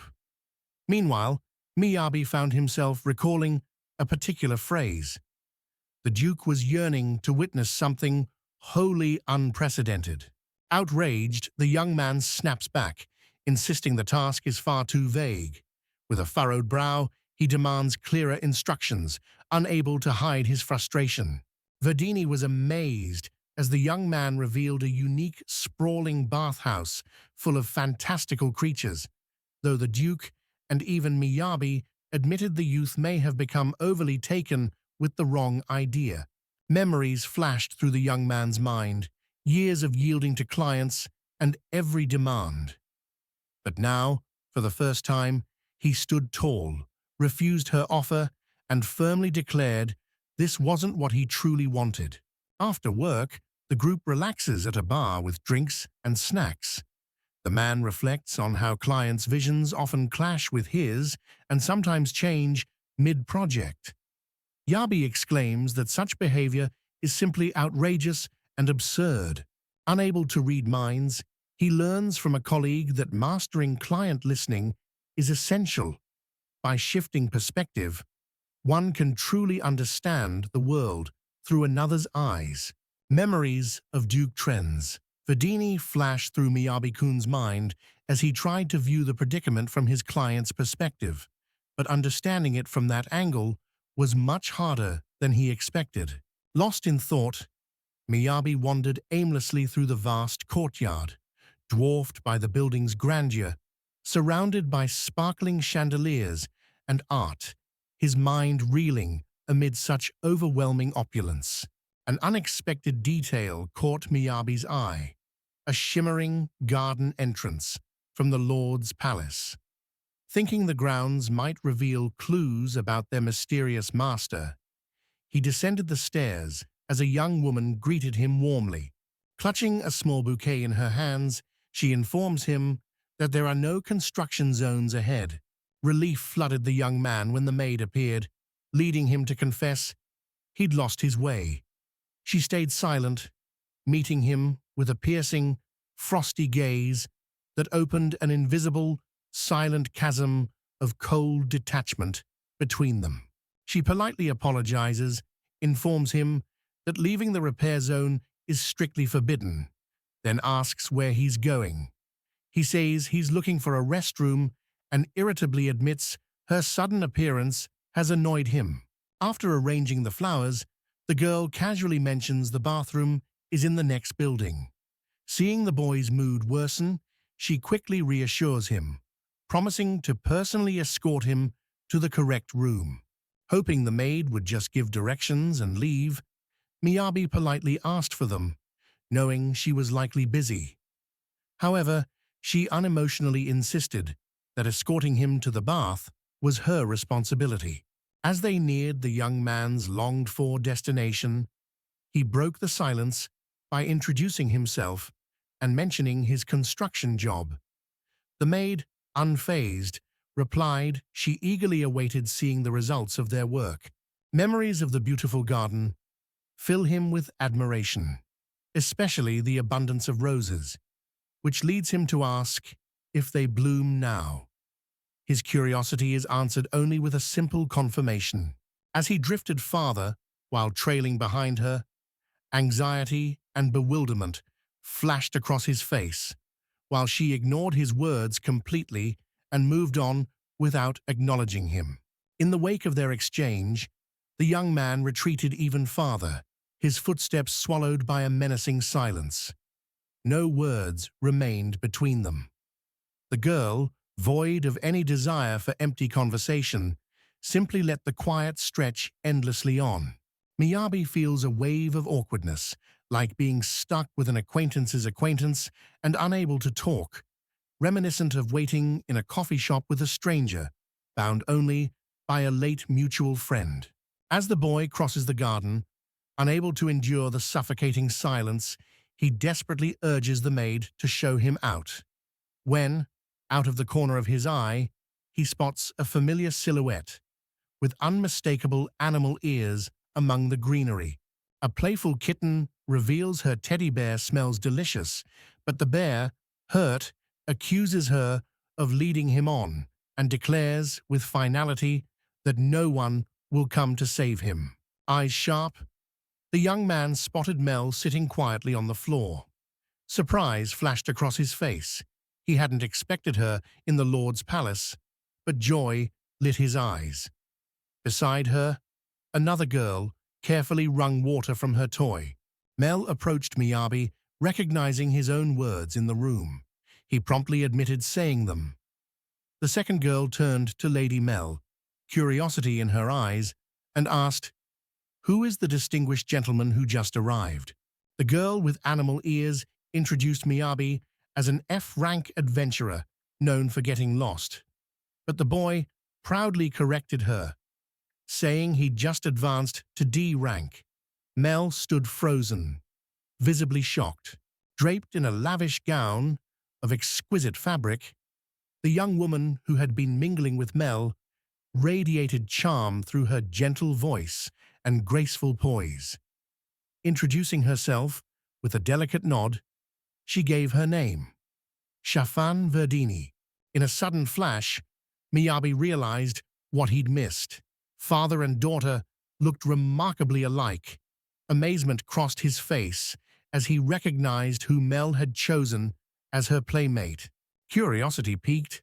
The boy asked what they were doing and what had happened to the unfortunate little bear from which they struggled to squeeze out the water.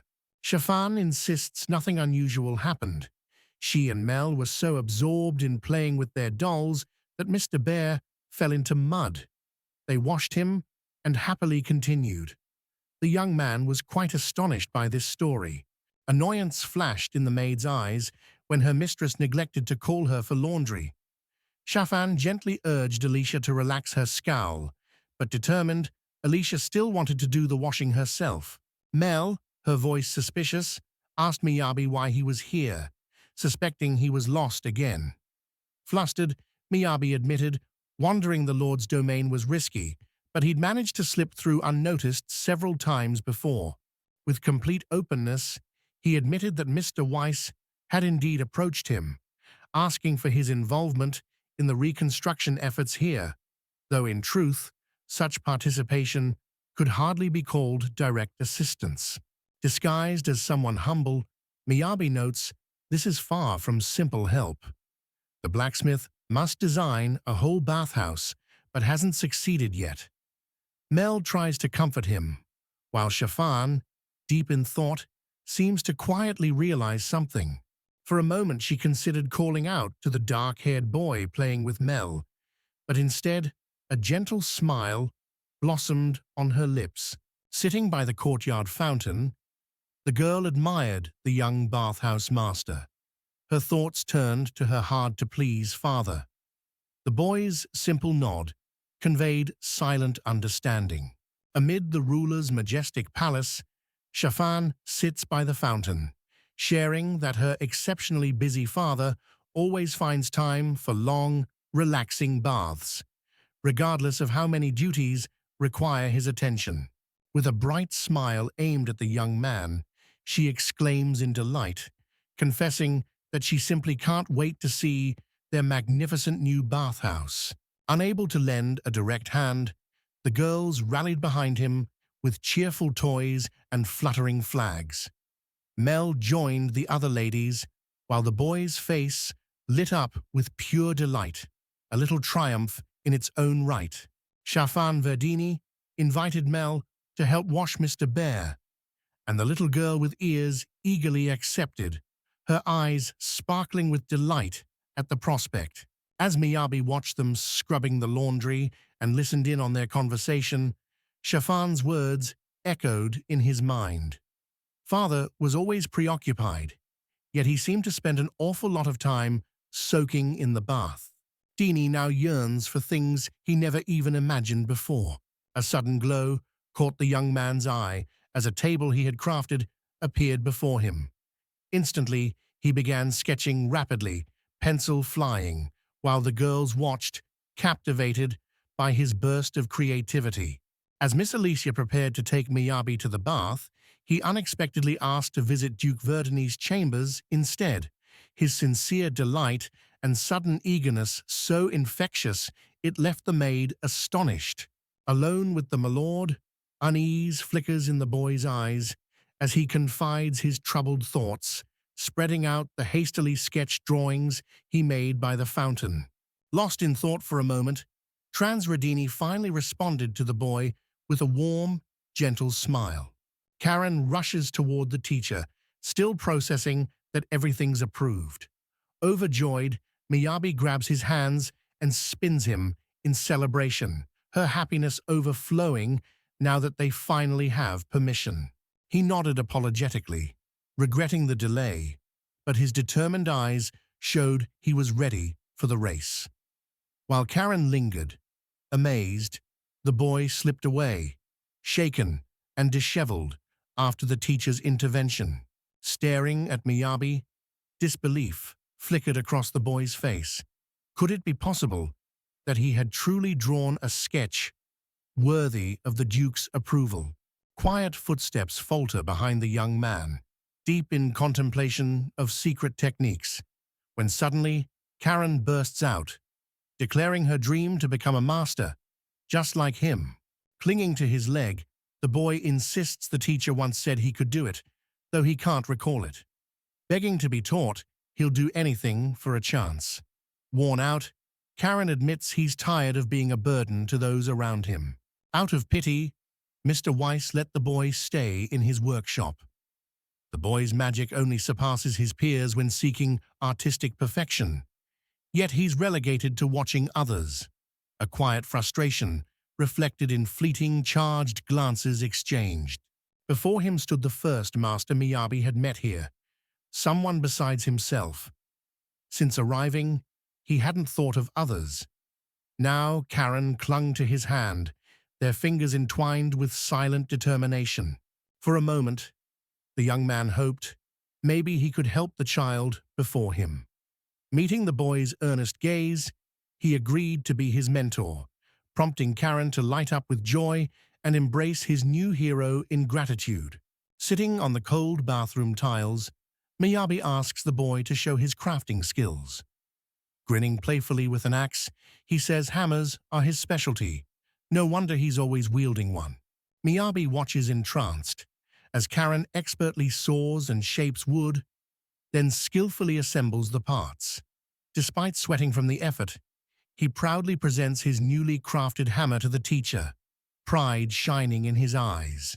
Miyabi halted him in his tracks, curiosity sparking in her eyes as she inquired why he hadn't relied on his craftsmanship skills, a talent that would have allowed him to conjure anything he wished in an instant, with neither hassle nor delay. Face flushed with embarrassment, Karen admits that whenever he tries to use this skill, the outcome turns out hideous, utterly different from what he imagined. As a result, he is forced to revisit and correct his work. In Miyabi's eyes, the finished product still falls short of expectations. There's little point in rushing to complete something, only to waste valuable time later on repairs. There was a real chance his talent was extraordinary, with deeper abilities beyond inventory magic and support skills. Clarity struck Miyabi. She quietly resolved to elevate her skill to the next level. Only one material proved suitable both for pumping and for restoring the bathhouse. Having reached this decision, he finally made up his mind about the task he would assign to the young man. Displaying a tiny cube just 1 centimeter on each side, he turns to Karen with a request: "Put your skills to work and craft 5,000 of these stone blocks for me." As the teacher explained the assignment, the boy stood frozen, admitting he couldn't create so many flawless pieces. Karen thinks it's wiser to keep things as they are, but knows mastery comes only through relentless practice. Miyabi stressed this element would decide the bathhouse's future, and urged Karen to give her all. Reflecting on her mentor's words and the weight of important, she solemnly vowed to do her best. Miyabi watches her protégé struggle for breath as he twists into odd dance shapes, sensing that Miss Karen's visit to the Lord's estate, urged by Mr. Weiss, hides an agenda meant for few to see. Observing their dedication, a satisfied smile curves the young man's lips. This is precisely why he brought these artisans together. With careful guidance, their collective talents are now channeled toward a common purpose. Having let Karan handle production, it was now time to act himself. Inspired, he envisioned a self-heating bath, easily made with sturdy stone slabs imbued with fire and water magic. The water block becomes a source, the fire block a heater. Alternating their positions creates endless hot water flow, freeing the Lord from exhausting physical labor. Miyabi calls out joyfully, thrilled that everything exceeded his hopes. Inspired, he heads off to find bathhouse supplies, but stops when a familiar blacksmith blocks his path and speaks to him. Mr. Weiss notes with satisfaction that his subordinate has received permission. With a gentle smile, he encourages Miyabi, affectionately calling him a good, obedient boy. Koval calmly asks to see the finished drawing. Miyabi, shocked by his composure, sharply protests, demanding never to face such requests again. Unfazed, he hands her the sheet, showing her work. The blacksmith, curious, asks the young man how he filled the bath with steaming water. Miyabi replied with a wry smile that even an expert couldn't fail to notice his talent. Using his water manipulation skills, the boy devised a system and excitedly envisioned boasting about it, while the teacher listened closely and blacksmith Weiss silently studied the documents, never breaking his thoughtful gaze. With a bittersweet, disappointed smile, the young man announced finishing the prototype and invited the master to see it. Master Weiss, glancing at him, immediately ordered me, Abby, to return at once without delay. Without hesitation, Karen lunged forward with all his strength, desperately calling for his master. Something so urgent and extraordinary had happened that even Miyabi, despite his foresight, hadn't foreseen it.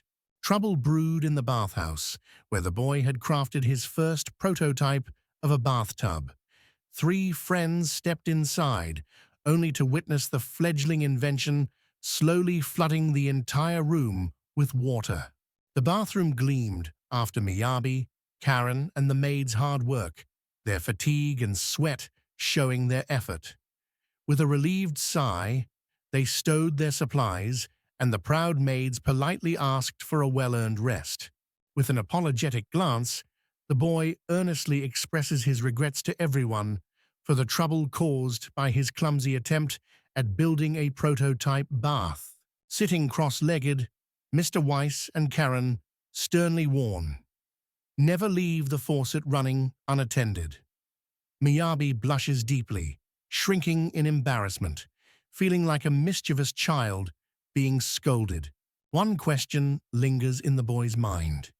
In the bathhouse, water flows freely, but where does it all go after the rituals? As he ponders this mystery, he remains focused on the task his teacher assigned him. He says the estate is over 2 centuries old, so all its infrastructure is ancient. He believes everything was once moved by magic, which explains why there's not a single water pipe here.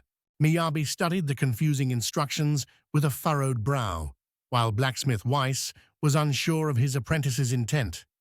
And Karen steadily crafted neat blocks without pause.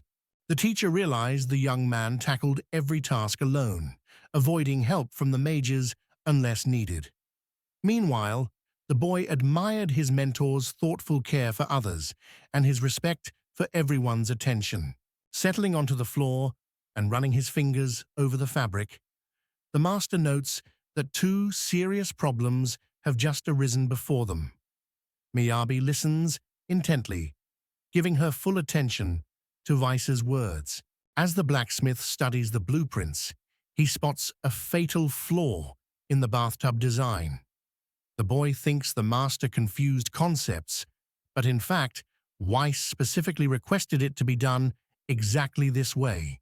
Miyabi built a small structure, dipped his arm into the pleasantly warm water, and felt satisfied, until his teacher sternly ordered, "Take off your shoes and step inside yourself." Following Weiss's command, the boy moves without hesitation, barely touching the water before recoiling instantly, never fully submerged. Karen's worry surges as her thoughts turn anxiously to her mentor. The blacksmith notes that the strength of the spell can be adjusted by varying the amount of mana infused. In his eyes, The very concept of heating water this way is nothing short of brilliant. The idea of pressing hot irons isn't new.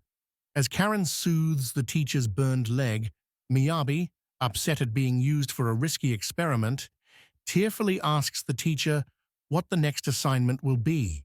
The master points out that the Duke's manor is built on 3 massive layers of stone blocks, all of which must be pierced for the water pipes, an impossible task to finish before the deadline. Miyabi dons a professional facade and tries to smile charmingly, but fails. Karen cheers him on, saying a skilled teacher like him should find this easy, while Weiss remains clueless about what the boy means. In an instant, the calm composure on the master's face gave way to genuine astonishment. In mere seconds, the boy had dug an enormous pit and unearthed 3 massive stone boulders, each one wholly intact. As the dig goes deeper, Miyabi boldly asks Mr. Weiss to dig to the riverbank. Shocked, the teacher demands to know who he really is. Meanwhile, Karen watches in awe, captivated by her mentor's remarkable talents. Seated on the grimy floor, clutching the shovel as if it were a lifeline, Miyabi confided that an intriguing idea had suddenly struck him while digging the passage. Forced to sit on the cold floor, Kovalyu Weiss watched the boy return, feigning indifference. No matter the situation, Weiss always reacted the same way, a fact his young ward couldn't help but notice. Rubbing his nose thoughtfully, he notices the blacksmith shows no surprise. Things have clearly gone wrong. Gruffly, the master growls, urging him to stop fooling around, and asks if he's finally had any sensible ideas. With eyes lit by enthusiasm, the young man proposes heating water elsewhere if cooled blocks can't keep it hot. He presents a schematic blueprint and a quick sketch, highlighting key points to clearly and compellingly convey his vision. Weiss realized that unused clean bath water would just drain away, and Miyabi regretted seeing such waste, while the master smiled, noting such luxuries were distant dreams for most ordinary people. Thoughts of luxury drifted through the young man's mind. Life beside the hot springs had lasted so long. Memories of that first hotel, where a humble basin of warm water once felt extravagant, had nearly faded from his recollection. Miyabi pondered the danger of pouring hot water into the river. Such carelessness could harm fish and nature. Karen listened closely. After a pause, the boy suggested simply cooling the water down first, like the apprentice does. Lost in thought, the boy pondered clever ways to cool the stifling room. The 3 of them settled cross-legged on the floor, mulled over every detail, and carefully mapped out each step to bring their plan to life. Late evening cast a hush over the Adventurers' Guild. Silence reigned throughout the building, broken only by a sudden knock at Master Zion's office door. Glancing up from behind his desk, he granted permission for the visitor to enter. Into the room glides the enchanting Eleonora, her presence accompanied by a gentle apology for disturbing them so late at night. Zion, with effortless grace, waves off her concern, assuring her that it's nothing and there's no need to worry. He noticed the young woman was dressed up more than usual and soon realized she had a date.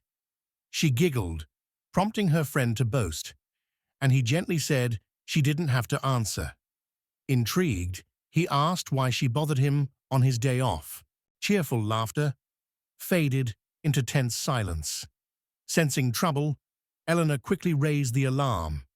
As Zion secured the locker, he asked if this was serious. Eleanor confirmed without hesitation.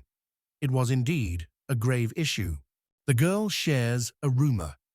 An adventurer took a commission reserved for the production guild without approval.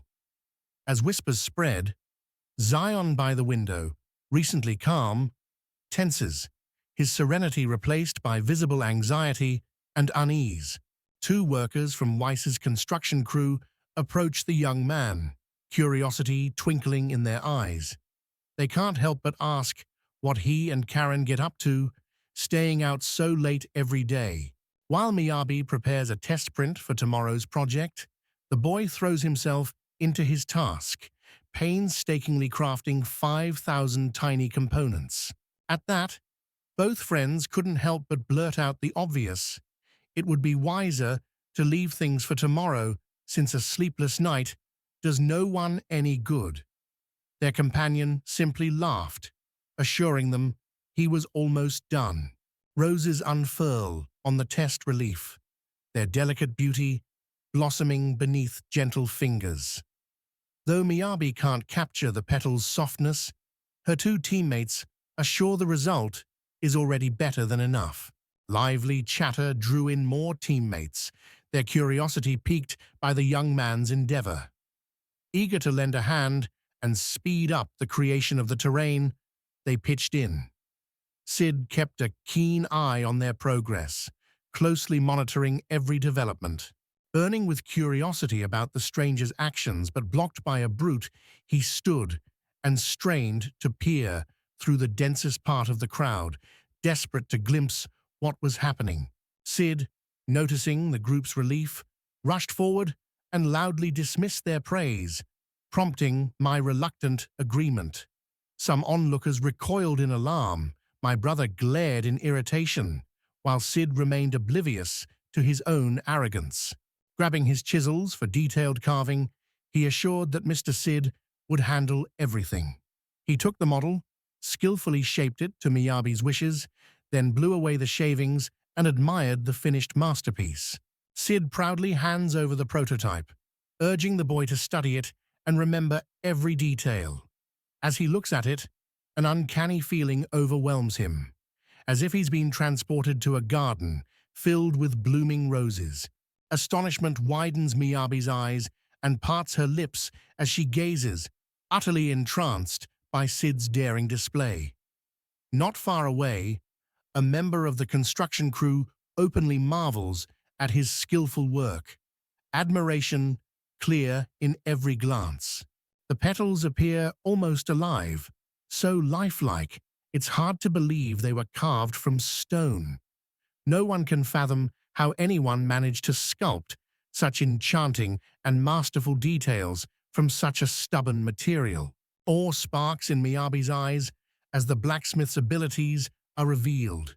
The crew freezes in astonishment, then most break into grins and laughter, except Sid and the dark-haired boy, who remains completely bewildered. Genk sincerely apologizes to the astonished Miyabi, admitting no one has reacted so strongly to Sid's art in ages. He casually drapes an arm over Sid, picturing him as a master sculptor, leaving Miyabi speechless with amazement. Curious, the young man asked which workshop the boys belonged to. Their team included a carpenter, stonemason, and joiner. Hank vaguely answered the workshop, even though many workshops stood scattered nearby. The forge master often keeps both seasoned blacksmiths like Henko close at hand and quirky dreamers, sculptors by trade, yearning to master the hammer and anvil. Sid, irked by his brother's remarks, snaps back sharply, demanding silence. He never misses a chance to stress that a true master sees no limits. Always seeking hidden talent, he surrounds himself with potential prodigies, joking that nurturing them, as his mentor advised, is his favorite pastime. The entire construction crew settles into a lively circle, their voices mingling in animated chatter. At last, thanks to Genka's story, the truth dawns on Miyabi. Until now, he simply couldn't grasp why their team boasted so many young artisans. Even though the command came directly from the Duke himself, this moment presents a splendid opportunity for everyone to prove their worth. Majestic achievements are expected from each and every one. That's why, with unshakable pride, they proclaim their labor will never tarnish the honor of black iron. Each one holds this conviction deep within their soul. A bright smile lit the boy's face as he savored the moment, until Karen's scream shattered the calm. Concerned, he quickly asked what happened. The mood changed, and he turned to the teacher, seeking their assessment of the situation. With a proud flourish, he unveils the stone sculpture, an impressive creation he carved himself, each detail shaped by his skilled hands. An uncontainable joy dances across the boy's face, prompting Karen to take a bold step. She decides to try creating another one. Before long, tiny cubes begin to materialize in his hands, forming one after another as if by magic. Miyabi, thrilled, is certain Karen has mastered the technique. The boy feels proud too. He can now conjure many. Their teacher praises Karen, recognizing her dedication and hard work. Overjoyed and unaware of the truth, Miyabi-kun easily assumes the mentor role, warmly urging Karen to demonstrate her sorcery by using wind magic to affect every cube before them. The words stunned him, freezing him in place as the team condemned Miyabi as heartless. Unaware then, he later learned the truth. Such powerful magic could be cast only a few hundred times in one day. Duke Tren's Verdane's opulent palace was nearly transformed, with only the bathhouse left. Miyabi sat cross-legged on its polished floor, intently studying two prototypes, one of himself, the other of Sid, scrutinizing every detail. With barely concealed irritation, Sid demanded to know the secret behind the enigmatic art of carving. The youth bows respectfully, apologizing for interrupting the master at work. The sculptor, mildly surprised, assumes it must be urgent. Sid, now curious, asks why the boy feels compelled to confide in him. The sculptor noticed a wave of praise washing over his bas-relief. Satisfaction seemed to radiate from Miyabi. Yet, whenever crafting something by hand, isn't there always the yearning to pour every ounce of effort and heart into the work? Sid simply pointed out what he had observed. Beneath that constant grin, the boy absolutely loathed losing. Embarrassed, Miyabi scratched the back of his head and silently denied it, but the young sculptor pressed on, certain of his judgment. Locking eyes with the sculptor, Sid boldly declares his intent to surpass him in their shared craft. In that moment, his words stand as undeniable proof. Conceding defeat is simply not an option for him. Victory doesn't entice him. He seeks only mastery. Wiping sweat from his brow, the sculptor listened as Sid, eyes shining with confident hope, admitted his dream of one day creating masterpieces of equal caliber. The young man accepts the role of mentor, though Miyabi hardly sees himself as particularly daring. Willing to teach, he nevertheless draws the line at doing so during work hours. The boy, fearing rejection as he confessed his worries, realized these people truly wanted to help. Bracing for dismissal, he was reassured by Sid, who stretched and insisted assisting was no trouble at all. Spinning on his heel and jabbing a finger toward the young man, the sculptor declared with unwavering resolve that he would rid the boy of his insolence. Yet the youth stood firm, his determination to train undimmed. As evening falls, Sid keeps his promise and trains the determined Miyabi, who strives to master every move. The Duke silently teleports in, observing Miyabi's progress and ambition to rebuild what was lost with growing interest. Inside the bathhouse, creation swirls late into the night.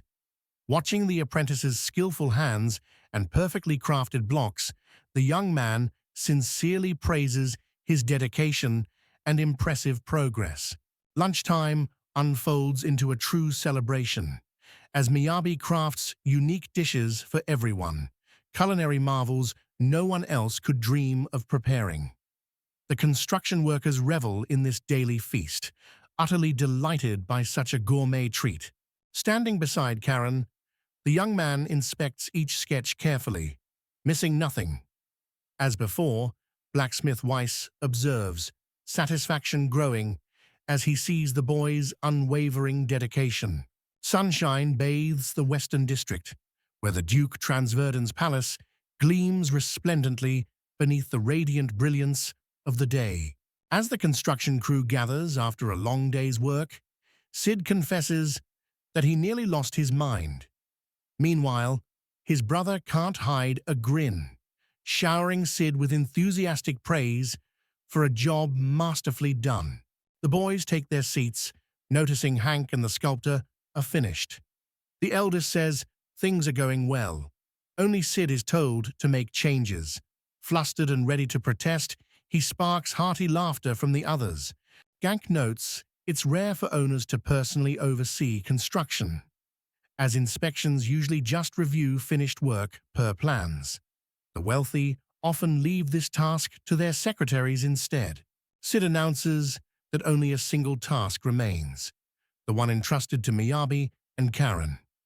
Hope fills the air as everyone earnestly wishes for their success.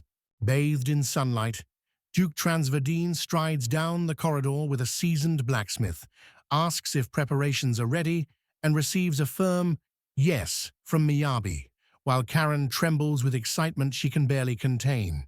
The entire group gathered in the locker room, a space now watched intently by Lord Trenz and Master Weiss, their keen gazes rarely missing a detail. Karen, with measured caution, tugged at her mentor's sleeve, seeking her attention.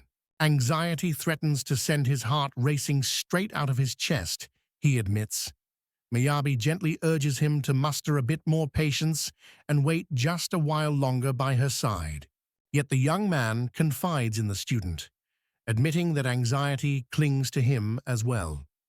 As memories of his past lives flicker through his mind, he silently notes how he has never grown accustomed to having his work judged.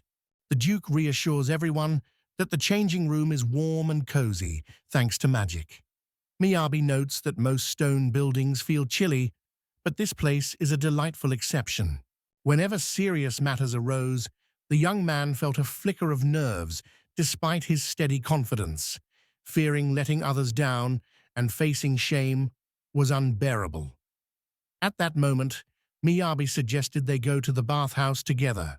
A grand glass dome rises where a simple ceiling once was, flooding the room with light. Through the windows unfolds a breathtaking panorama, the sky melting into the lush embrace of treetop canopies. Sunlight floods the Lord's private baths, casting a golden glow on blossoms and foliage. The Duke admires his reflection, while Verdinet, awestruck by the splendor, is deeply moved. Behind them, the attendant stands tall and confident. Before the sovereign begins his inspection, the young man, granted permission by Transvardini, eagerly wishes to address him with a few heartfelt words. Welcome to a next-generation relaxation zone, where tranquil wood architecture and sculptures create a harmonious escape. Beyond the glass wall, a lush greenhouse garden enhances the sanctuary's serene atmosphere. Karen noticed how the delicate air bubbles from the tiny stone blocks felt like a jacuzzi massage. Even with just 5,000 cubes, the boy was sure the intense sensation would soon overwhelm him. 4 statues of goddesses encircle the bath from every side. Once reserved and motionless, the stone figures have now transformed beyond recognition. The young man can't help but recall how this room looked before its renovation. After finishing their work, the boys built 4 unique hot springs and a stunning greenhouse for year-round enjoyment. Guests could choose an open-air bath, healing soak, rice field pool, or a luxurious grand jacuzzi. The master laughs, recalling how unexpected spring issues arose but were resolved. Miyabi bows and sincerely apologizes for the overflow that forced everyone to completely rethink their plans. Bewildered, Mellerid knows confirmation won't be easy. Curious if the boys already suspect, he hesitates, but Miyabi gently smiles and urges him to set aside his worries and discover the truth for himself. Raising his gaze, the boy signals to the figure perched atop the glass dome, the very one he had just called out to for help. Once their work passes inspection, Miyabi will need hands-on support. Smiling under the kichifu, the youth reassures, "Don't worry, everything is safe with them." After all, they are one team, working together as a unit. United in effort, they hefted the heavy black fabric and, straining beneath its weight, draped it across the entire dome. As thick darkness settled around them, the Duke felt certain. Nothing during the inspection could possibly surprise him now. After all, the blueprint had already revealed everything to him. The Lord's estate sprawls, bathhouses glowing softly under lantern light. Everything radiates quiet luminescence. Melared, overwhelmed by serene harmony, feels a surge of grateful wonder. Miyabi said the bathhouse statues were dismantled, with Verdini's approval and Trenz's discretion. The young man saw them as masterpieces and felt their memory should at least be preserved. Transfardini embodies pure simplicity. Every detail aims for ultimate comfort, with a fresh design inspired by nature and a heartfelt tribute to the visionary architect behind its original concept. Genuine joy blossoms across Duke Trenz's face, certain at last that he has discovered the very style he'd long dreamed of. His eyes now shine with excitement as they linger on Dini, brimming with admiration. Beneath the gentle shimmer of the bathhouse's nightlights, the master turns to his apprentice, gratitude shining in his eyes as he thanks him for a job well done. At first, Miyabi treated the assignment with little seriousness. The boy simply wanted to observe true masters at work. That's all he really cared about. The idea that anyone might actually depend on his abilities never even crossed his mind.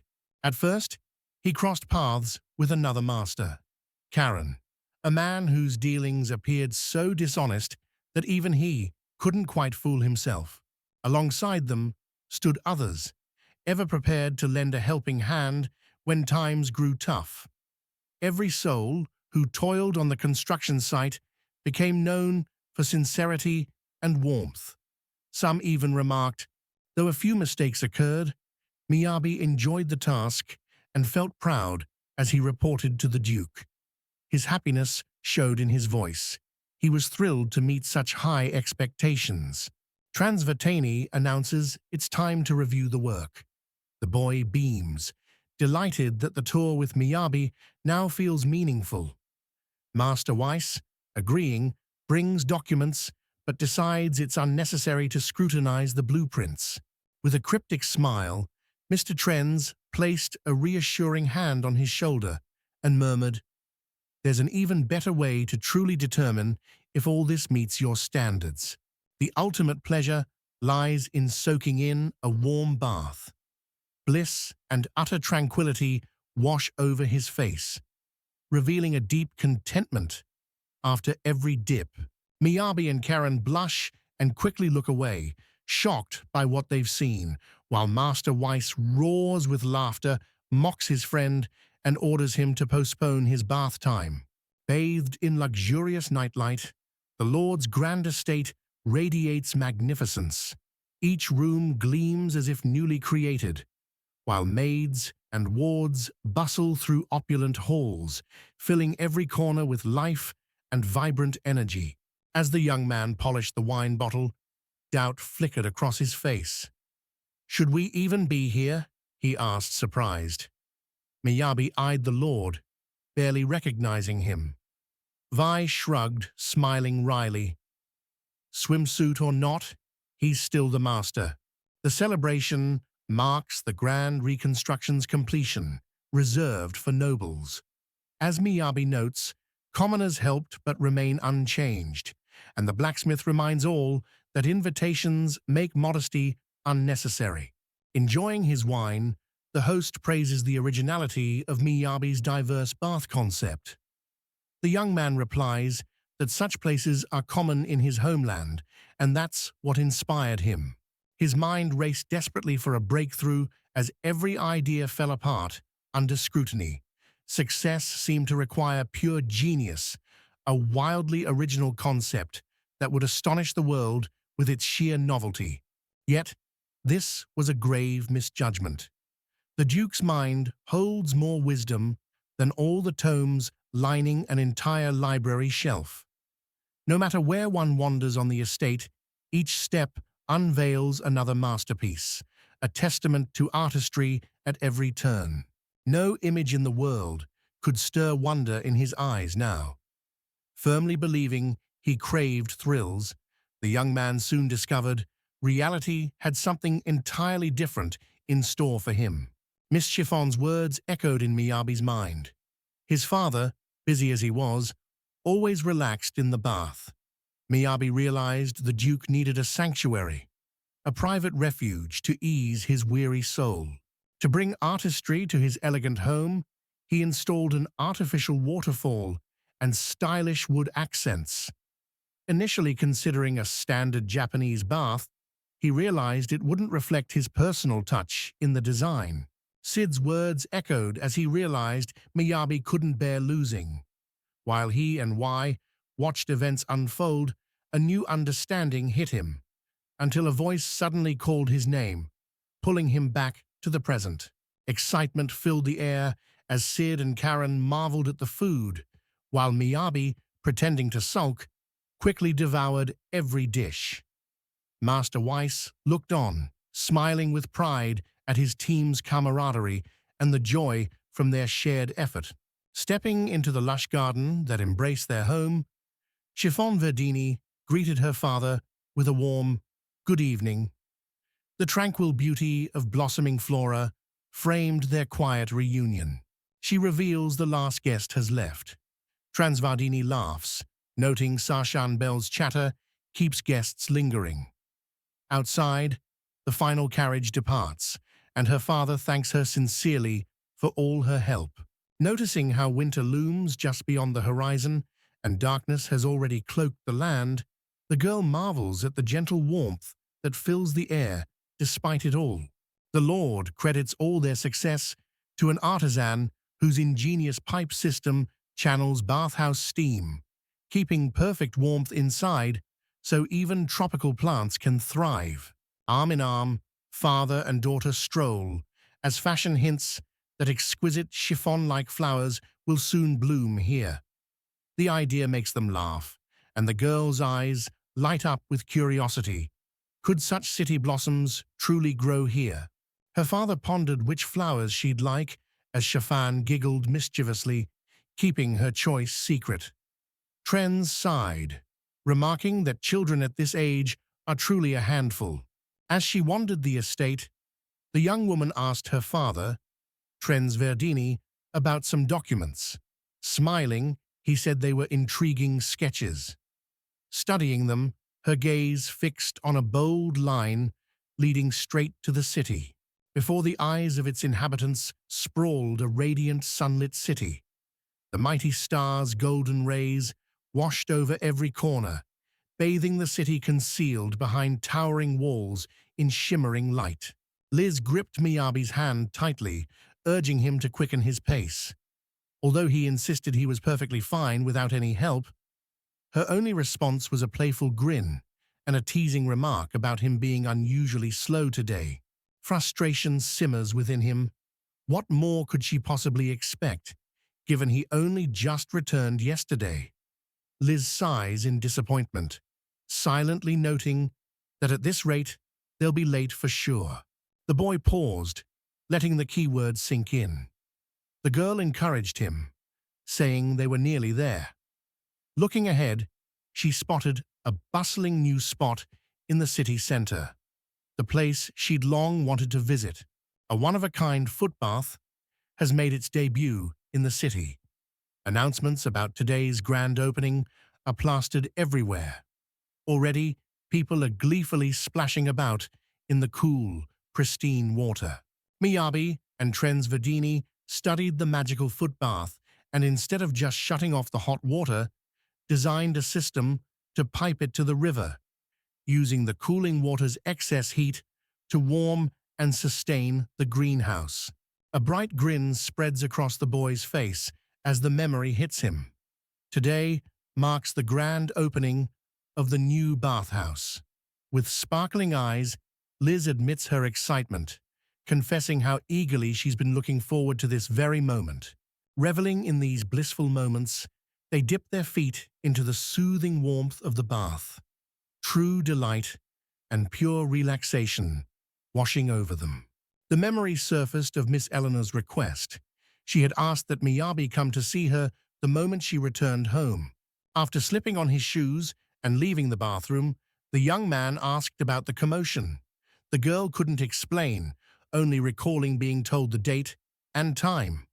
Suddenly, he realized why she had rushed to get there. The joyful mood vanished, replaced by a heavy, oppressive tension that left faces solemn and still. Only Eleanor-san remained composed, smiling calmly as the weary guildmasters sighed, resigned to the unfolding scene. Once the subordinate had left, the master noted with a hint of concern that the young man had been working without any official permission from either the Adventurers Guild or the Artisans' Union. On hearing the words, the boys humbly sought Guildmaster Zion's forgiveness. Shocked by the turn of events, one admitted remorse for not foreseeing the consequences, and Liz earnestly apologized for not considering every outcome. Zion refutes their accusations, insisting that they are more victims in this situation than anything else. With a hint of reassurance, he suggests that if they remain vigilant from now on, no consequences will follow. It turned out that Mr. Weiss himself was the source of all the misfortune. The master notes rumors about this man's unconventional methods. The blacksmith says paperwork is Zion's responsibility. If the master has questions for Mr. Weiss, he should speak to him directly before involving others. Zion reminds them not to forget his words, but then unexpectedly confesses that the reason he gathered everyone here is entirely different. The children, caught off guard, cannot hide their surprise. The Adventurers Guild head hands the young heroes their commission. As a hush falls, they realize it's time to meet their mysterious client face to face. The start of their extraordinary journey. Through the carriage window, Miyabi sees the Duke of Transvardini's opulent residence, recently departed from. Bathed in golden afternoon light, the gracious Duke warmly welcomes his servants, radiating genuine kindness. Zion merged into their group. Geminos, Miyabi, and Liz never dreamed anyone would dare approach Malored so directly. Their jaws practically hit the floor in astonishment, and soon enough, the friends began whispering excitedly among themselves. The boy, puzzled, asks if meeting nobles is really common. Liz, irritated, insists it's not, and questions his view of aristocrats. She'd warned of influential contacts, but not at this level. Meanwhile, the guildmaster appears behind them, imposing. Zion delivers a sharp smack and rebukes them for disrespecting the Lord. They mumble quick apologies, eyes downcast in shame, while Trens stands silently nearby, observing everything. Liz bows gracefully and introduces herself as a wandering traveler, honored to meet the Lord. Mr. Verdini dismisses formalities, urging her to feel at home and completely at ease under his roof. He recalls how Miyabi's craftsmanship recently amazed him, while Mr. Weiss admitted his true passion is adventure, and the Lord showed great interest in meeting his companions. Embarrassed, the girl confessed to feeling plain next to Miyabi, but Trens cut in, rejecting false modesty and acknowledging her achievements while noting her lack of social finesse. Meanwhile, Zion quietly slipped out unnoticed. The Duke of Transverdini entrusts them with a vital mission: to escort and protect his daughter during a perilous 600-kilometer journey from the capital. Yunak saw this as a great chance for Liz, but she protested. 2 companions weren't enough. She needed at least 2 more fighters. Lacking experience choosing adventurers, Liz reluctantly agreed to accept whoever the Lord hired. Stories of the girl's prudence had already reached Prince Rodini.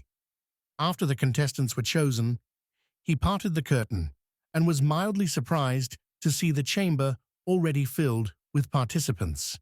The Duke assembled a formidable party, the A-rank adventurers known as Red Rock, and Mel, a skilled B-rank adventurer. Only one piece remained missing from their group, proving their worth stands as their ultimate trial. Legend whispers that the goddess of fortune possesses but a single lock of hair, and fate itself hangs upon whether these young men can seize that slender thread of opportunity, or lights up the boy's face, unhidden and pure, while Liz drifts into the depths of her own reflections. Thoughts swirl around the group she has chosen, Red Rock, as she contemplates what it will take to secure the rank she so desires. An unexpected order arrived to escort and protect none other than the Duke's daughter, Chiffon Verdini. The journey's end lay 600 kilometers ahead. The Royal Academy of Magic, a magnificent bastion of wisdom nestled in the very heart of the capital. The elite security team already complete, Liz and Miyabi found themselves sidelined. To keep them occupied, a vague and almost ridiculous assignment was invented, a task that seemed to exist solely to test whether they could prove their own worth. After visiting the Duke's subjects in Transverdania, the boys returned to the Adventurers Guild Hall. The girl, visibly distressed, stared at the ground and walked in silence, deliberately avoiding her companion. Ever since their departure from the Lord's estate, a shadow of unease seemed to settle over the girl's heart, a shift that did not escape the boy's attentive gaze. Miyabi, eyes curious, gently asked Liz if she really wanted the assignment, reminding her they could still back out. Liz firmly refused, saying chances like this were rare and she didn't want to miss the opportunity. Admitting unease, a shadow flickers across her expression. About to reveal details on the Crimson Ravine faction, she noticed Eleonora and approached, saying the guildmaster had sent her. Eleonora greeted her politely and suggested they first handle a few formalities. A warm greeting escapes her lips, for receiving a personal commission from a duke is a rare privilege indeed. Once again, the children astonish her with their endless capacity for surprise. Liz protests, insisting that if anyone here deserves admiration, it's Miyabi, not herself.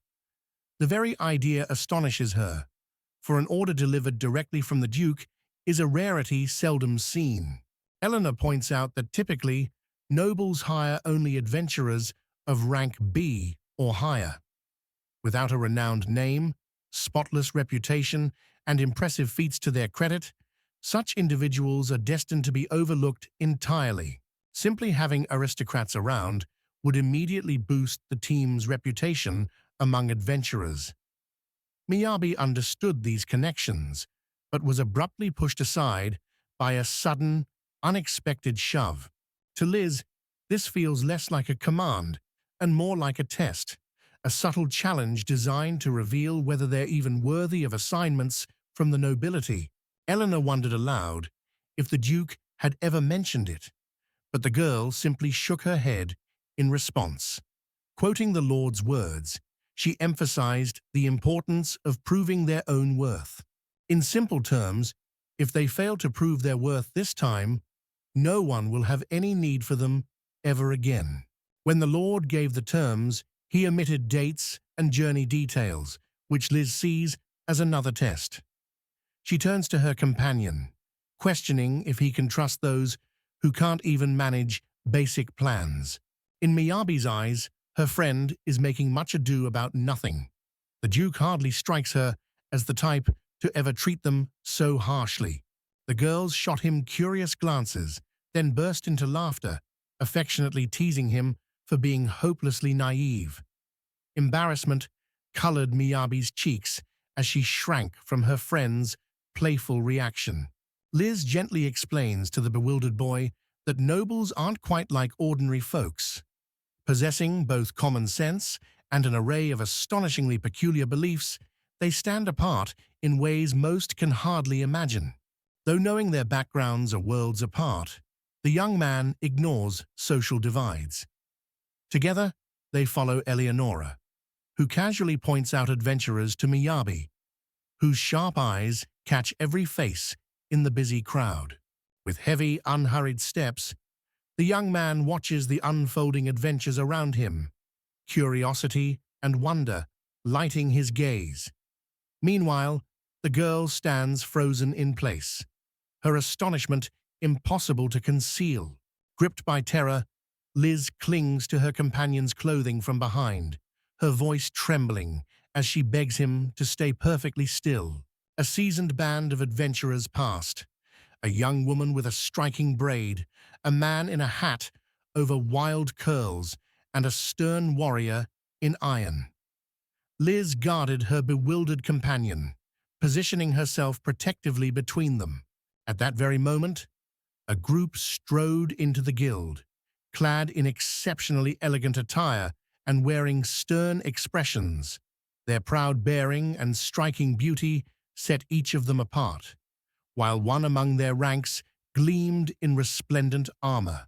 Miyabi's cheeks flushed with astonishment when he saw the newcomers. Behind him, Liz shrank back, trembling in silence. Miyabi marveled at their formidability, then glanced at Liz, surprise flickering again across his face.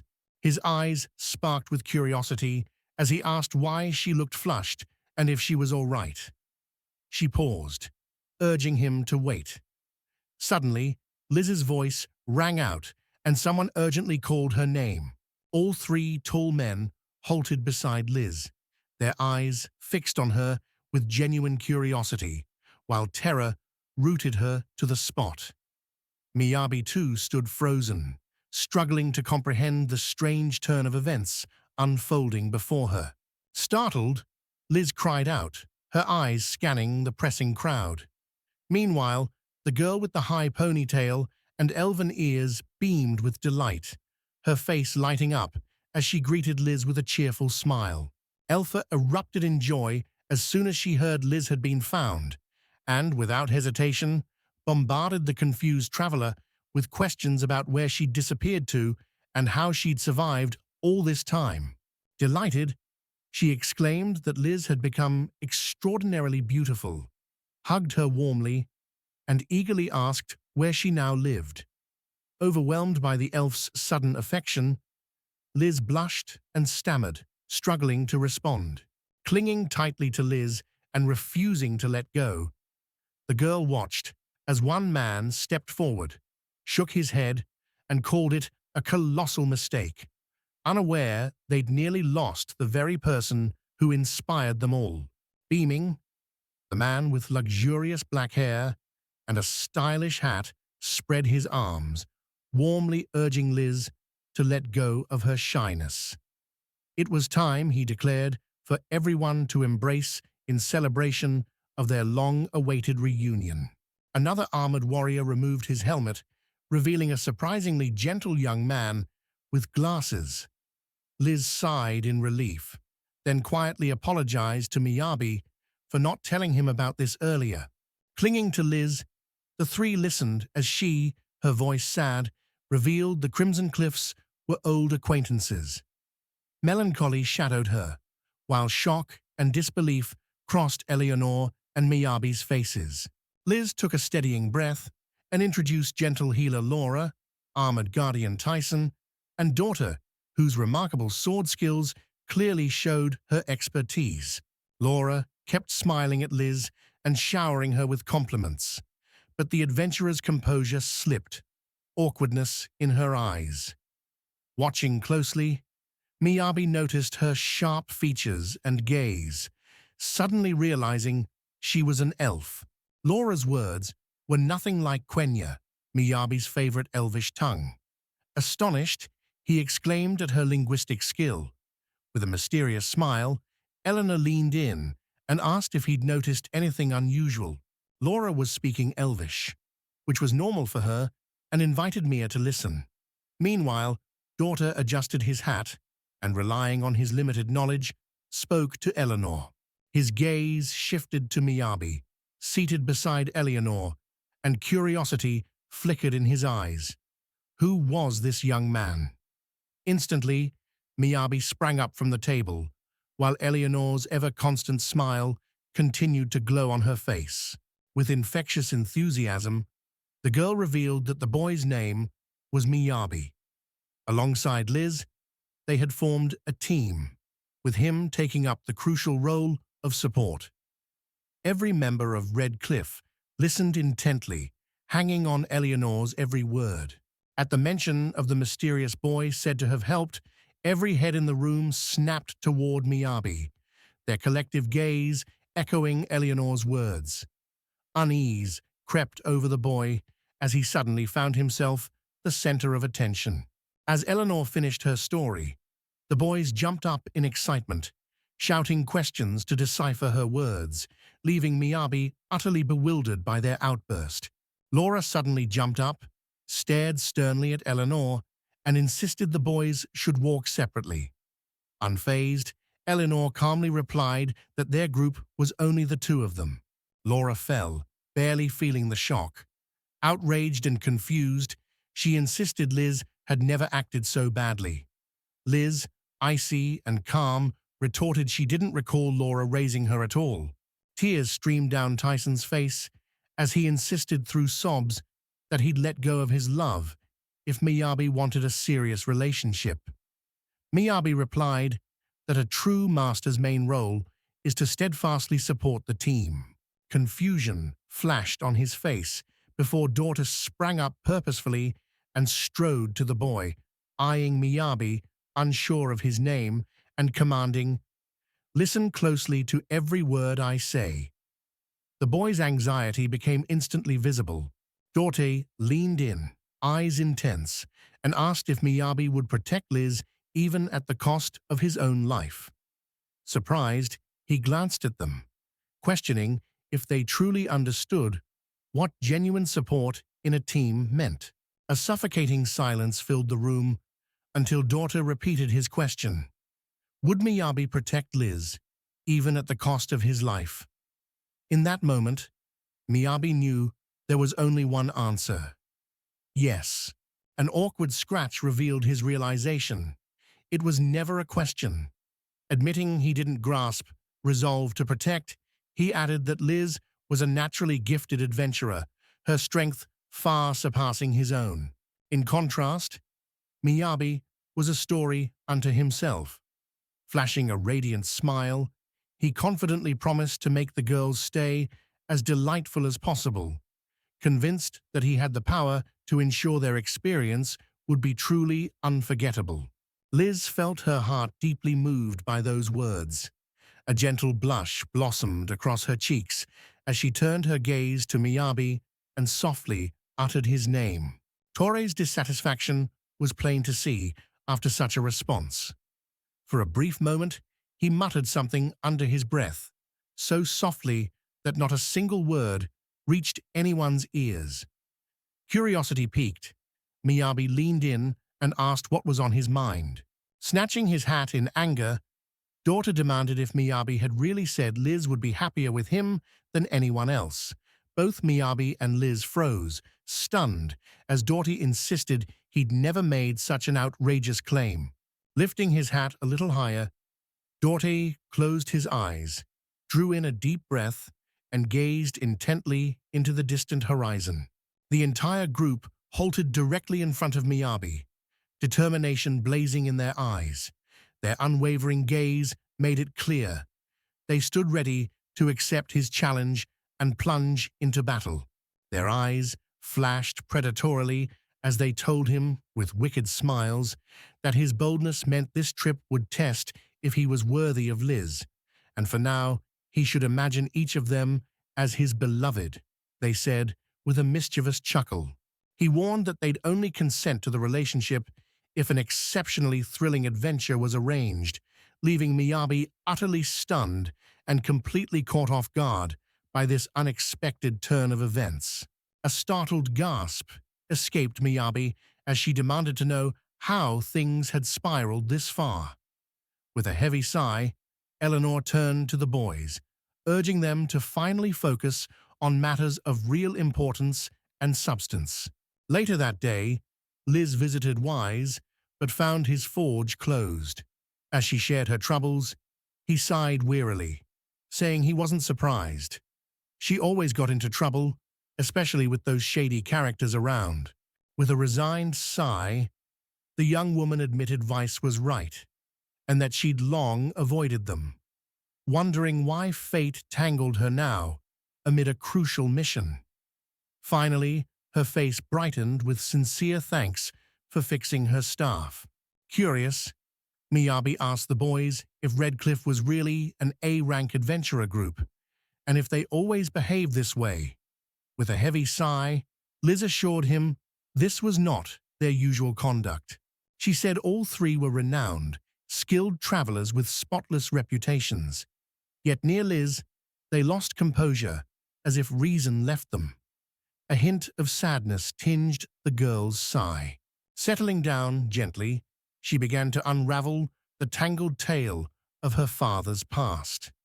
As her story unfolded, it became clear that he too had once stood among the ranks of the Red Cliffs participants. As the girl confided in Miyabi, memories resurfaced of their childhood play during breaks, with echoes of laughter and joyful smiles still vivid and warm in her mind despite the passing years. Back then, Liz found nothing surprising in their kindness. Wrapped in their care, happiness blossomed inside her. An awkward smile flickered across the girl's face as she quietly added that their lives had been going well, at least until 8 years ago when her father lost his life during a mission. In that moment, a memory flashed through Miyabi's mind.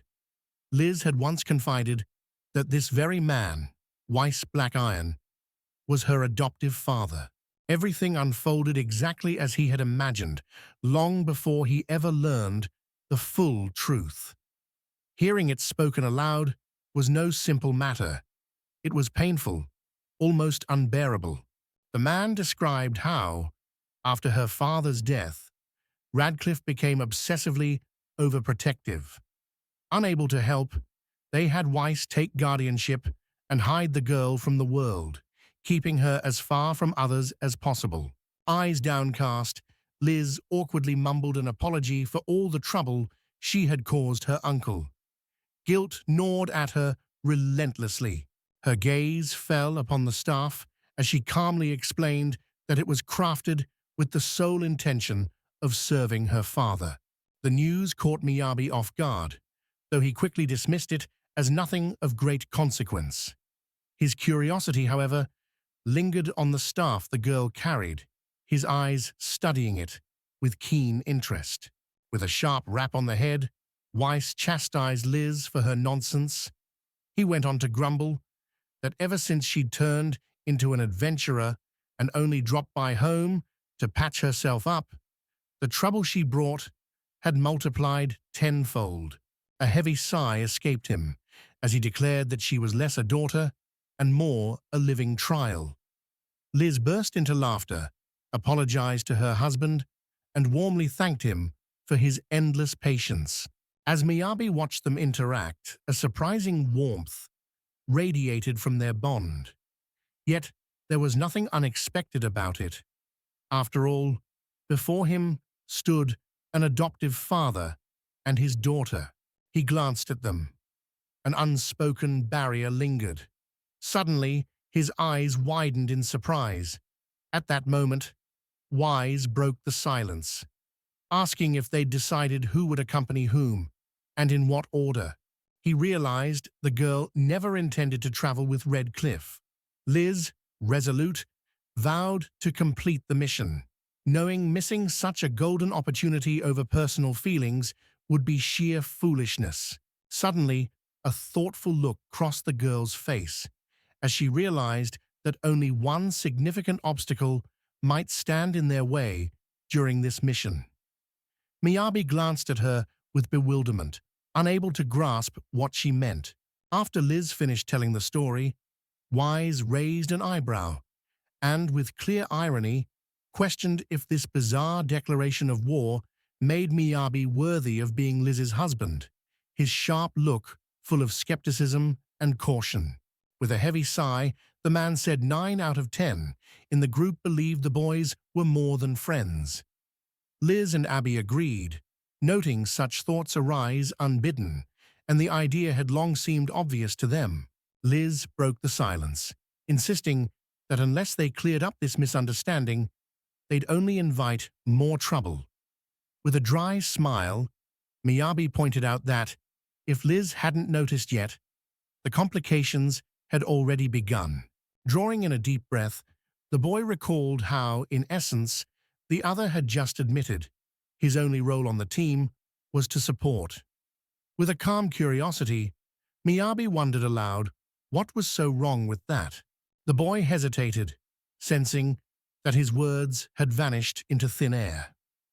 Liz let her hands fall to her sides, offered a gentle smile, and turned to me, Yabi, remarking that he was far too trusting. With a frosty glare, she fixed her eyes on him, and, her words laced with bitter irony, remarked that if only they had heeded her warnings, she never would have needed to flee. In response, Miyabi raised a curious question. A sudden inspiration struck him, and he implored her to linger just a moment longer, eager to summarize some of the insights they had gathered. After analyzing their predicament, Miyabi realized they'd fallen into a trap designed to push them together. With icy composure, Liz announced it was time to act.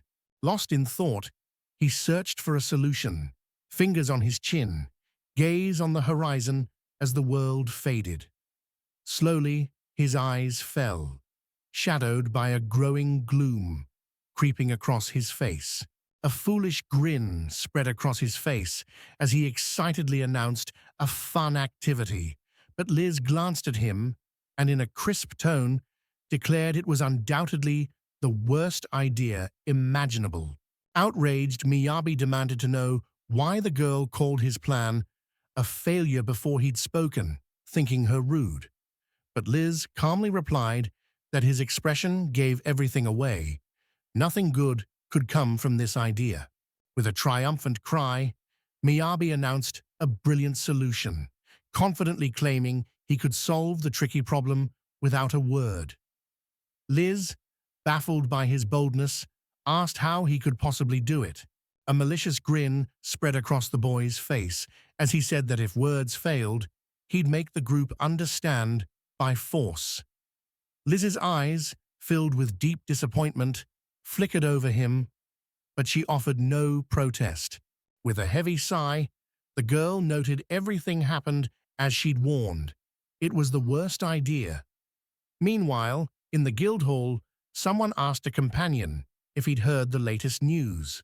The group excitedly discussed Redcliffe's visit, recalling seeing them. Another girl, shocked, asked if it was true, lamenting she missed her idols because her late shift kept her, a devoted fan, from seeing them in person. Silently, Eleanor watched the scene unfold, her ears tuned to the girls' conversation. Lowering her gaze, she drifted deep into thoughts of the Crimson Cliff. Suddenly, a cautious knock echoed at her chamber door.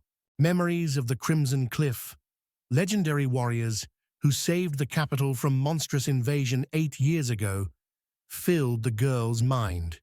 Their heroic deeds brought glory and reverence. Few hadn't heard tales of their valor.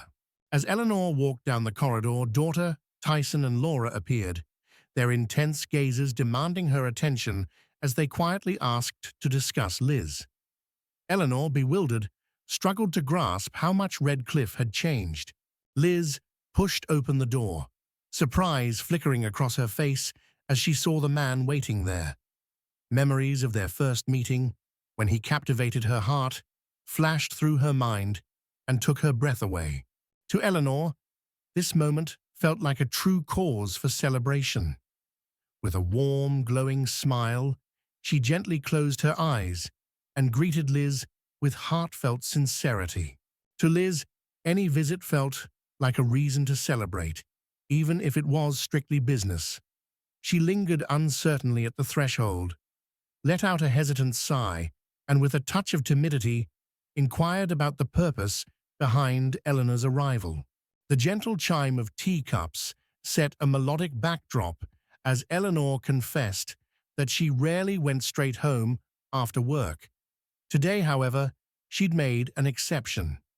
Liz, seated beside her, simply shrugged. Such details held no importance for her. In that moment, uncertainty flickered in their eyes as the boy and girl locked gazes, yet urgency propelled them forward. A silent nod passed between them, sealing an unspoken understanding. Clutching the chocolates, Miyabi hesitated before apologizing, sheepishly admitting her mistake and asking forgiveness.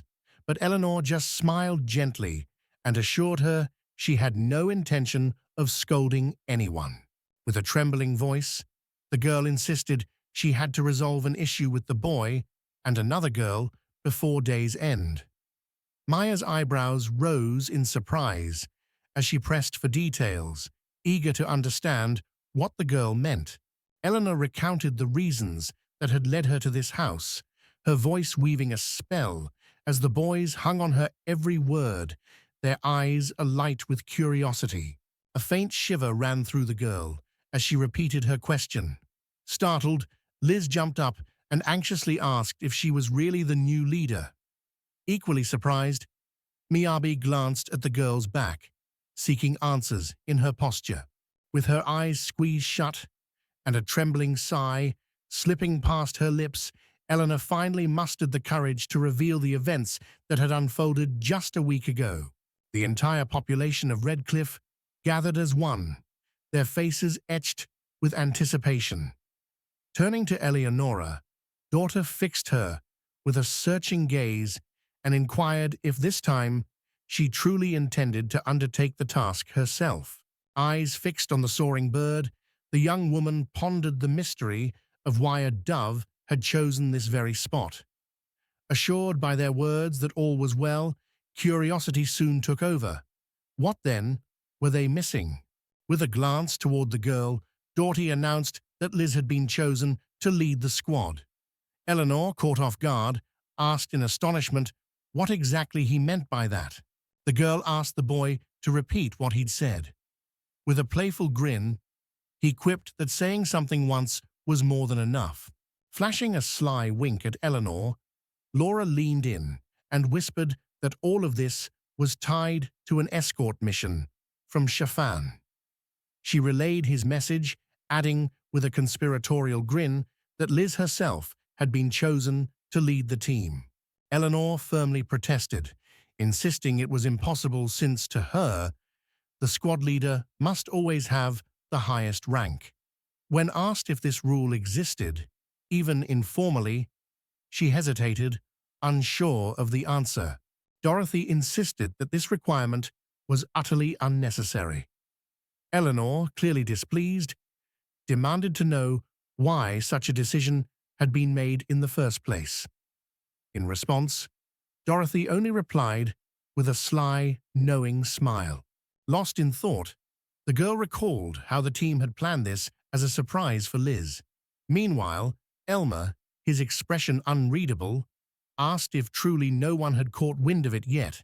Liz burst out, insisting that with A and B ranked individuals among them, making her the leader was far from necessary. Eleonora, unfazed, simply remarked that she'd said exactly the same thing. The young woman announced that she possessed documents verifying the client's authorization, leaving them no option but to give in. Liz hesitated, confusion clouding her thoughts as she prepared to protest. Liz stood tall, declaring the Duke had allowed such disrespect toward the noble boys. With bitterness, Eleanor confirmed this truth. and as gloom fell, Miyabi softly spoke to ease the tension. The man began explaining that this position required an extraordinary sense of responsibility. He assured her that this was precisely what the Duke desired. Intrigued, Miyabi leaned in and asked if that was truly the case. With a spirited shout, the boy said the task ahead would require all their strength. Liz, expression unreadable, turned to Miyabi and sharply demanded to know if her resolve was genuine. The girl described how the renowned first-class Red Guild had elevated a C-rank adventurer to the top ranks. Miyabi listened intently, curious but unable to identify the person, her eyes full of wonder as she pondered the mystery. With curiosity sparkling in her eyes, Liz asked the bewildered boy just how high he thought their expectations had soared. Furrowing her brow, she drew in a deep, steadying breath. With a heavy sigh, the girl wondered in silence why they wasted their time on such pointless tasks. Meanwhile, Duke Transvardini settled comfortably into his study. Reclining behind a grand mahogany desk, he inquired about the latest developments in the confirmation process. Spinning around to face the girl before him, the man locked eyes with her. In silent submission, Alicia absorbed every word the Duke uttered, her gaze unwavering. Word had come from the guard, relayed with utmost respect by Alicia, that a pressing curiosity lingered among them. They longed to uncover the real reasons for entrusting such a crucial position to someone with no prior experience. Resting his chin thoughtfully on his hand, Duke Transvardini discussed Redcliffe's proposal with measured interest. The fervent show of support for the plan had clearly piqued his curiosity, drawing out a spark of genuine intrigue. In silence, Alicia endured the man's words, her expression tightening ever so slightly. Afterward, she offered a quiet apology for her earlier boldness. The girl insisted that if the man joined the game, he must prioritize the young lady's safety. Meanwhile, Alicia warned him, relying only on the Red Cliff, despite warnings, would surely lead to disaster. The girl's words faltered mid-sentence, as Transvardini shot her a glance cold enough to freeze the breath in her lungs.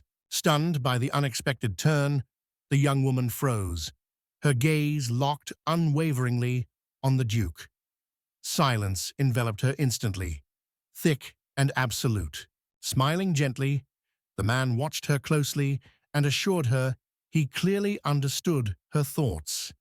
He said she was recalling Madame Chaffan and admitted he shared those feelings. Rising, he said he had more to tell her. As Duke Transvardini strode past Alicia, he tossed her a pointed remark, urging her to refrain from unnecessary flights of fancy. His firm voice made it clear. Her sole focus should be on carrying out her duties. Nothing more. Some time had passed since then. As the first rays of sunlight crept over the horizon, a carriage rolled gracefully up to the manor. The carriage, accompanied by attendants, halted before the tall gate. Liz emerged looking weary, while Miyabi stepped out beside her, his irrepressible grin making him appear to shine from within. A girl stood before the boys, sighing softly as she spotted Mel. Miyabi excitedly called her name and hurried over. Mel turned to Miyabi and Liz, surprised they came. The young man asked if this was all she'd brought. Mel studied Miyabi's eyes for sincerity, then jokingly gave him her bag, calling him her assistant and trusting his help. Miyabi smiled with delight, and their playful exchange drew curious whispers from passers-by. Miyabi's gaze darted away, tension flickering across his face as he wondered if the Red Cliff itself was closing in. At that moment, a group strode confidently down the street, oblivious to all around them. Dorte strode up to the boy, dropped an enormous sack before him, and, in his deep voice, admitted to me he'd gone overboard shopping. The stunned boy couldn't take his eyes off the mountain of luggage. Laura followed daughter to Miyabi, greeting him with a warm smile and playful wink. She set down an enormous bag, laughing and admitting she might have gone a bit overboard herself. Following the others, Tyson approached Miyabi. Without a word, she fixed her gaze on him and quietly set an even larger bag before him.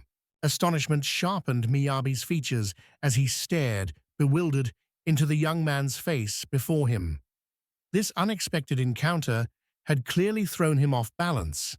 At that moment, Liz burst in with resolve, shouted for everyone to stop, and deftly rapped daughter, Laura, and Tyson on the head, while Miyabi stood on the sidelines, wide-eyed with astonishment at the scene. Outraged, Liz berated the Red Cliff members, glaring at daughter as she demanded why they wore bizarre head ornaments and spoke so repulsively. Daughter, unfazed, just smiled faintly and calmly said he'd rather keep that to himself. Doughty, echoing Laura Anderson, softly admitted she wished to be like Liz. The others watched Liz with clear admiration. And overwhelmed, Liz joked hesitantly that even her patience had its limits. Suddenly, daughter pointed to the side and declared that this would be the first trial. Turning to his assistant, he remarked that true adventurers should never trouble themselves with the burden of baggage. Standing beside an enormous sack, he jeered and insisted the boy carry his own belongings, mockingly dubbing him a meat slab. Doughty scrutinized the boy, silently acknowledging that this could only work if he actually managed to carry all those things. Miyabi eyed the adventurer skeptically, a mysterious smile on his lips, wondering if this bold soul truly meant to provoke him with that nickname. Liz watched warily, surprised at how unusually cheerful he seemed. With quiet confidence, Miyabi approached Dorite, who observed the boy in silence, his gaze unwavering. A heavy tension hung between them, so dense it almost crackled in the air. A shadow crossed Miyabi's face as he narrowed his eyes at the man, slowly raising his hand and aiming it. Instantly, Doughty's massive bag vanished without a trace, and the man screamed in terror as horror overtook him. Laura sprang up and rushed at Miyabi, desperately demanding her things. Miyabi met her stare, extended a hand, and suddenly Laura's bag vanished, making her scream in shock. Tyson's gaze shifted to the young man, confusion and tension in his eyes. The boy, wearing the same troubled look, gathered his things. Suddenly, the man erupted in a shout, unable to contain his emotions any longer. The whole Crimson Cliff crew gathered, excited and curious, whispering in awe at how the boy fit all his belongings in his inventory. The adventurers confirmed the rumors were true, as Miyabi watched from a quiet corner, detached. At that very moment, a stranger approached the suspicious band of adventurers. Each member of the Red Cliffs team was called out by name. Daughter, Tyson, and Laura stood frozen beside Fell, their faces etched with silent resignation. Liz stood behind the boys, dissatisfaction on her face, and mocked whether such esteemed adventurers needed so much baggage. Surprised by her sudden appearance, the young men froze, unsure how to respond. Laura and daughter spun around in terror. Liz, relieved by Miyabi's impressively spacious inventory, realized that without it, they would have had to drag a whole cart behind them. Frustrated, Liz urged Redcliffe to reconsider, with Miyabi silently nodding in support. Opposite them, Tyson, Laura, and Dorothy sat quietly, their gestures and earnest expressions reinforcing Liz's caution. With her eyes gently closed, the girl declared, "Since you were the ones who put my name forward for leader, it's only fair that you now give it your all." Dortai answered the girl without hesitation, a gentle smile lighting his face. Liz sighed, then turned her curiosity to Miyabi. As he called Miyabi's name to announce them, seriousness flickered in her eyes. A stately carriage arrived, revealing the esteemed Duke Transvardini, young Chiffon Vardini, the formidable guild leader, and ever-dutiful servant, Alicia, as its distinguished guests. With a determined look, Liz executed a swift, deep bow. Behind her, the Mebes froze in place, their seriousness matching her own. Liz introduced herself as the escort squad leader, pledging full responsibility for the dangerous 2-week journey and vowing to guide, protect, and support the group safely to the capital. With a playful grin, Trends joked to Dini that Alicia must be off on another adventure with her daughter. Shafan smiled warmly, expressing full trust and support, while Alicia bowed silently, her dignity evident in her quiet composure. The guildmaster approached Liz, his keen eyes catching the worry etched across her face. Meeting his gaze, she instantly recognized the commanding presence of the guild's leader. Zion raised the upcoming mission, noting that joining A-rank adventurers would let Liz hone her leadership skills. With a thoughtful look, he said he expected a thorough, insightful report from her upon return. Liz smiled warmly at the guildmaster, silently vowing to do everything she could. As their talk ended, the chains on the main gate suddenly whirred to life and twisted with unexpected force. Miyabi approached Liz by the newly arrived carriage, nervously asking about Mel. Unbothered, Liz explained Mel was preparing for the night and currently napping on the carriage roof. Shafan looked out the carriage window, searching for her father's reassuring presence. The Duke of Transredina reminded her not to forget her diary, and she smiled, silently promising to remember as the grand gates creaked open. A sizable crowd gathered near the fortress gates, marking the commencement of their very first escort mission. Anticipation hung in the air. An ordeal awaited them, one that promised to test every member of the group to their limits. After traversing a considerable distance, the boys paused in the heart of the forest, where radiant beams of sunlight filtered through the dense canopy overhead. This brief respite offered them a small but welcome break along their journey. Miyabi stepped gracefully from the carriage, pausing in awe at the stunning scenery. The boys, pleased to be on time, suggested a lunch break, which daughter eagerly agreed to, and Laura stretched contentedly, happily assenting.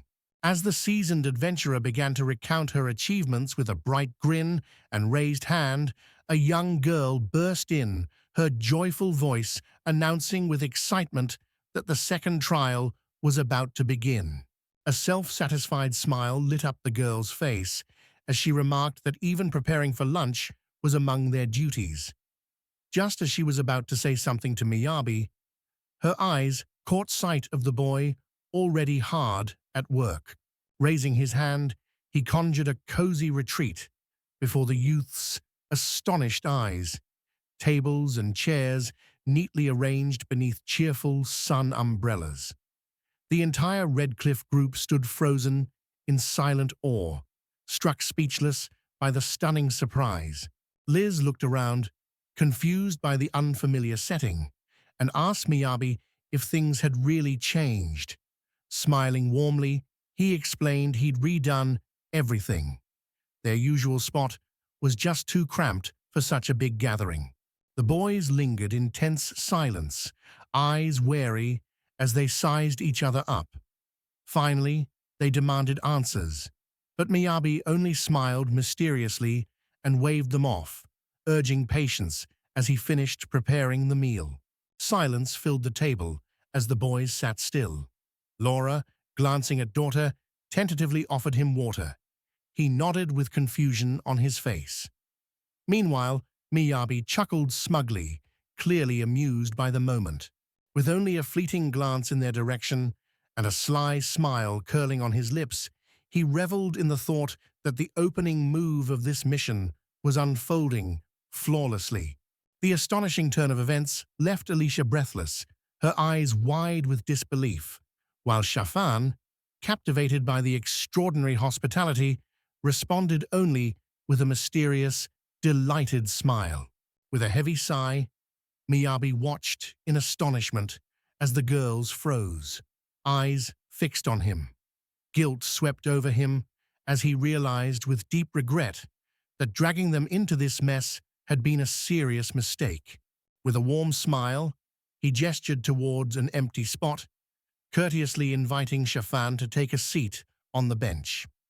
Turning his attention to Alicia, he offered her the same polite invitation, encouraging her to rest and settle in beside them. With practiced ease, the young man seated the unusually calm Chiffon on the bench and guided Alicia beside her. Alicia, still shaken, quickly regained her composure, only to be swept by another wave of astonishment. The girl leapt up, demanding why he set a place for her. Startled, the young man stammered he just wanted her to eat too. Flustered, Alicia quickly insisted she was only a servant. Suddenly, the Duke's daughter gently addressed Alicia by name, suggesting with a calming smile, "They trust Miyabi." Alicia was visibly unsettled.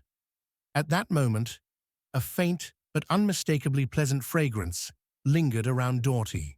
Miyabi approached their table with unhurried grace, carrying a freshly prepared dish whose tantalizing aroma filled the air, prompting Dortak to exclaim in delight upon recognizing the culinary marvel before him. Astonished, he realized the dish before him was indeed a creamy ragu. Miyabi's hearty stew with rich sauce and generous vegetable chunks, served with pillowy soft milk bread to complete the meal, left him in disbelief. In a sudden burst of energy, Portus sprang to his feet, exclaiming in astonishment at such an unexpected development. With curiosity brimming in his voice, he wondered aloud if this dish, too, had come from the supplies that boy carried. Thorns, indignant, retorted that such an outrageous statement was unheard of here. It was a mission. Meanwhile, Tyson tasted the dish and declared its flavor absolutely astonishing. Speechless with astonishment, Daughter and Laura exchanged glances before regaining their composure and attacking their food with newfound vigor.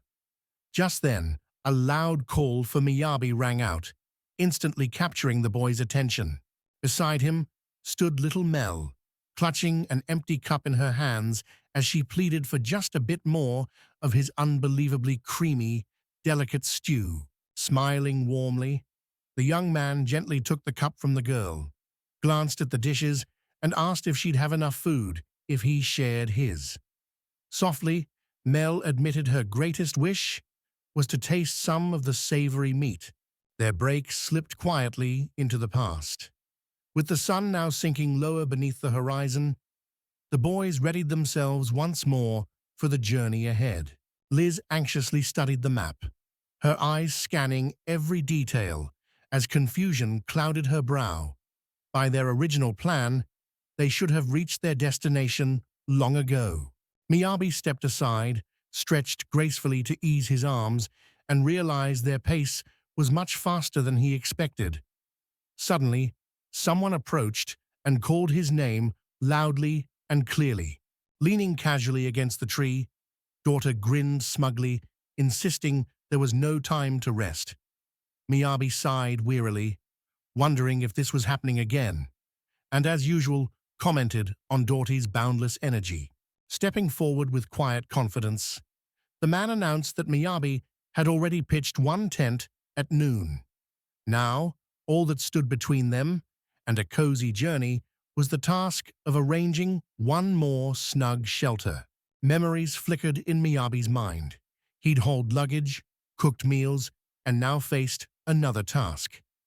Yet none of it bothered him. When Liz called, he sighed heavily, then reassured her with quiet resolve that all was fine. With a dramatic flourish, Daughter raised his hand and declared in a booming voice that the time had come for the third trial. He invited Miyabi to unveil the tent he had prepared for everyone.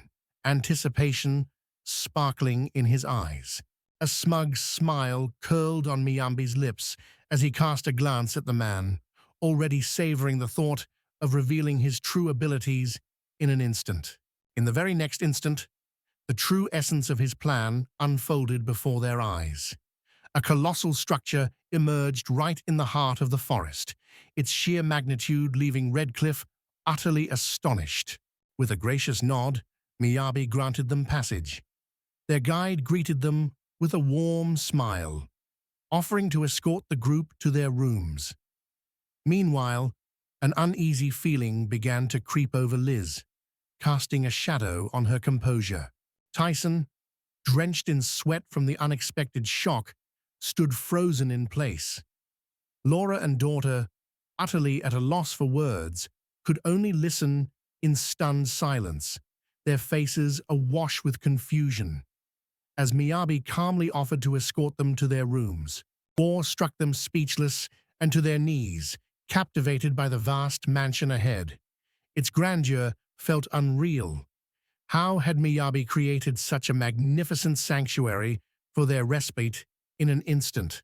Doughty impatiently demanded answers from Miyabi, eager to uncover the truth, but Miyabi just smiled cryptically and mentioned the house had private stables, until daughter suddenly interrupted, halting the revelation.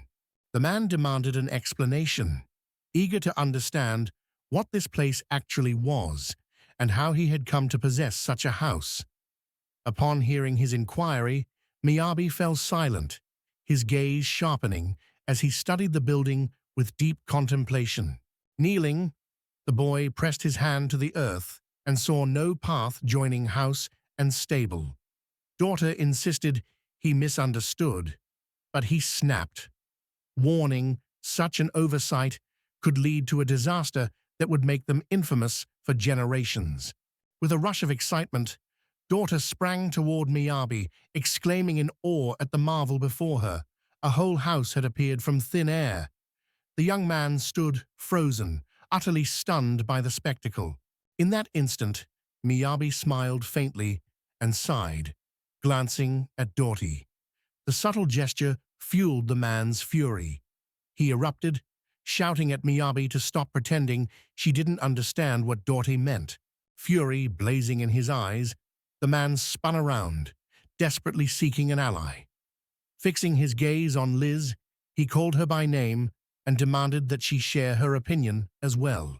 At that moment, Liz asked Miyabi to build a small passage and shelter on the roof. He politely and quickly complied, making all needed changes. Dorit was genuinely shocked, never expecting such a request. The three of them sank helplessly to the ground, uncertainty gnawing at their resolve. Perhaps they were the odd ones here. In a heartbeat, Miyabi spun around, her gaze landing on the tight-knit group of dejected adventurers clustered together. A smug smile played on Miyabi's lips, confident his nearly perfect plan would fool Team Redcliffe by faking normalcy, lulling them into a false sense of security and making them forget the game entirely.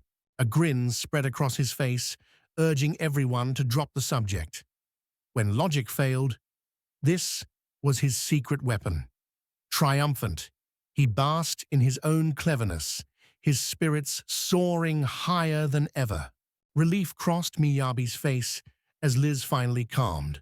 A welcome change after her recent anxiety had made her legs tremble. Amid the tension, daughter slowly stood, steadying herself against a nearby object. Shielding his face with a trembling hand, he insisted the contest was far from over. Meanwhile, Laura and Tyson, barely able to stand, shot Miyabi fierce, resentful glares, each struggling to quell the tempest of anger swirling inside. Doughty exclaimed the hut was just a primitive papier-mâché structure, hardly cozy. Liz sighed and replied that at least it had a roof for shelter from rain and wind, which was a rare comfort. Fully aware that every trial on their journey stemmed from relentless cold and unbearable hunger, hardships Miyabi had already conquered, Daughter planted his feet firmly on the ground, his mind straining to collect and organize his racing thoughts. He burst into the house with lightning speed, stunning Miyabi, and insisted with electrified enthusiasm that they must investigate. How could they trust their precious Liz to that person without knowing the truth? The moment the boys crossed the threshold, a hush fell over them.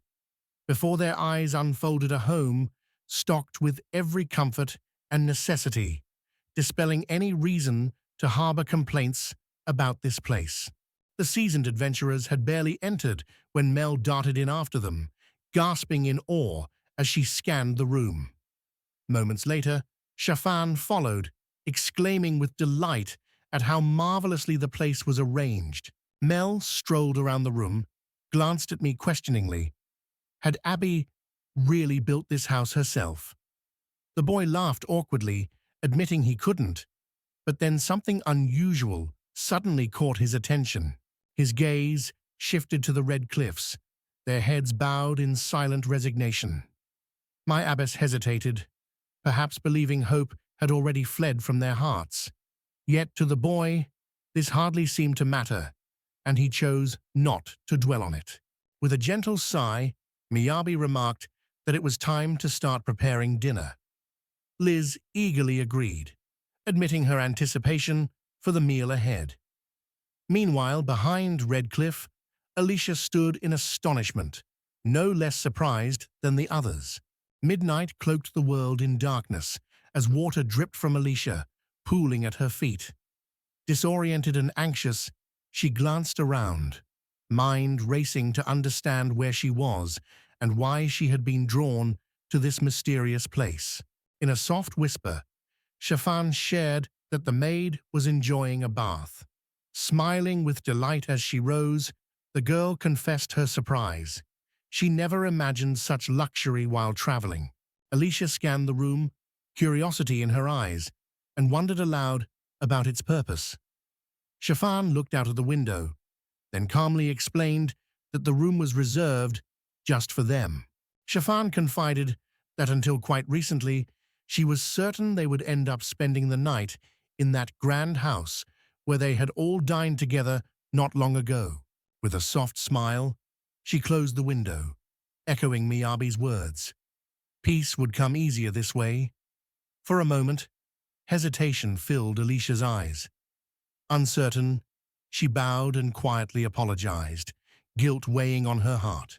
Dropping to her knees with a lost look, the young woman confessed she was powerless to help. Shafan nodded reassuringly, saying all was under control, and explained Alicia was likely just exhausted from her long journey as driver. Clenching her fist with quiet determination, the girl announced herself as nothing more than a maid. Bowing her head, Alicia murmured softly that her loyalty belonged solely to her lady. Never would she stoop to serve another. A sharp pang of guilt seized Alicia as she whispered her confession, admitting she felt utterly wretched. Shufan's gaze softened, brimming with gentle sympathy as he looked upon the maid. A warm smile spread across her face as she confessed that not once had she ever considered Alicia's work a failure, despite all the years that had passed since the young woman first began her service. Shafan sat beside Alicia, who knelt gracefully before her. In a gentle voice, she addressed her maid, Alicia Cavalieri, and warmly praised her dedication, then settled onto the bed, relaxing into its comforting embrace. Alicia gazed at Shafan, already curled up and dozing off, her thoughts drifting to the toll that travel exacts on the body. No matter one's birth, noble or commoner, she realized, such ordeals challenge everyone just the same. Clinging to a sliver of hope that nothing would change, the girl settled on the bed. Alicia noticed this mattress was softer than the manners. She lay stretched out, features tense, eyes ahead, lost in solemn contemplation. Alicia squeezed her eyes shut, certain her efforts were futile. Her mistress's reassurances offered little comfort. Alicia refused to show weakness, knowing indulgence was a luxury she couldn't afford. As sleep began to claim her, Alicia made a solemn vow. Tomorrow, she would return to the person she once was. Outside, a torrential downpour drenched everything. The girl, deep in thought, wished to regain her model servant status, while Mel kept vigilant watch in the relentless rain, eyes never closing, steadfast in her duty to protect them. The following day marked their second soaked in the relentless downpour. Fat raindrops drummed fiercely against the roof, filling the house with their ceaseless, echoing rhythm. As morning broke, Miyabi stepped outside and froze as torrents of rain poured down. Bewildered, he exclaimed at the unreal tempest. Suddenly, a girl appeared before him, startling him so much that he screamed in fear. Miyabi handed me a small towel, her eyes curious, as she asked if anything strange had happened. The girl assured her all was fine, yet a vivid memory arose, the Redcliffe boys snoring louder than the pounding rain. As the young man engaged in conversation with the girl, Liz approached us. She addressed me by name, Abby, breaking through the moment. Meanwhile, the young man turned back toward the girl, who informed him that the departure time had been changed. As they entered, Liz explained her plan to wait out the intense rain hammering the windows, making the boys hesitant to go outside. Carefully drying her hair, Liz shared her thoughts on what they should do next. With a grave look, the young woman told Miyabi that if the area's famously fickle rain stopped by midday, they would depart. Otherwise, they'd have to stay another night. The boy assured Liz he understood now. Just then, Mel turned to Miyabi, asked her what was happening, and Miyabi looked down, while the boy quickly said it was just breakfast. The girl fixed the boy with a sharp gaze, ready to say she deserved a reward after her hard shift, but her stomach rumbled loudly. Seizing the moment, the boy grinned and teased if she was craving something more satisfying. Next, Miyabi treated the girl to steaming black ramen with orc spices in rich pork broth. Muttering that this was a typical lunch, he gave in. Mel gazed at the bowl, eyes shining, captivated by its aroma and appearance. The girl, eyes sparkling with delight, eagerly savored each dish given to her, while Miyabi watched her awkwardly, unsure of what to think, and Liz stood behind him, visibly flustered and uncertain how to respond. Liz approached Miyabi, hands on his shoulders, smiling playfully as she praised how delicious it looked and teased him for a taste. Surprised, Miyabi nervously asked if such a hearty dish wasn't too much for breakfast. With an innocent smile lighting up her face, the girl glanced at the boy and wondered aloud what could possibly be so difficult. Miyabi, meanwhile, marveled inwardly at the astonishing capacity of teenage appetites. Once lunch had ended, the boys gathered around. With a weary sigh, Miyabi wondered aloud if it was finally time to rouse those sleepyheads. Casting a glance toward the rooms, he strode forward, raised his hand, and gave the door a gentle knock. As Miyabi and Liz arrived, the little house appeared. Their friends quickly called for Doughty, Laura, and Tyson, hoping to wake them, while rain softly streaked the window panes. Pausing at the towering doors, the young man looked both confused and displeased. Liz, adjusting her hood, wondered if he'd overdone the house, and Miyabi softly agreed it was possible. Turning to Liz, Miyabi confessed that he had suspected they might oversleep. However, the sheer extent of their slumber had truly caught him off guard. In the midst of their conversation, the door to the house suddenly burst open. There, breathless and flushed from haste, stood Alicia on the threshold. Miyabi and Liz spun around at once, their attention instantly drawn to her. With a friendly smile, the young man glanced at the girl and wished Alicia a good morning. Flustered, she quickly asked what time it was. Liz hurried to reassure her. The downpour had delayed their departure, so everything was still under control. A warm smile spread across the young man's face as he told Alicia they too had slept through Red Rock's events. Stunned, she echoed his words in disbelief and amazement. Had they really missed everything by sleeping? Miyabi announced that breakfast had been served in the dining hall. Turning toward Alicia, he caught her wide-eyed gaze. Her breath momentarily held in awed surprise.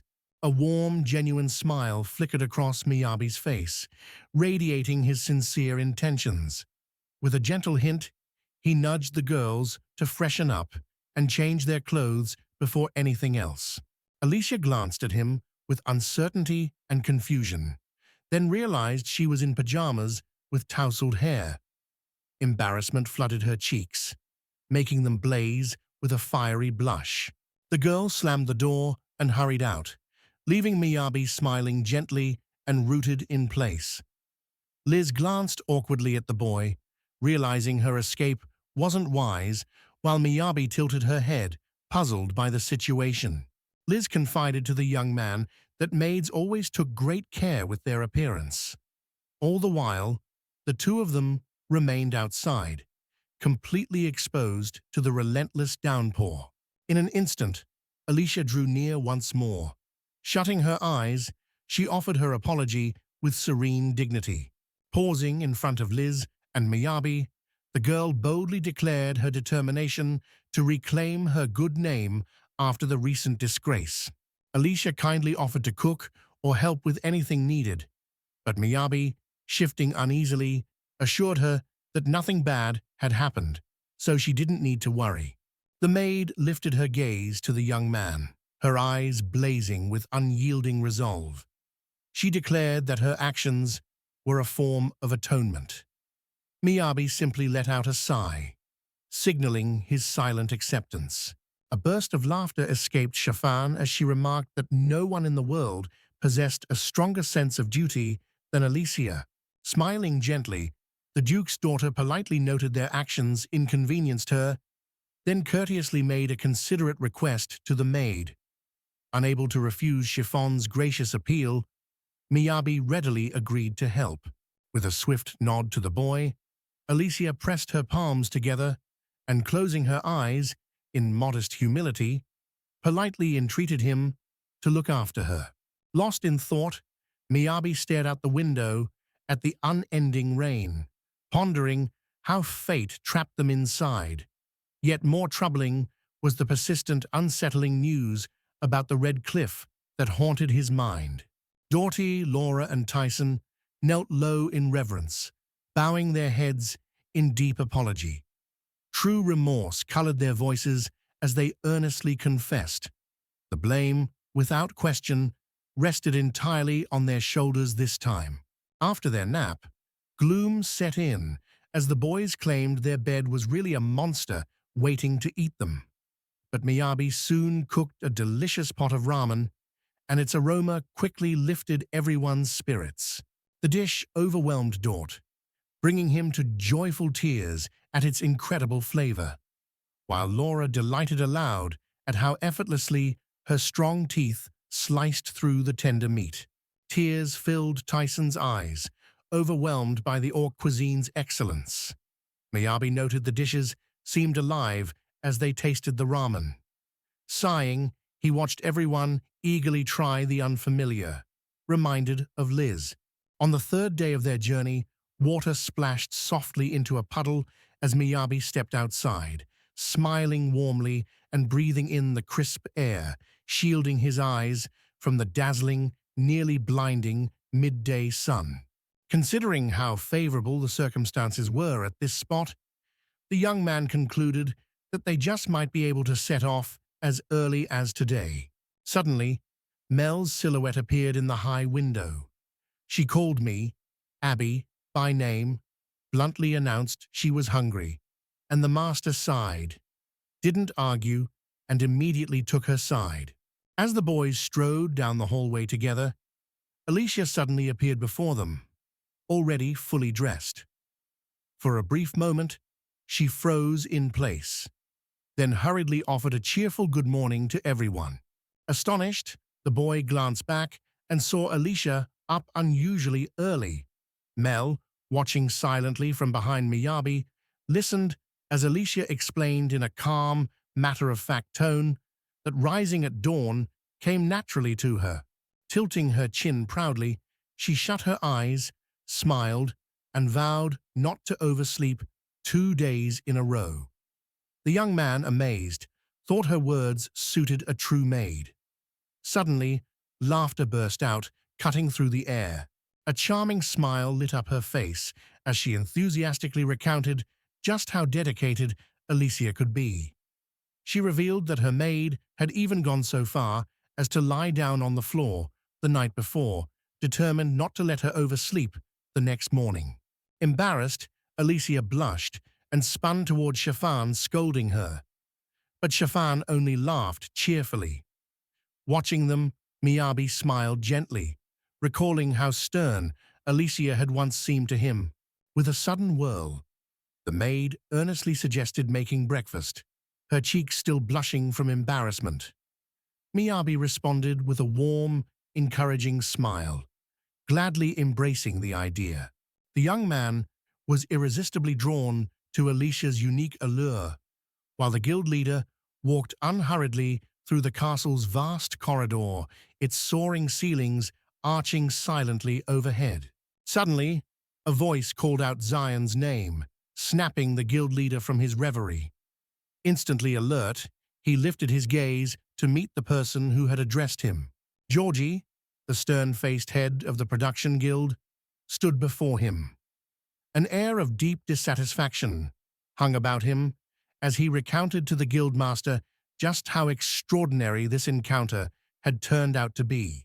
Drawing a little nearer to the man, Zion greeted Haohi with the respect his position demanded, his voice carrying a note of solemnity.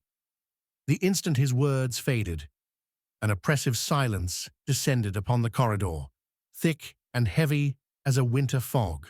While he had never sought an encounter with this person, fate had woven their paths together regardless. A flicker of discomfort and confusion crossed his face, betraying the turmoil within. Zion bowed deeply, apologizing again for the disruption caused by renovations after their long absence. Georgie sighed, accepted the apology, but lamented all the trouble had ultimately been a waste of time and energy. He grimaced, declaring the so-called master a complete failure, deeply flawed and devoid of basic guild manners. His frustration was palpable, clearly showing his utter disappointment. With a sly grin, Georgie joked that the young man might deserve their blacklist. Zion, stung by the remark, pressed his lips and furrowed his brow, determined to stay composed and not let a retort slip. A heavy sigh escaped him as his eyes drifted shut. Resigned, Zion bowed his head, weighed down by a somber realization. The boy truly had been perceptive. He politely asked Georgie to show more leniency, noting that Miyabi had suffered enough. But Georgie scowled, sighed, and walked away. Zion silently watched as Georgie's figure disappeared into the distance. Suddenly, the Duke appeared behind the guildmaster, smiling and commenting that Georgie still disliked craftsmen. Zion couldn't hide his shock at the esteemed noble's abrupt arrival directly at his back. Zion spun and bowed to the Duke, who stood with his back turned, gazing out the window. The nobleman couldn't help but notice how lightning fast the guild leader had appeared beside him. With a faint smile, he revealed that there was something he dearly wished to share with Zion, then beckoned him to follow into the next room. Soon, they entered a vast hall with water streaming around them and magnificent plants flourishing on both sides. Zion, awestruck by the beauty, stood speechless, while the Duke watched quietly, smiling gently. Zion gasped in astonishment, admitting everything was so unexpected He could barely believe his eyes. He marveled at craftsmanship equaling the finest, while the Duke replied with a cryptic smile, silently affirming him. Narrowing his eyes, wariness etched itself across his features. At last, he admitted there was indeed something suspicious afoot. Turning to the guildmaster, he inquired whether the man shared his doubts. To his surprise, despite being a craftsman skilled only in the basics, he had managed to bring to life something that could stand proudly alongside the works of gifted professionals. He concealed an arsenal in another dimension, and with a chilling stare and low, menacing voice, revealed to Zion that these powers let him forge ties with the five great dukes, a dangerous glint flickering across his face. Fixing his keen gaze on the stunned Zion, he wondered quietly to himself, through the eyes of the guildmaster, what sort of young man did this boy appear to be? The guildmaster's gaze wavered. Spinning on his heel, the Duke of Transfertine called out Zion's name in a resonant voice, just as a wild gust tore down the street, carrying with it a small bird that tumbled through the air in dizzying circles. At that very moment, a small bird darted through the open window and perched gracefully on the back of a chair, standing alone in the empty office. Entrusted by the Duke, the tiny creature set off to uncover traces of the wanderer Miyabi, whose footsteps pointed the way to Angelmak. The journey from Angelm to the royal capital spanned roughly 10 ri, about 30 kilometers. The Duke's daughter's entourage set out on this trek, winding their way through tangled forests and along rugged mountain paths. Miyabi, wiping sweat from his brow with a dusty sleeve, walked beside the carriage, pondering those who'd soon take this road. Liz marched behind him, while Alicia skillfully steered the wagon from her seat by the reins. Their march finally brought them to a windswept mountain pass. Exhausted from a relentless journey with no rest, they had overcome every obstacle together, only to find a new, unexpected challenge threatening their hard-won relief. Uncertain, the young man reached out, searching for answers as events baffled him. Sighing, Miyabi wondered why the rain wouldn't stop. With no other choice, they halted and camped again beneath the cold, relentless downpour. 6 days into their escort mission, the group rested around a modest table. One youth, deep in thought, stared off with a puzzled look, while Mel dozed lightly nearby, wrapped in peaceful sleep. Liz hunched over her notes in deep concentration, lost in thought. Shafan watched her with concern while sipping tea, then finally asked if they would reach the capital in time. Rain poured relentlessly outside. With a sigh, Liz conceded the unpredictable weather would likely delay their departure for days. Chiffon nodded in understanding as the girl, embarrassed, admitted how inconvenient the delay was. Miyabi approached, concern on her face, gently reminding the girl they were nearly late for class. The Duke's daughter, however, coolly dismissed this, insisting punctuality wasn't their main concern. Chiffon shyly confessed her struggles came from falling behind in her studies, surprising Liz and Miyabi. Someone then remarked how, despite her noble lineage, she still seemed like a carefree young girl. With a playful smile, Chiffon asked the boys if that's what they really thought. Liz and Miyabi immediately protested, but Chiffon laughed musically and, grinning, said such answers were often just a convenient excuse. The young woman told Angela she returned to master land stewardship and build alliances with guilds and aristocracy, since, if fate holds, Shafan is next in line to inherit the feudal lord title. She explained that the sheer distance forced her to miss classes, since there weren't even any extended holidays to make the trip possible. Determined to catch up on her missed lessons, the Duke's daughter requested her tutors to prepare assignments in advance. The teachers set about creating homework she could complete during her absence, ensuring her studies would not fall behind. After finishing her story, the girl glanced at the boys, with mischief in her eyes, as rain battered the window. Smiling slyly, she said this was precisely why she'd have trouble sleeping when they arrived. Astonishment painted the faces of Liz and Miyabi as they listened to the Duke's daughter recount her tale. Someone asked Shafan if she recalled the topics from missed classes. She sighed, hesitated with uncertainty, but assured them she did. Meanwhile, visibly anxious, Liz gripped her skirt's hem before speaking.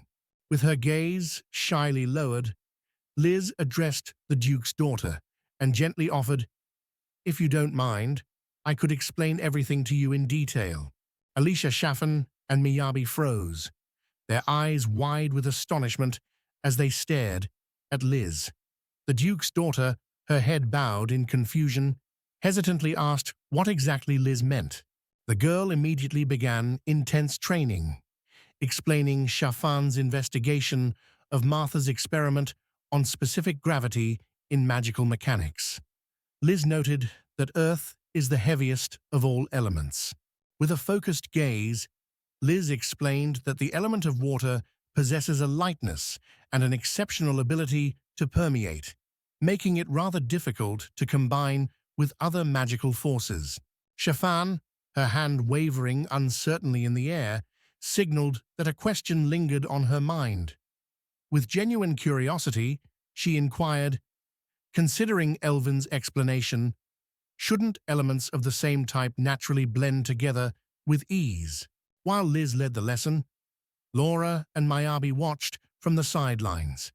With unwavering passion, the young instructor pressed on, her voice alive as she vividly unraveled the explanations offered by the theory of Veromagic's structure. Miyabi turned to Laura, seeking answers and demanding to know what was happening. Laura just shrugged with indifference, claiming she was as clueless as he was. Desperately, Miyabi pressed her, begging to know if she truly meant it.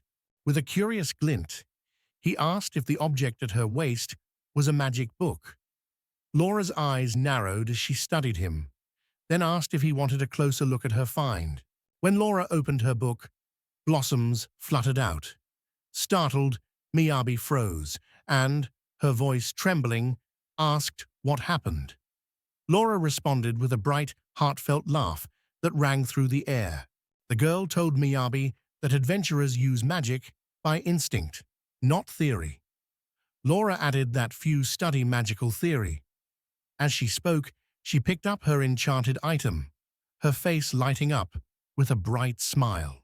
Snapping her book on magic shut, Laura declared that there likely wasn't a single person among them who could possibly offer the noble lady a proper explanation. With that, she averted her gaze, eyes drifting away in quiet resignation. Her gaze wandered to Liz, animatedly sharing a story with Shafan. The Duke's daughter, too, was deeply absorbed in the lesson. Watching the pair, Laura thought there was nothing else to expect from Vis's daughter. Such dedication ran in the family. Some time later, the excited Duke's daughter eagerly described the wonders she'd seen, and admiringly highlighted Liz's impressive mastery of Schulzet's magical theory. Liz told Shafan she often found essential information, but it was always presented in a convoluted way. Shafan protested, insisting Liz underrated herself. In their academy days, people who knew her praised her talents differently. Shafan gazed admiringly at the girl, then turned to Liz, eager to know how she'd gained such knowledge. The girl shyly smiled, admitting she was self-taught. Astounded, Shafan echoed Liz's words, still processing his surprise. The Duke's daughter, a hint of embarrassment coloring her cheeks, shyly brought up the rumor she'd heard, that Weiss himself had raised Liz.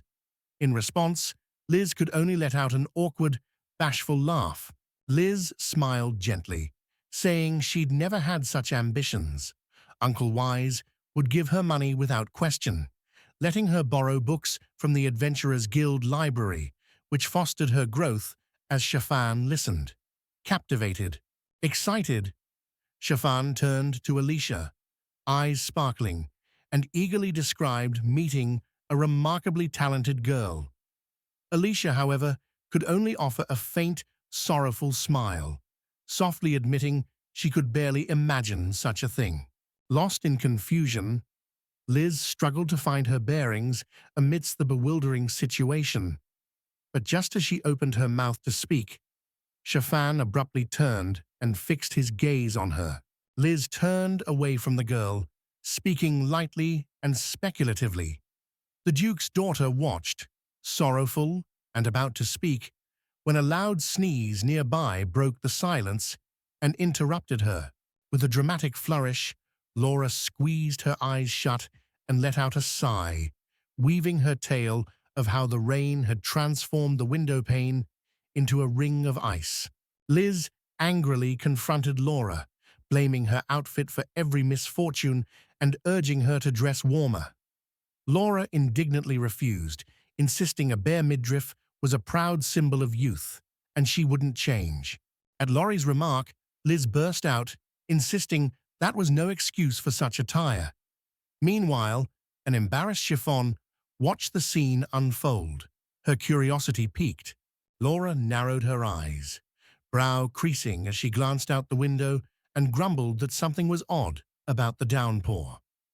Drenched, daughter entered, agreeing this weather was far too early for the season. With great ceremony, the adventurer named Liz and the others. The girls grew serious at once. Daughter's keen gaze moved over them before he urgently called for an immediate emergency meeting. As Doughty and Tyson entered, everyone gathered at the table. The man revealed a mysterious item, sharing intelligence from the nearby village as the captivated group listened, rain relentlessly beating against the window. From his pocket, Daughter produced a stack of papers, explaining they were last week's weather reports. Mel, scrutinizing the records with keen interest, inquired about the percentage of precipitation recorded during that period. Flipping through the magazines, the man announced that he also held the reports from the village branch of the Adventurers Guild. He went on to explain that these documents contained weather data collected over the past 5 years. With a stack of weather records in hand, Liz pored over each entry, her features gradually settling into a deepening seriousness. Liz froze in place, utterly stunned. Her eyes flew open in shock, and a fleeting shadow of displeasure crossed her face. So taken aback by the turn of events, not a single word could escape her lips. Resting her notes on the table, the girl leaned against it, struggling to accept how abruptly the rainy season had swept in this year. Miyabi spun to face the girl, her voice trembling with shock as she wondered if this was why the rain hadn't stopped. Doughty sighed wearily beside her, while Liz, stunned by the revelation, could only stare in silence. Adjusting his hat with a practiced hand, Daughter squeezed his eyes shut. With a grave voice, he warned his companions that an even greater peril awaited them ahead. The man began to explain that their greatest misfortune stemmed from the relentless snow. In his mind's eye, he saw the forest locked beneath a thick sheet of ice. Daughter would tell them stories of the capital, encircled by towering mountain slopes. The landscape resembled a fortress wall, offering protection, but snowfall turned it into a dangerous trap with frostbite risks. Traveling through the valley involved an unexpectedly steep climb, with elevation rising each step. The man firmly insisted reaching the capital before the first snowfall was best. Liz and Miyabi, stunned by the news, listened closely, while Daughter continued, his story unfolding without pause. He announced firmly that Liz and Miyabi would travel by carriage starting tomorrow, silencing the room. As everyone listened intently, Liz turned and gave the adventurer beside her a searching look. Liz shot her husband a questioning look about traveling like suitcases. Dorte clarified they must double their pace. Adjusting his hat, he said, "Simply put, we'll have to run non-stop for 8 full hours." At those words, Dorte shifted his gaze to the boys, curiosity flickering in his eyes as he wondered aloud whether they would be able to manage in a similar predicament. Miyabi was baffled by the question. Silence lingered as he studied the adventurer, who, despite gear for strength and stamina, seemed ready to collapse. Miyabi then thoughtfully considered what he truly felt about the young woman. Miyabi glanced at Liz, who suddenly shrank back, her confidence vanishing in an instant. Eyes cast down, Liz murmured in a barely audible voice that she couldn't do it. Her words were hesitant, catching on her lips as she spoke. With a curt nod to the boys, Dorte quickly turned away and told Liz she'd handle reconnaissance. Liz listened in silence, lips pressed in a tight, unreadable line, giving no reply. Some time had slipped by since that conversation. At last, morning light seeped across the land. The 7th day of the escort mission had dawned. The wagon, surrounded by its vigilant guards, set off once more along the road. A wagon, drawn by 2 sturdy horses, carried the girls and Miyabi, while Dorte and Tyson ran alongside, keeping pace effortlessly. Satalicia gripped the reins confidently, her face determined as she took the coachman's seat. Beside her, Miyabi sat awkwardly. Inside, Liz and Shafan silently watched the road, each lost in thought, saying nothing. Suddenly, the cart ground to a halt. A massive tree sprawled across the road, blocking their way. Dorothy and Tyson set off ahead, determined to scout the area and search for an alternate route. Turning toward the carriage, Dorothy addressed Miyabi. Scratching the back of his head, he asked if the boy could manage to climb out on his own. Nimble as ever, Miyabi immediately leaped down, signaling that he understood and was ready to comply. With unwavering resolve, the young man strode to the fallen trunk, blocking their path, and using his remarkable skill, made it vanish. Behind him, Dorte and Laura witnessed the miracle and cried out in astonishment. After a brief pause, everyone quickly scattered to their positions. A man burst out with words of delight, marveling at how extraordinary it all was. According to him, with Miyabi by his side, even the roughest road became smooth and flawless. After some time had passed, the group paused once more to rest. Laura approached the young man, calling him by name as she drew near.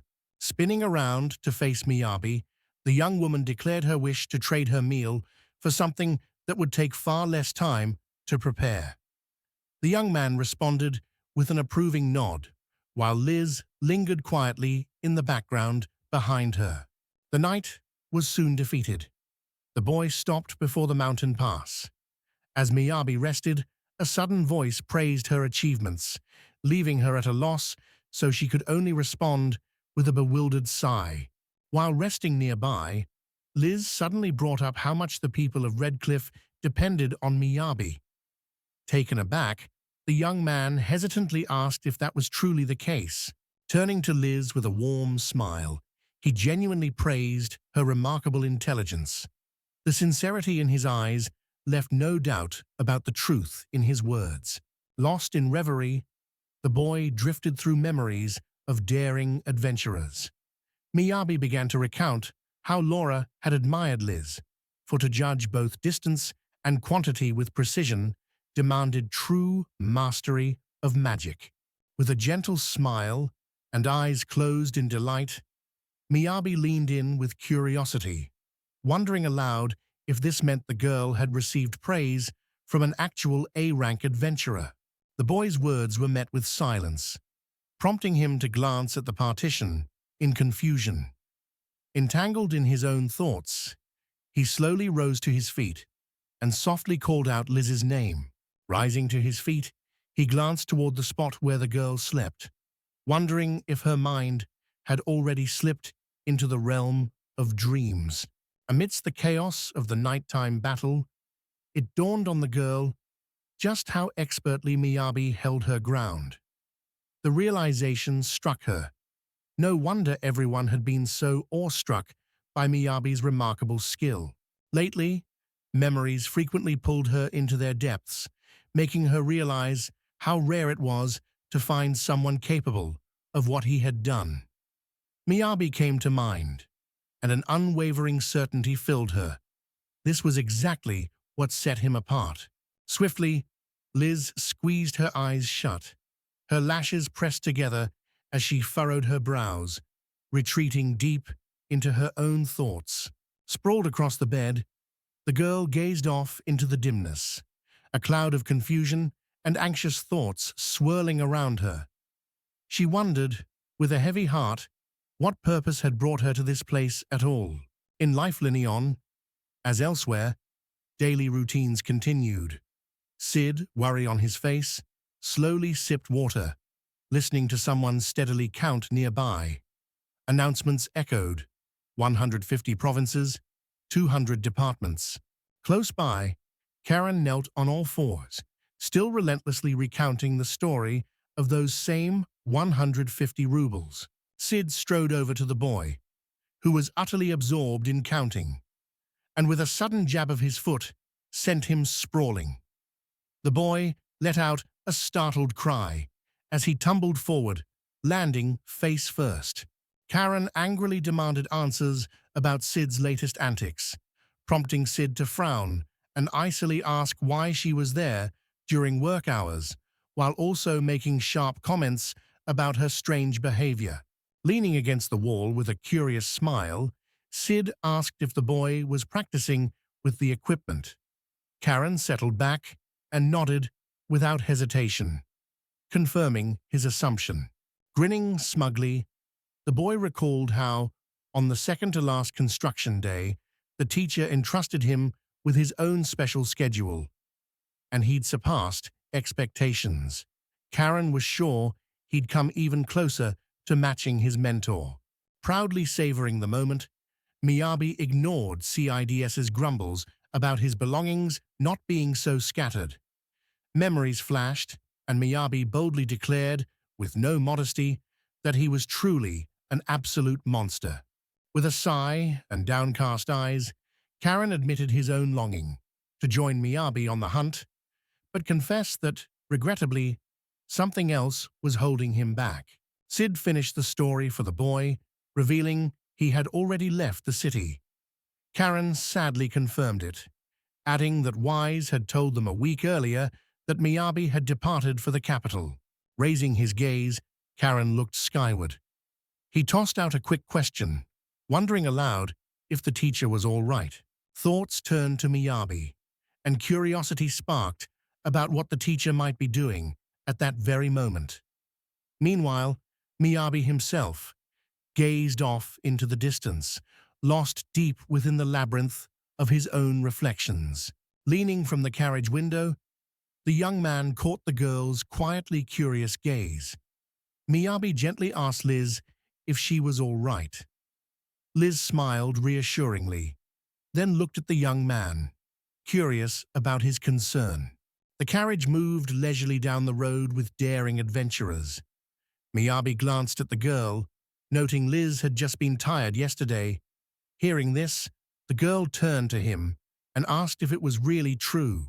Liz smiled broadly and closed her eyes in contentment, confessing in a serene voice that she'd enjoyed a wonderful rest thanks to their cozy haven. Miyabi responded with a gentle smile, a soft chuckle, and quietly sat back down. Miyabi sank into his seat, shivers running down his spine from the chilling aura Liz radiated. Alicia settled beside him, while the others hurried to keep pace, running alongside. Lifting his head, the boy gazed wistfully at the sky, thoughts swirling around daughter's offer. Meanwhile, Miyabi pondered the girl's intentions, fully aware that every measure was essential for a safe journey ahead.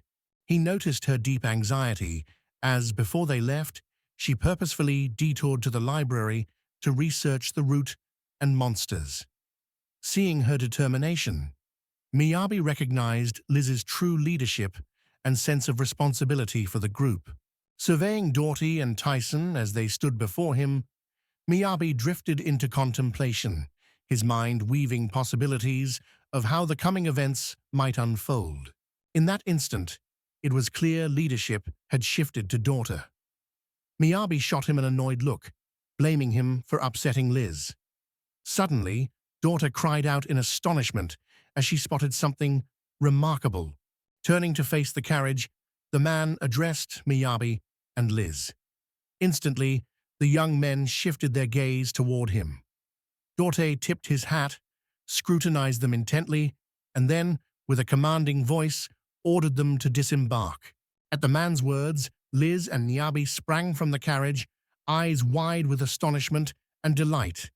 An extraordinary scene unfolded before them, leaving them utterly captivated. The boys approached a grand statue towering just within reach.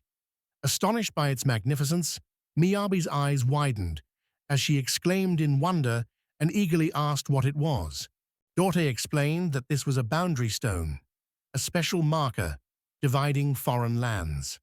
The boy stared at the stone in amazement, a glimmer of understanding dawning in his eyes. With a confirming nod, Doughty acknowledged his unspoken suspicions.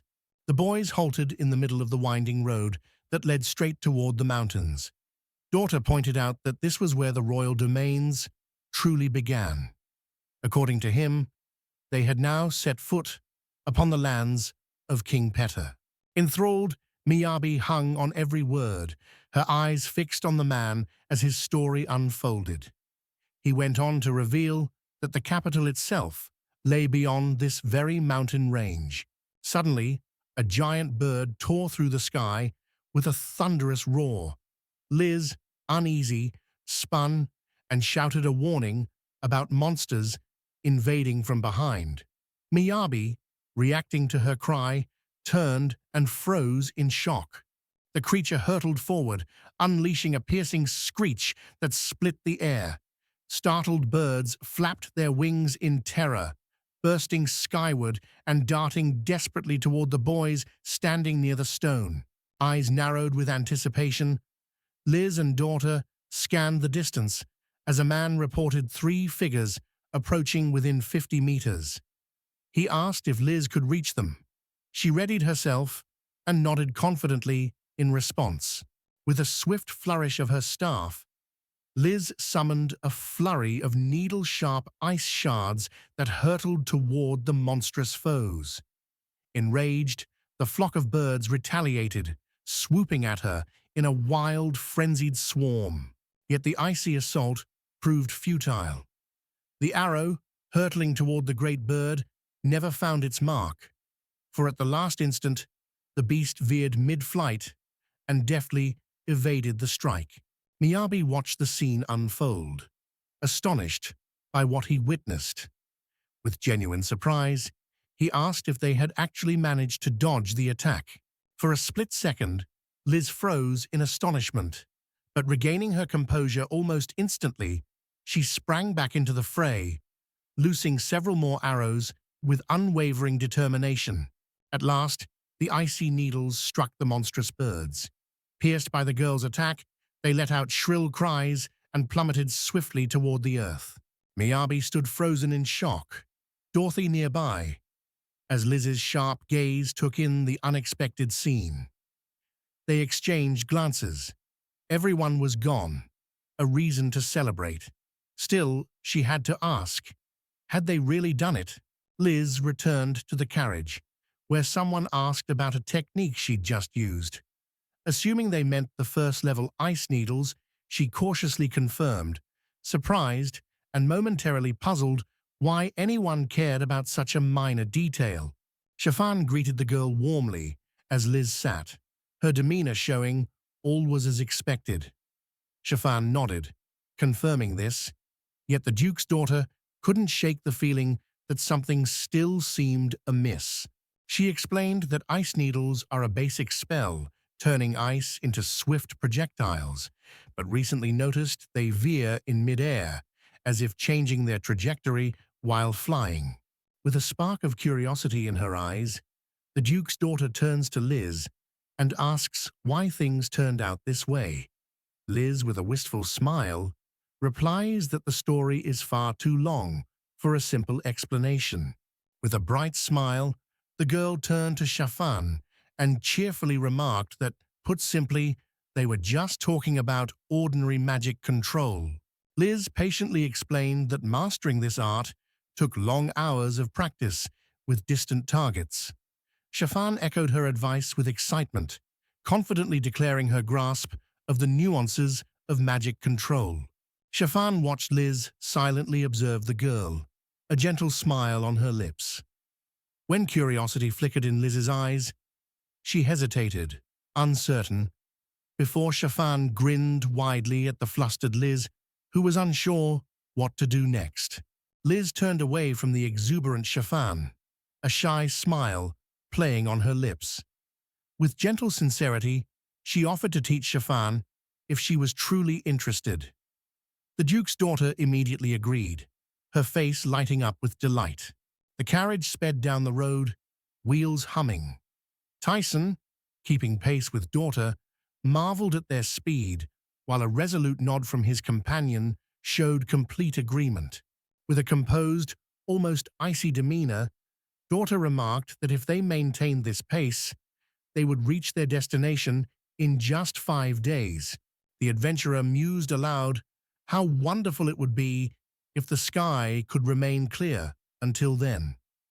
Soon after, darkness enveloped the land as night descended, prompting the group to settle in for another well-deserved rest.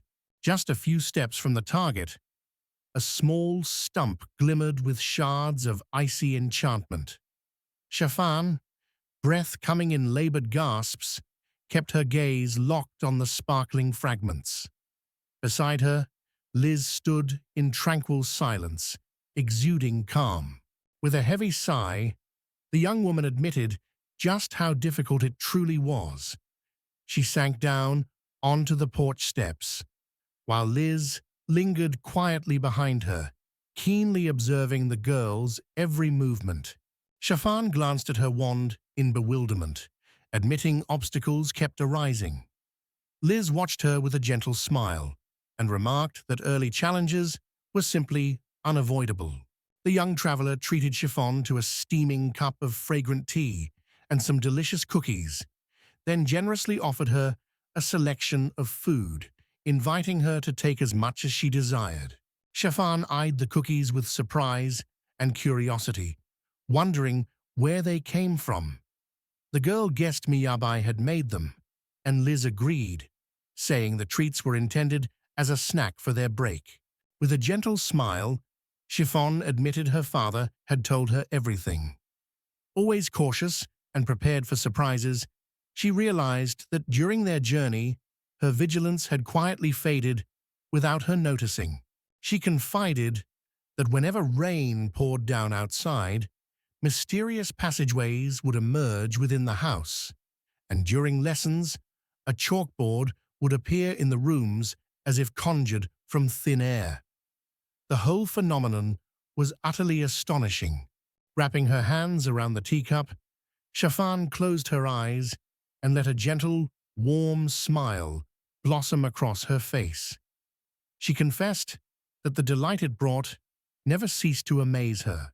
Turning to Liz, she asked when the girl first met Miyabi. The adventurer smiled faintly, glanced at her, and began. Miyabi had once become hopelessly lost in the vast forest near Engel.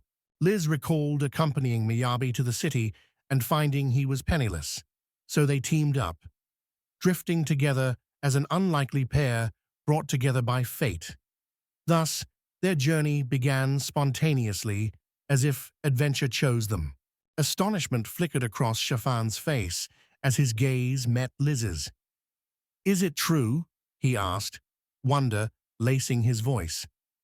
"Before meeting Miyabi, you handled everything entirely on your own." With her gaze lowered and a faint smile playing on her lips, Liz admitted that she was usually a mage stationed at the rear, so all of this felt rather unfamiliar to her. Turning to Shafan, Liz inquired how well she had mastered her magical abilities. With a nervous laugh, Shafan playfully confessed that the results spoke for themselves. Her magic was more of a hindrance to others than any real help. With her gaze lowered, she murmured that her entire education had revolved solely around mastering the most complex forms of magic. Liz studied the girl's face intently, searching for secrets hidden beneath her calm exterior. Uncertain, the girl gave Shafan a faint smile and admitted she had powerful magic, though she always believed sorcery relied on innate talent, and she'd been born with only the slightest trace of it. Magic relies on three essentials: theory, the blueprint for spell creation; mastery, skill in manipulating mystical forces; and magical power, the boundless energy fueling all sorcery. Magic power is considered crucial and, unlike learned skills or knowledge, is an unpredictable gift given at birth, unique to each person.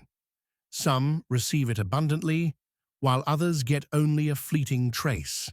Growth takes time, but steady effort builds strength, like muscles toughening through use, Liz thought.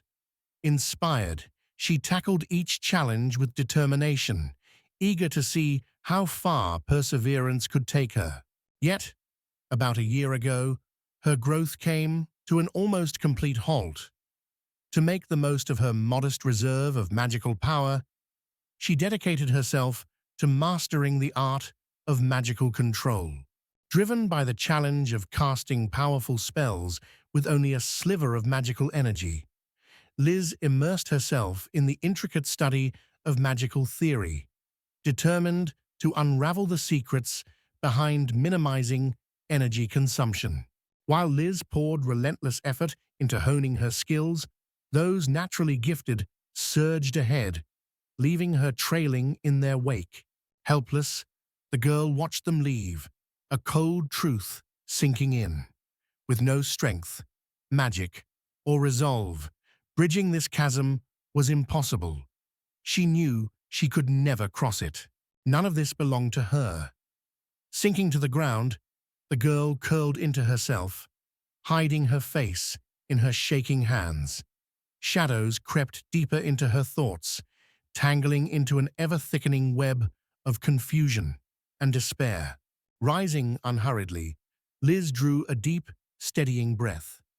In her eyes shimmered the weight of all she had endured, each hardship leaving its silent mark upon her gaze. With her hands cradling her head, the girl recognized that mere thoughts could change nothing. Resolute, she committed to taking every action within her power, determined to at least try to make a difference. Shafan watched as Liz struggled in silence, her inner turmoil evident. Determined to regain control, she slapped her own cheek, snapping herself back to reality. Resolute, she vowed to pour her entire focus into training from this moment on. Without a moment's hesitation, Liz gently reached out to Shafan. The young maiden stared in surprise at the adventurer's open palm. With a gentle smile, Liz politely requested, "May I have your hand, please?" With a look of surprise, Shafan turned his gaze to Liz.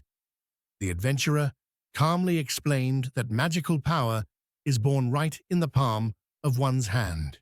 Gripping Shafan's hand with resolve, she vowed to guide the magic fragments inside her with her sorcery, while Shafan was told to remember the sensations, uncertainly glancing up and quietly questioning if it could truly be done. Liz softly held Shafan's hand, closed her eyes, and smiling serenely, recalled how her father had taught her the same thing as a profound silence, and the comforting night gently filled their home. Miyabi strode down the corridor, eyes darting anxiously from side to side. Unease etched deep lines across his face, and a lump of fear lodged in his throat, forcing him to swallow hard. Suddenly, a door opened and Tyson appeared, noticing Miyabi's worried look. He asked what happened, and the flustered boy quickly reassured them he was fine and nothing was wrong. Awkwardly glancing at Tyson, he took a moment to compose himself before announcing that he had something further to discuss with Mr. Dort. Peeking into the Red Cliff's room, he was surprised to find everyone asleep.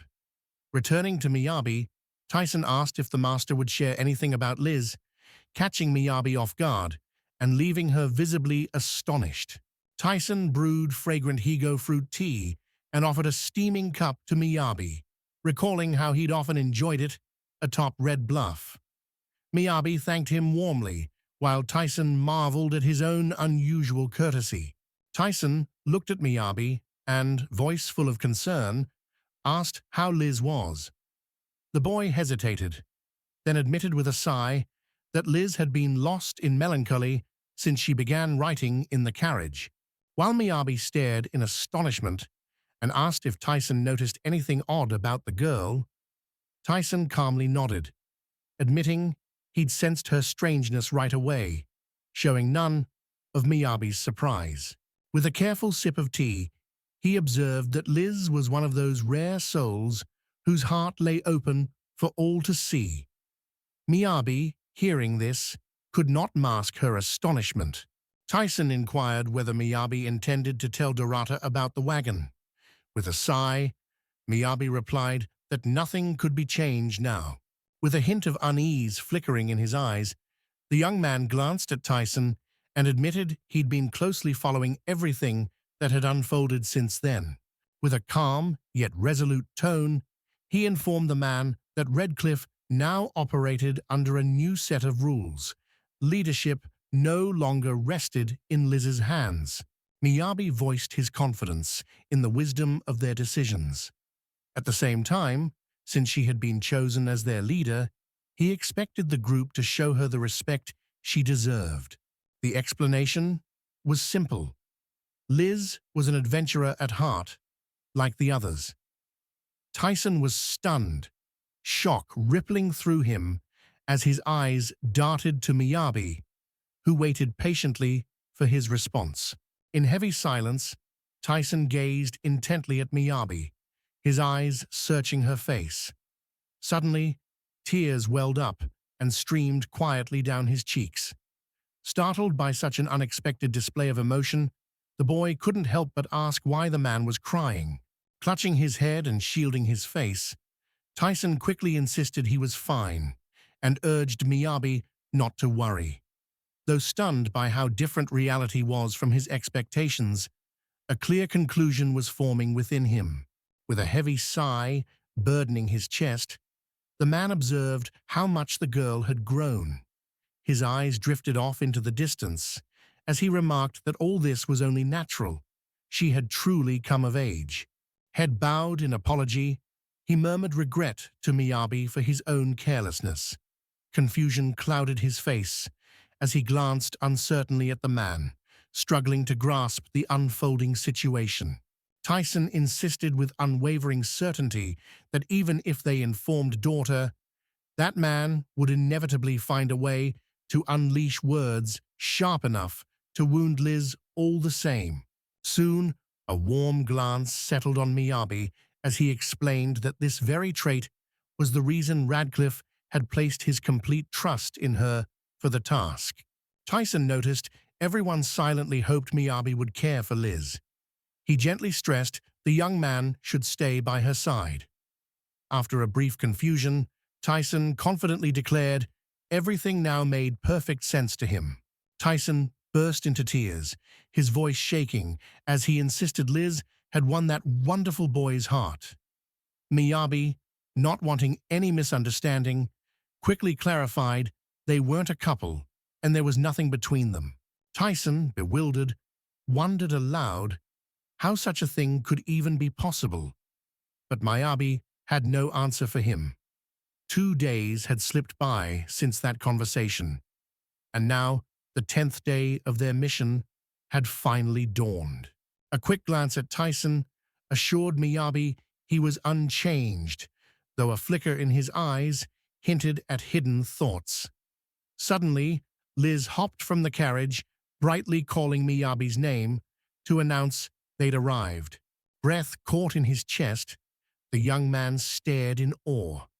The girl glanced his way and uttered the words he had longed to hear, words he'd awaited with trembling anticipation. Miyabi snapped his head up, clutching the reins tightly in his hands. A broad shadow swept across his face as he strained to make sense of the chaos unfolding around him. Lifting his gaze, the boy found himself awestruck as a multitude of dragons soared above, their magnificent forms filling the sky over the chasm. Countless creatures flew forward, transforming the ravine into a true abyss of dragons. Awe parted Miyabi's lips as the breathtaking scenery unfolded around him. His eyes sparkled with an unspoken curiosity and a sense of pure wonder. A loud gasp broke from the boy as he stared, dumbfounded, at the real dragon towering before him. Liz let out a quiet sigh, deciding that shock had simply caught up with him a bit late. With reassurance in her voice, the girl declared that every dragon in these lands possessed a surprisingly gentle nature, easily coexisting side by side with humans. In theory, everything should have unfolded seamlessly, yet their path forward was blocked. Bewilderment swept through the entire group as they realized they had arrived right in the midst of the egg-laying season. With icy indifference, Daughter remarked that it appeared all the surrounding territories had been sealed off. After all, dragons grew far more ferocious during egg-laying season. Doughty slipped something into his mouth before announcing, with chilling indifference, that these territories would remain sealed off for several months, offering not even the slightest chance for anyone to use them. Utterly bewildered, Laura turned to the boys with a desperate question. What were they supposed to do now? Doughty responded with a resolute tone, declaring that no options remained. They would have to take the detour. Eyes wide with curiosity, Liz glanced at them and inquired where the winding path might lead. Daughter explained that by taking the road, skirting the mountains, they would find themselves on the far side of the gorge within 4 or 5 days. The boys eyed the map skeptically, clearly unhappy. Laura, indignant, called the route senseless. Daughter retorted, challenging her for alternatives, while Liz fell silent, deep in thought as she considered the situation. The girl stepped closer to the map, tracing a new route around the Dragon's Ravine for a faster journey. Doughty's brows knitted in astonishment as Laura and the others watched silently, focused on every move. Before long, the boys found themselves standing at the foot of a colossal mountain, its sheer size utterly astounding the imagination. A small shovel hit the hard earth with a clang.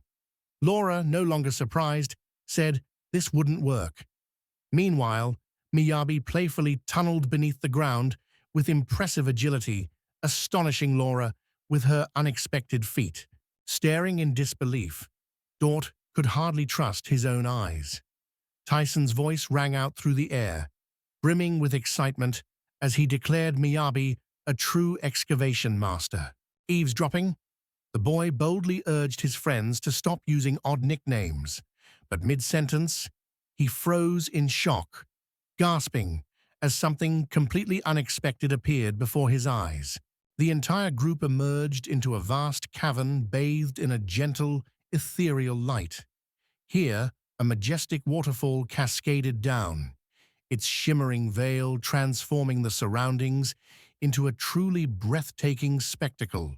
Jagged spikes jutted from the ceiling, while delicate mineral clusters dotted the floor. Light scattered unevenly, shrouding the depths in shadow. By chance, Dort noticed a hidden grotto of stalactites deep within the cave's heart. Casting his gaze downward, he realized that moving forward was no longer an option.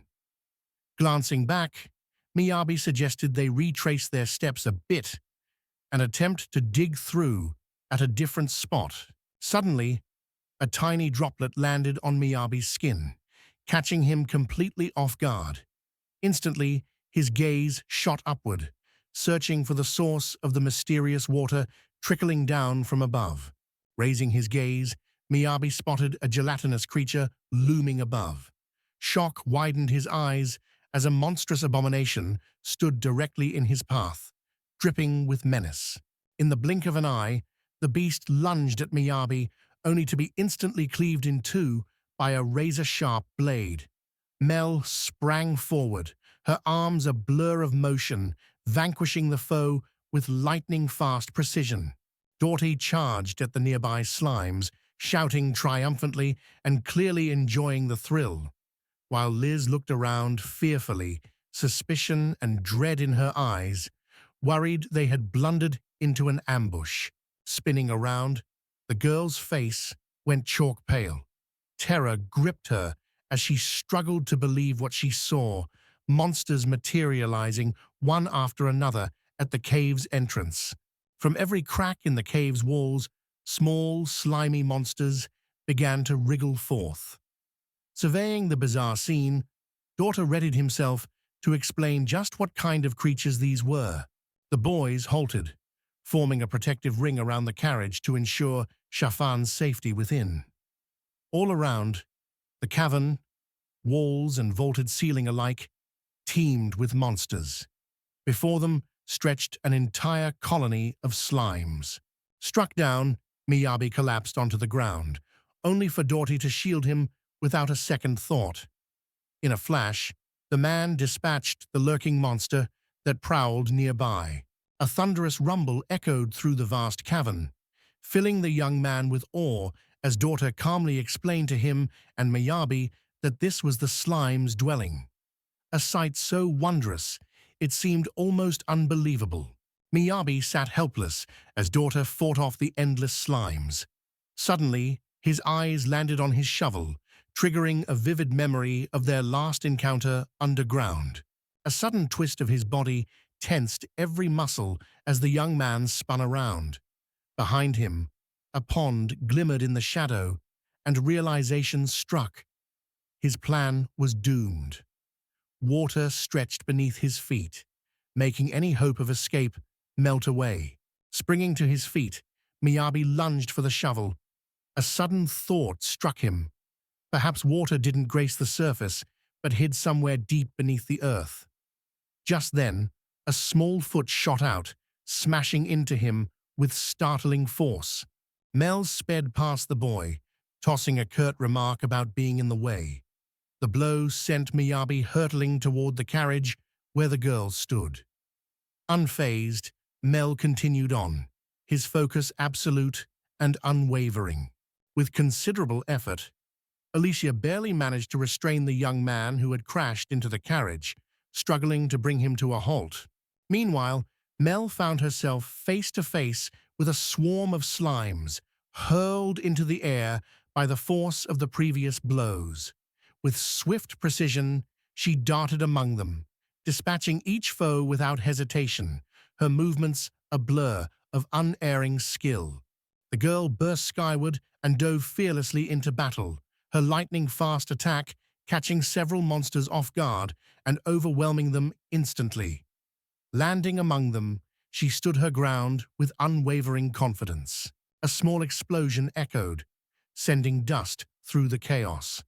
From the haze, a girl approached Liz, who was fighting monsters. Mel glanced back, suggested an escape route, and surprise flickered in Liz's eyes as she turned to the girl. Liz spun around, anxiety on her face, glanced at the cave, and shouted that slimes had overrun the other passage too. Instantly, Mel's expression changed to one of alarm. With a swift promise to clear the path, the girl surged ahead.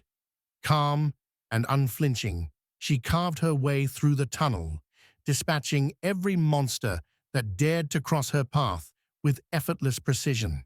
At the trail's end, she paused in the dense thicket, sheathing her short saber.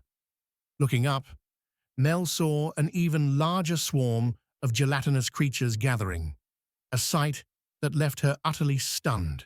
With fierce determination, the girl surged down the tunnel, relentlessly obliterating every monster that dared cross her path. Mel bolted forward, slammed the brakes, and skidded to a stop beside Liz. Puffing her cheeks, she sighed in disappointment.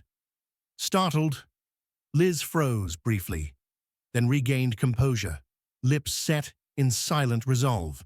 Her gaze shifted toward the monsters, certain that these slugs were enigmatic beings, masters of acid attacks, their uncanny prowess radiating an air of mystery.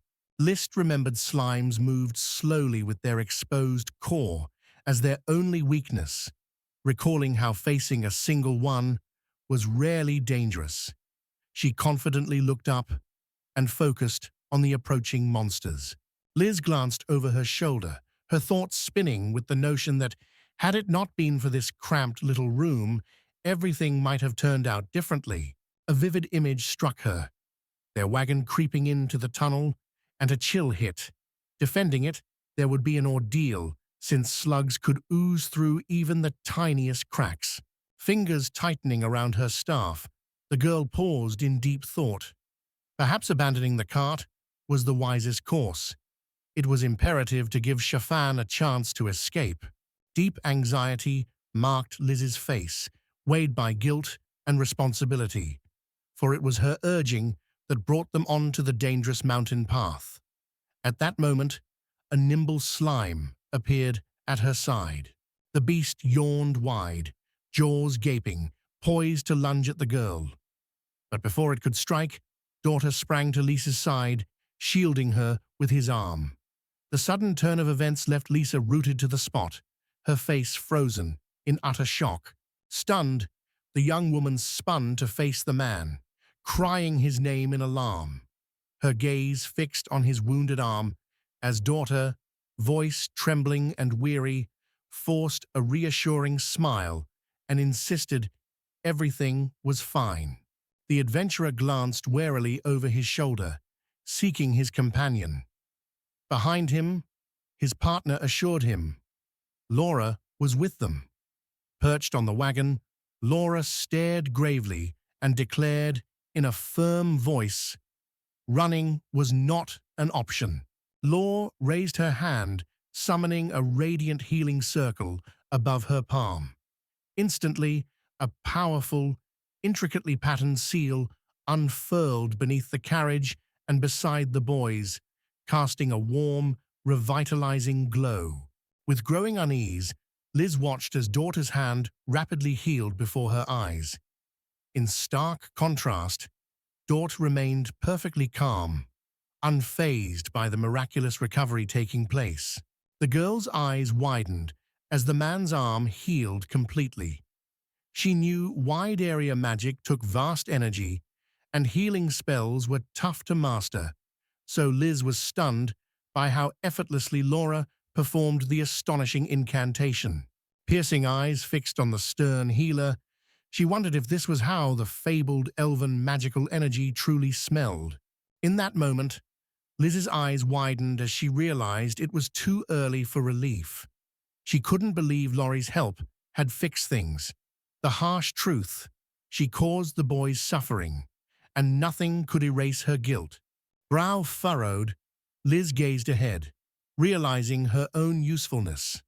Determined, she readied for battle, creating shimmering ice spears.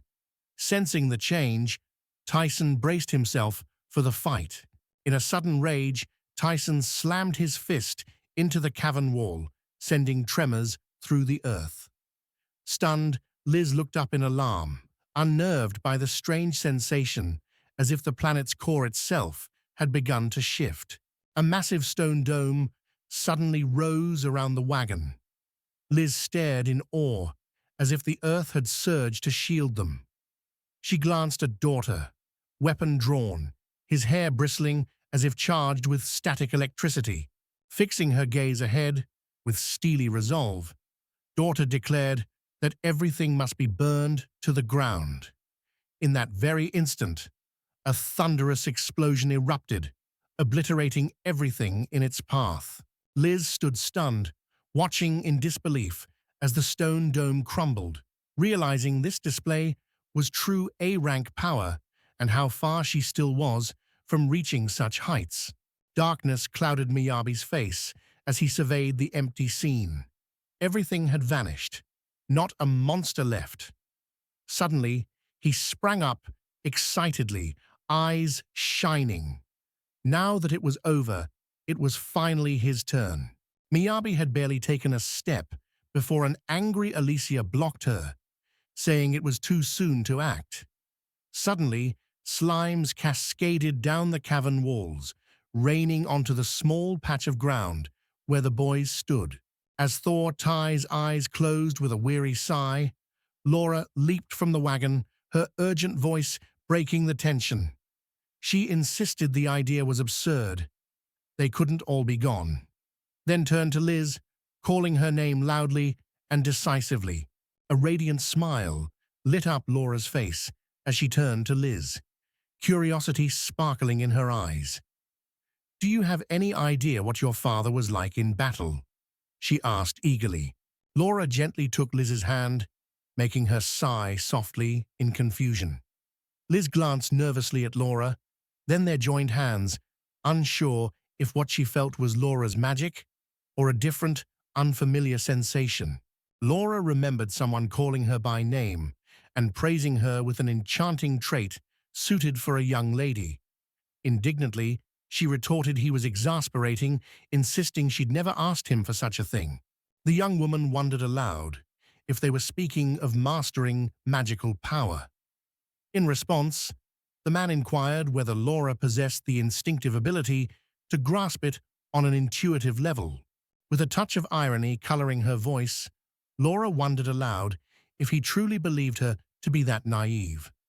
Apologizing through a veil of sarcasm, she remarked that she must have wasted his time. Her comment drew only laughter from the man. Gripping Liz's hand with unwavering determination, Laura explained that mastering this fighting style demanded extraordinary precision in channeling magical energy. At that moment, Laura stepped into the room and teasingly asked her husband if he was buried in his studies again. Casting a mischievous glance at Weiss, she quipped that advanced magic would always be out of his reach, no matter how hard he tried. A gentle smile played across the man's lips as he turned to the girl, admitting that he himself couldn't accomplish it. Shifting his gaze to Laura, he suggested that perhaps she would succeed where he could not. With a grave expression, Laura fixed her gaze on the girl and said, "That's precisely why, and also because of your command of magic." She urged Liz to picture how slugs could wriggle through even the tiniest crack. At that, Liz wondered aloud if they might even be able to force their own way through. Yet Laura offered to seek out a more promising solution to their dilemma. With quiet confidence, she pointed out that options existed beyond Liz's imagination, choices Liz had never even considered. At Laura's words, Liz suddenly exhaled. A spark of brilliance had clearly just ignited in her mind. A thought struck Liz. If these creatures were crawling out from the cracks, sealing every opening as quickly as possible, became urgent. She also noticed an abundance of water surrounding the area nearby, an observation she couldn't ignore. Liz froze in bewilderment, taken aback by an option that had never even crossed her mind until this very moment. Suddenly, a massive magical symbol flared beneath the girl's feet. In an instant, Liz grasped the situation. It was the very technique she and Shafan had practiced together. Memories of that evening's training surfaced in her mind, when she had deftly manipulated the lingering magical particles left behind after the spell's activation, skillfully guiding the course of its trajectory. According to Liz's understanding of the theory, exerting control over every stage of magic, from the initial crafting of a spell to its final activation, stood firmly in the realm of the impossible. Liz could now strike using Laura's magic. The tension was intense, as this control required great skill. Still, despite her nerves, Liz knew quitting was not an option. Liz lifted her head, eyes shining with confidence. Knowing action was her only path, she readied a complex spell. Beside her, Laura watched in awe, admiration sparkling in her gaze. In that very instant, Liz unleashed a total freeze. A thick shell of ice swept through the air, locking everything around her in a sudden glacial embrace. Huge ice shards suddenly formed above the boys, darkening the scene. Laura snapped her book shut with a triumphant look. Liz stared in shock, and Daughter glanced at her, calmly saying the name. Weiss. Liz struggled to breathe, glancing anxiously around, as the world around the wagon lay frozen in winter's grip. Without hesitation, the boy strode to a massive stone and struck it forcefully with his fist. Astonished, Miyabi admired the glowing ice block, marveling aloud at its beauty. The young man recalled slimes, a ceiling, and water, proof the world was frozen. Daughter wryly noted their slime adventure had clearly lasted a while. With a satisfied tilt of his hat, the man noted with quiet pride that despite every obstacle, his efforts had not been in vain. Suddenly, something caught Miyabi's attention. He turned aside, curiosity flickering across his face as his gaze shifted. Still perched beside the ice, the boy suddenly turned to Daughter and pointed toward a distant glimmer of light. Startled, Miyabi realized he hadn't seen light at all. The man sat beside the boy, replying calmly, "It certainly does look like it." Dutai noted that water seemed to be seeping in from outside. The boy's eyes sparkled with delight as he eagerly asked if they could go outside. In a hurried voice, Daughter called out his name. The man remarked that traversing the ice would only slow their progress, urging the boy to keep digging so they could return sooner. With a weary sigh, Miyabi instead invited him to take a look at something intriguing. A young man, his warm smile radiating kindness, stood clutching some curious materials in his hands. Tyson, Dote, and Mel wasted no time, rushing over to him, their faces alight with eager curiosity. Rolling up his sleeves, Miyabi set to work, deciding to begin by cutting precise shapes from sheets of metal. Next, these rough cutouts demanded a gentle bend, followed by the careful sharpening of their lower edges. With determination blazing in her eyes, Miyabi declared it was time to begin mass production. The workshop soon buzzed with renewed energy as everyone threw themselves wholeheartedly into the work. Once all the preparations finally reached their conclusion, Miyabi pointed out that in the end, the detail ought to be attached directly to his footwear. Wasting no time, he carefully affixed the component to the man's shoe with practiced precision. Within minutes, every boy stood armed with this ingenious creation.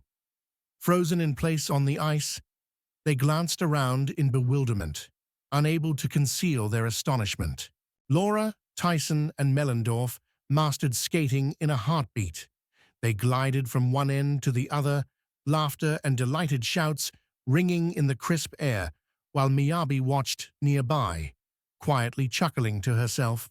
The boy eagerly explained how, with their help, you could rocket over there in no time, while Liz, unimpressed, glanced at Abby and me and asked why he couldn't even stay upright on them himself. Dorte assured Miyabi that their preparations would speed things up, then asked about the cart. The young man confidently replied he'd already added runners so they'd have no trouble ahead. The man insisted they leave this place without delay. Suddenly, a suspicious noise shattered the tense air. Dorothy froze, stunned and bewildered, struggling to comprehend what had just happened. The adventurer spun toward the sudden noise, muscles tense, as Liz and Miyabi stopped in fear beside him.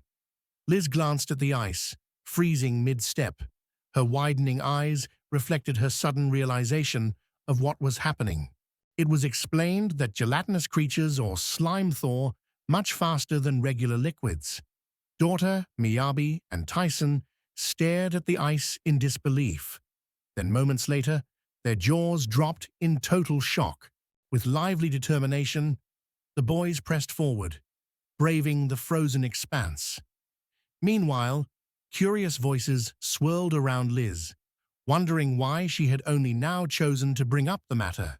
After some time, they emerged from the icy cavern and paused for a brief rest.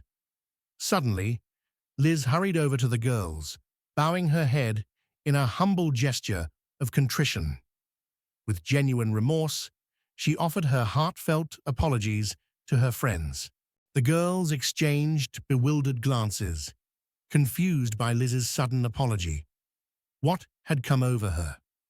For a moment, Liz herself stayed silent, lips pressed together in hesitant uncertainty. Liz explained that everything went wrong because she'd suggested a shortcut, leading them into danger. As leader, she sincerely apologized, and Shafan was completely surprised by her unexpected honesty. Shafan faced Liz, who bowed respectfully, but the Duke's daughter firmly refused her apology. Shocked by the declaration, Liz straightened instantly, gasping in astonishment. Shafan noted that their top priority now was to reach the capital as swiftly as possible. Shafan noted Liz had already assessed the snow's dangers and chose this course of action, then asked if that was true. Flustered, Liz hesitantly confirmed, and Shafan remarked the path had suddenly become blocked. The Duke's daughter concluded that it was only logical, since the patrol was unavoidable. Yet Shafan pointed out that it was solely Liz's quick thinking that allowed them to cross the valley. With her eyes gently closing and a tender smile gracing her lips, the girl reassured everyone that she was perfectly fine. She emphasized, with quiet confidence, that there was no need for any apologies. Liz frowned as Shafan insisted only results mattered. Though part of her saw some truth in that, she couldn't fully agree, and uncertainty lingered, leaving her unsure. Turning to Liz by name, Shafan offered a word of caution. Dwelling solely on one's own limitations has the power to corrupt even the purest dreams, transforming them into venom. Liz froze in disbelief at the girl's words, unable to accept that dreams could become poison. Shafan's sharp gaze turned to Alicia, quietly asking if anything unusual had occurred. The maid silently shook her head in denial. A frown creased Alicia's brow as she remarked that it merely seemed as though Shafan was acting generous. In that very instant, someone from the crowd darted towards Liz. Dorte and Laura ran to Liz, shouting her name. Startled, Liz cried out, and, still shaking, insisted she'd only wandered off by accident, before anxiously asking what had happened. Dorte then sincerely praised her remarkable work. Tears glimmered in his eyes as memories of fighting beside Laura returned. He praised her magic, and she smiled, crediting their shared past. Meanwhile, the girl was once more overlooked amid their warm exchange. To Liz, they were true adventurers despite every obstacle. Suddenly, Dort voiced the truth, lingering between them. With a nod, the man declared that Liz was the one they had always missed from the start. Radiant with joy, Daughter swept Liz into his arms, lifting her high above his head. With exhilaration in his voice, he declared that she was now truly part of Red Cliff. Meanwhile, an uncanny silence enveloped the Adventurers Guild in the heart of the city. The latest newspaper headline quietly lamented that a worthy candidate had yet to appear. Guildmaster sat at his desk, lost in thought as the pages before him provided no answers. Despite many guild branches in Angel City, Miyabi's name had never appeared. He wondered if any of this could truly be coincidence. The memory of Zion lingered. In Forsha, all trade passed through guilds, so at age 12, tradition required every child to be swiftly apprenticed to one guild or another as soon as they were ready for work. Leaning back in his chair, the man was lost in thought.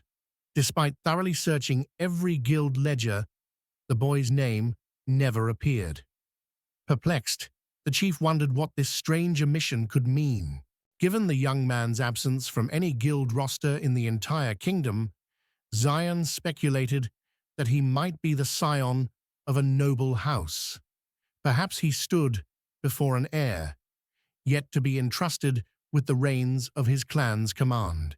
The guild leader recalled Duke Trensverdane's claim that the young man had allied with the 5 top marquisate families.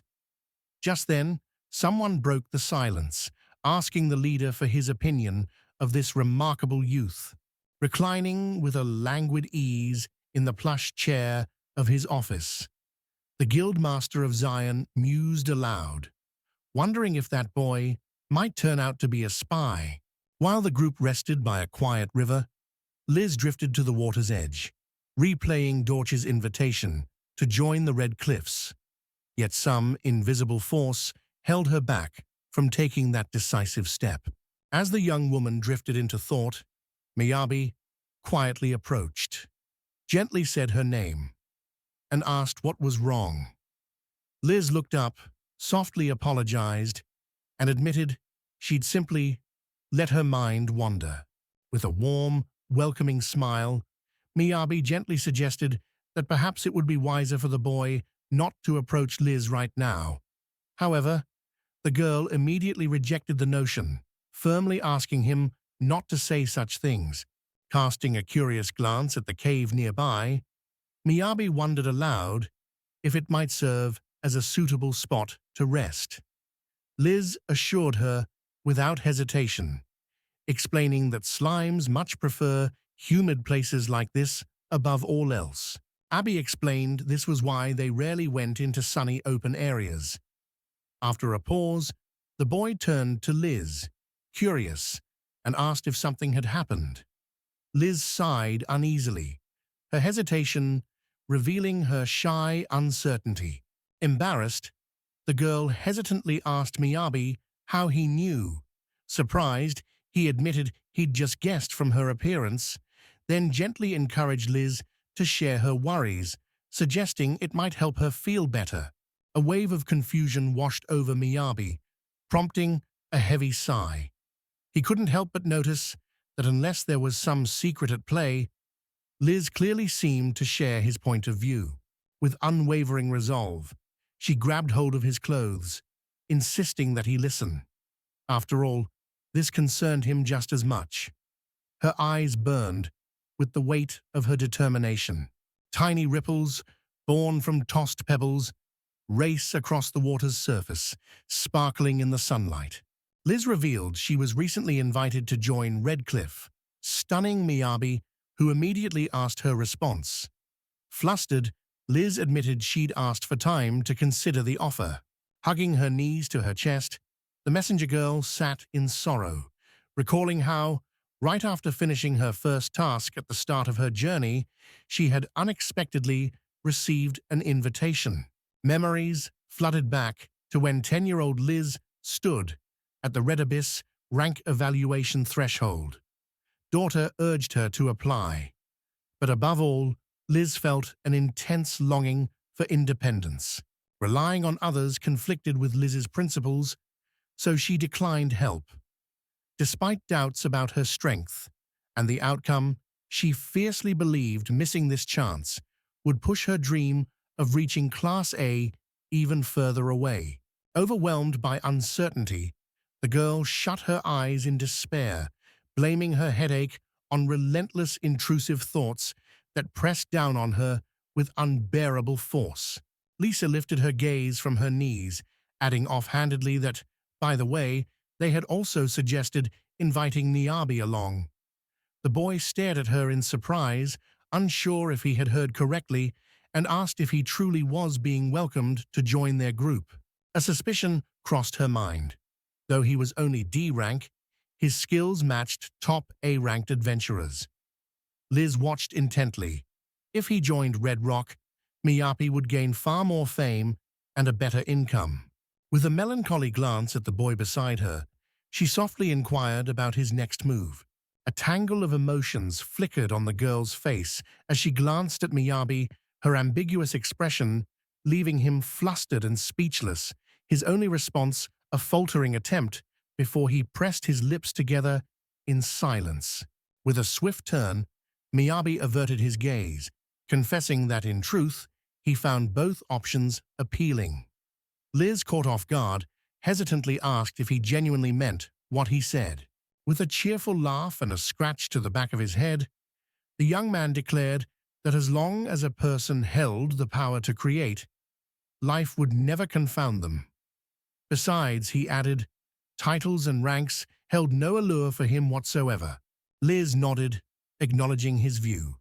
Moments earlier, she'd shared her ambition to climb the adventurer's ranks, since saving coins was routine. Miyabi cut her off, but quickly assured Liz there were no hard feelings between them. A gentle smile crossed his lips as he recalled what he'd told Dorothy and the others. For Miyabi, ensuring Liz's comfort guided his every action, and following his heart was all that truly mattered to him. At those words, the young man looked away, eyes distant. Suddenly, as if startled by his thoughts, he insisted they were just suspicions. But there was something far more important he desperately needed to share. With a heavy sigh, Miyabi acknowledged the gravity of the decision before her. No matter which path she chose, regret would inevitably shadow her steps. He confided that later on, even the slightest misstep would haunt him, relentlessly stirring questions in his mind. What might have happened if only he had chosen a different path back then? A gentle smile played on the young man's lips as he confessed that, in those moments when her sorrow threatened to crush her completely, only a single thought gave her strength. The choice had been hers alone. Tears filled the girl's eyes as she tried to meet Miyabi's gaze. Smiling warmly, he gently assured her that whatever choice she made, he would always stand by her, unwavering and supportive.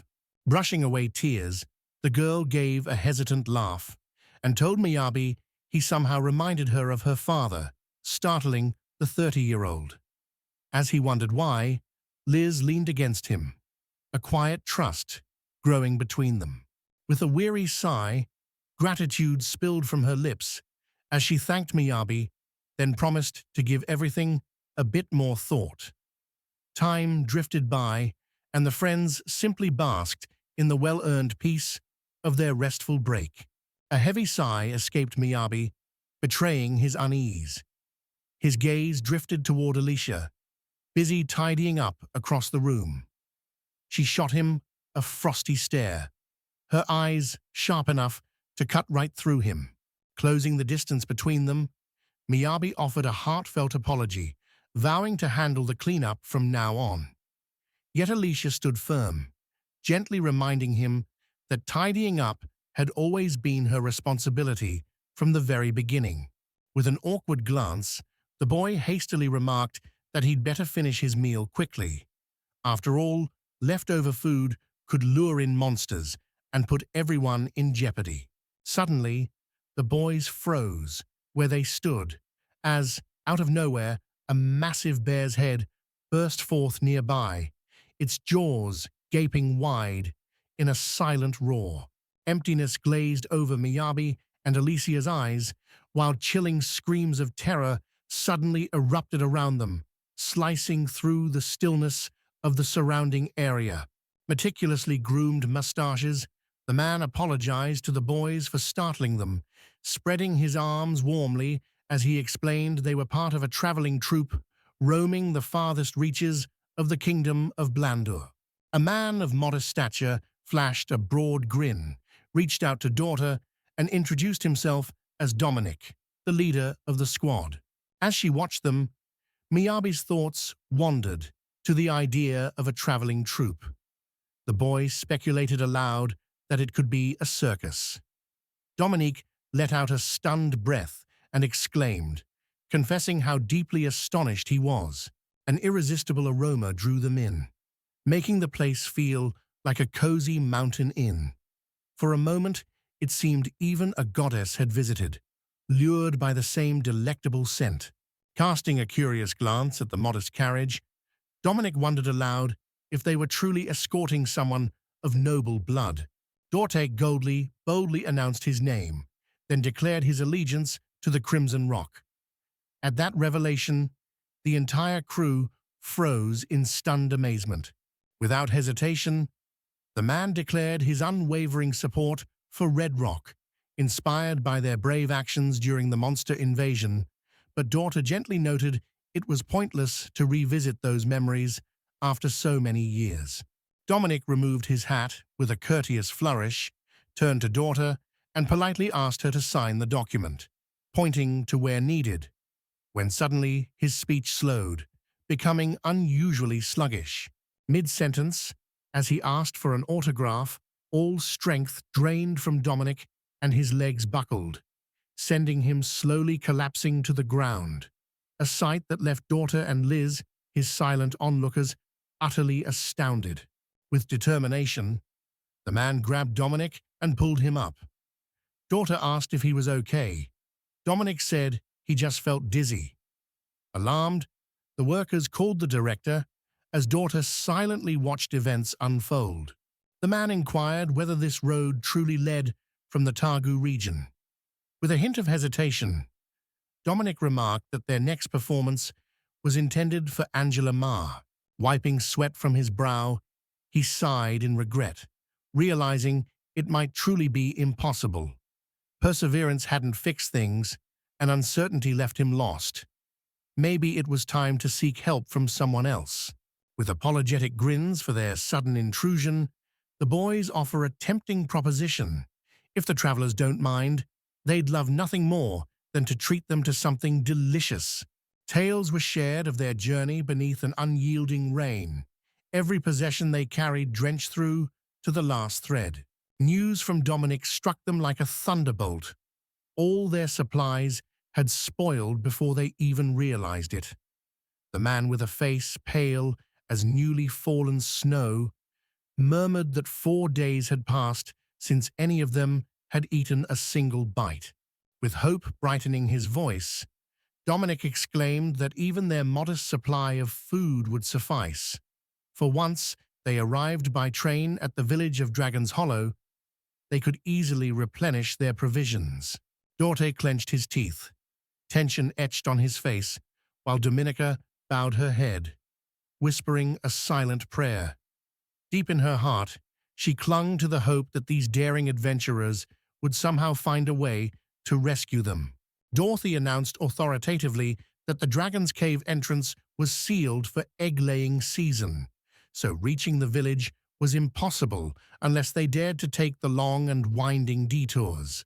As soon as Dominic heard the words, he burst out, voice trembling, demanding which path would bypass the obstacle, suspecting what detour awaited, and bracing himself for the trials lurking ahead.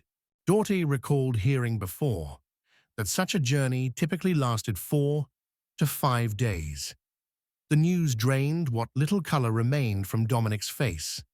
Suddenly, Liz turned to Daughter with a swift urgency. With palpable anxiety, the young woman turned to the man, asking if it would be possible to guide the detachment along the very path they had just taken. Liz pointed out that the village lay just a stone's throw from where they stood. Pulling his hat low over his eyes, Daughter turned away with a grumble, insisting that nothing would come of it. Dorte noted the place still teemed with slimes, making it doubtful they could protect so many people. She emphasized that taking on such tremendous risk was a luxury none of them could afford. Doughty insisted that their mission must always take precedence over even the most profound truths. Deep down, Liz recognized the honesty in his words, but her heart simply refused to accept them. Laura asked Miyabi about their food supplies. After thinking, Miyabi said that, aside from the mission rations, they only had enough provisions left for about 1 more week. Yet challenges continued to mount. Casting a sweeping glance over the gathering, he turned and surveyed the group. Even without a careful count, it seemed clear to him. Nearly 20 individuals had assembled here. Tyson wondered aloud if there was any chance that even surrendering every last bit might still fall short. Miyabi shook his head, explaining that he'd only taken these supplies because they were nearing expiration anyway. Miyabi mumbled, then exclaimed with excitement that they still had enough black orc meat for a tasty meal. Daughter, with a tired sigh, gently warned him not to get too carried away. With a polite request, the man asked Miyabi to retrieve their belongings from the storage room. The sight that greeted Dominique left him utterly astonished. He couldn't hide the shock etched across his face. Before them stood sacks, brimming with dried meat, crisp crackers, blocks of cheese, and handfuls of nuts. With a warm, radiant smile, Daughter announced that all these provisions were gifts intended for them. Doughty glanced at Shafan, then gently asked the Verdini's daughter if she had objections. Smiling joyfully, the girl said she had none. But the real amazement was that she was heiress to one of the 5 great ducal dynasties. Suddenly, Shafan froze, her sharp gaze fixing on the exhausted, swaying Dominic. After a tense pause, she asked Daughter if he could keep watch. The unexpected question left him visibly surprised. With a warm smile, Shafan explained this was to give Brandel's people a chance to rest. Stunned, the squad fell silent. Soldiers embraced in relief, and Dominique, overcome with emotion, burst into tears. As Miyabi sorted and organized the backpacks, she found a hidden tent inside. Astonished, she wondered if it was intentionally packed in case the boys needed something crucial, leaving her both curious and impressed. Uncertainty clouded the young man's mind. The question haunted him.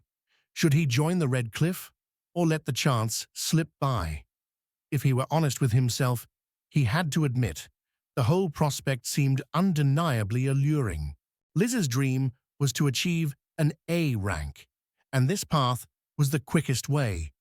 Meanwhile, the boy used his resourcefulness to upgrade the crew's waterproofing with the noble lady's tent, preparing their equipment for the journey. Redcliffe watched the spectacle with sheer fascination, unable to deny how truly extraordinary it was. Miyabi, meanwhile, mused that if their journeys continued side by side, every new day would surely become an endless source of joy and adventure. The squad pressed on, waving a last farewell to the boys behind, as grateful shouts and promises echoed. Miyabi beamed and waved back warmly, while Daughter watched the scene unfold in thoughtful silence. Miyabi's journey from Redcliffe was hard, haunted by the memory of Liz's anguished face, a pain he never wanted to see again.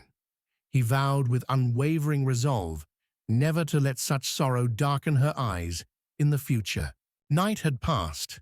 Settled by the crackling fire, Laura recalled the day's challenges. With a sparkle in her eye, Doro teased that hardships make adventures worthwhile, and Laura agreed, a bright smile on her face. Suddenly, Tyson turned to Daughter and asked if that man had already invited them both to join Radcliffe's team. Dorothy immediately confirmed that everything was exactly as it seemed. Tyson remarked that such moments usually occurred only at the end of an adventure. With a mysterious smile, the man suggested that Miyabi was likely the reason behind it all. Miyabi wasn't a typical macho, but his charm was undeniable. Doughty never thought he'd want an apprentice craftsman on his team. except for Miyabi, whom he'd invite without hesitation. Flames crackled softly in the hearth as Laura confided that Liz, too, had faced her share of hardships. Behind the lines, isolation became her constant companion, making the struggle no less daunting. With a sigh, she admitted that while Miyabi was undeniably remarkable, his role was still that of an assistant. Ultimately, this meant the team would merely be staffed to its full capacity. Dorothy insisted there was not a shred of doubt in Liz's success. After all, she had been entrusted to lead this mission on behalf of the noble family. Surely, this time, nothing would stop her from stepping boldly and unashamed toward Radcliffe. Tyson wondered aloud whether the girl could truly join their ranks. Meeting his gaze, Daughter explained that the decision had been made collectively and saw no reason to object. Tyson admitted the truth of the matter, yet his perspective shifted only after meeting them face to face and engaging in a conversation with Miyabi.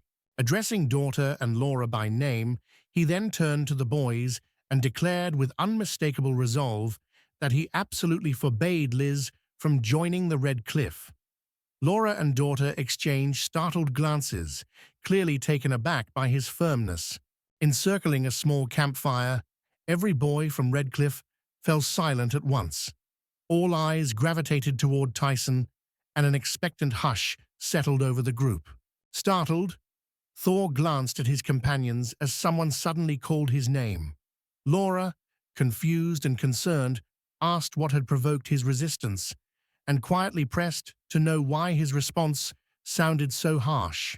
Tyson lifted his gaze, voice steady as he revealed the truth. It was these very people who had taken Weiss from Liz 8 years ago. Reminded of their vow to ensure only smiles would follow the girl from then on, Tyson recalled the recent days and was swept into deep reflection as memories of their promise flooded his mind. Memories flooded Redcliffe. Back then, the girl had been left utterly alone, with only the two of them nearby. A tangible shift crackled in the air, and Daughter affirmed his recollection with a quiet nod. Tyson looked seriously at his friends and asked how closely they'd watched Liz. Dorothy and Laura grinned, claiming they hadn't looked away once, but Tyson shook his head. This wasn't quite what he'd meant. With a grave expression, the man proclaimed that everything hinged on the look upon one's face. Daughter and Laura, puzzled by his words, pressed him to explain his meaning. Laura furrowed her brows, fixing him with a scrutinizing stare. Tyson sat in deep thought, before finally breaking the silence, admitting he believed joining Redcliffe would make Liz happy. His friends listened closely as he revealed he had something even more important to share. Around the crackling campfire, under the open sky and surrounded by close friends, Tyson couldn't help but notice. Whenever Liz was near, not even the faintest smile graced her face. The moment those words left her lips, Daughter and Laura froze in their tracks, their wide-eyed gazes locked onto their friend. The astonishing confession had struck them like a bolt of lightning, leaving both utterly dumbfounded. A collective gasp of surprise escaped as all eyes shifted to Tyson. Dorothy and Laura hurried over to him, playfully wrapping him in a tight embrace, begging him to stop his antics. With a mischievous grin, Laura teased, asking if he'd gone blind yet. With a barely perceptible nod, Tyson invited the boys to recall if, at any point during their journey, they had witnessed Liz smile. Daughter paused, lost in thought for a moment, but ultimately found no answer. The girl's joyful face was unforgettable, and her words, which made her leader, stayed with them, along with the order to support her. As Daughter tried to process everything, confusion briefly flickered across her face. Those same doubts crept in when the girl wondered aloud if she and Miyabi were just unwelcome extras, when Liz anxiously mentioned Dorrit's injured hand, and again as he invited Liz to join their group. Doughty can no longer recall the exact look that crossed Liz's face. Even her smile has faded from memory, slipping away like a distant dream. Bewilderment crossed the man's face as he looked around. Liz stood frozen, trying to remember. He shook his head vigorously, and they went to bed. But he remained sure. Liz had definitely smiled. Of that, he was absolutely certain. The night slipped away unnoticed. Morning found daughter weary and drained, his mind having wrestled with ceaseless, restless thoughts that denied him even a moment's peace. At dawn, he set out walking, pondering whether Tyson was also a pessimist. As his steps echoed, he wondered if Liz was smiling somewhere. Suddenly, he stopped. Something had caught his eye. Nearby, Doughty caught sight of Liz and Miyabi. As a warm, genuine smile lit up Liz's face, Miyabi remarked how exceptionally lively he seemed today. Liz chimed in, teasing that perhaps he finally managed to get a good night's sleep. A faint smile played on the man's lips, certain that she'd just graced him with her own. Yet all at once, Liz's smile vanished, and catching him off guard, she softly uttered daughter's name. Uncertainty flickered in the girl's eyes as she glanced at the man, curiosity urging her to ask what brought him here. Daughter also struggled to understand, their 11th difficult day beginning in tangled confusion. At last, the journey resumed. As Daughter trotted alongside the wagon, he noticed that the closer they drew to the capital, the more crowded the road became, with other carts and carriages. The man glanced down the road, relieved the wagon was unharmed, though the rest stop was still 20 kilometers away. Spotting starlings, he wondered if rain threatened again somewhere nearby. During the drive, Daughter's gaze caught Miyabi intently rummaging through her gear, clearly searching for something out of the ordinary.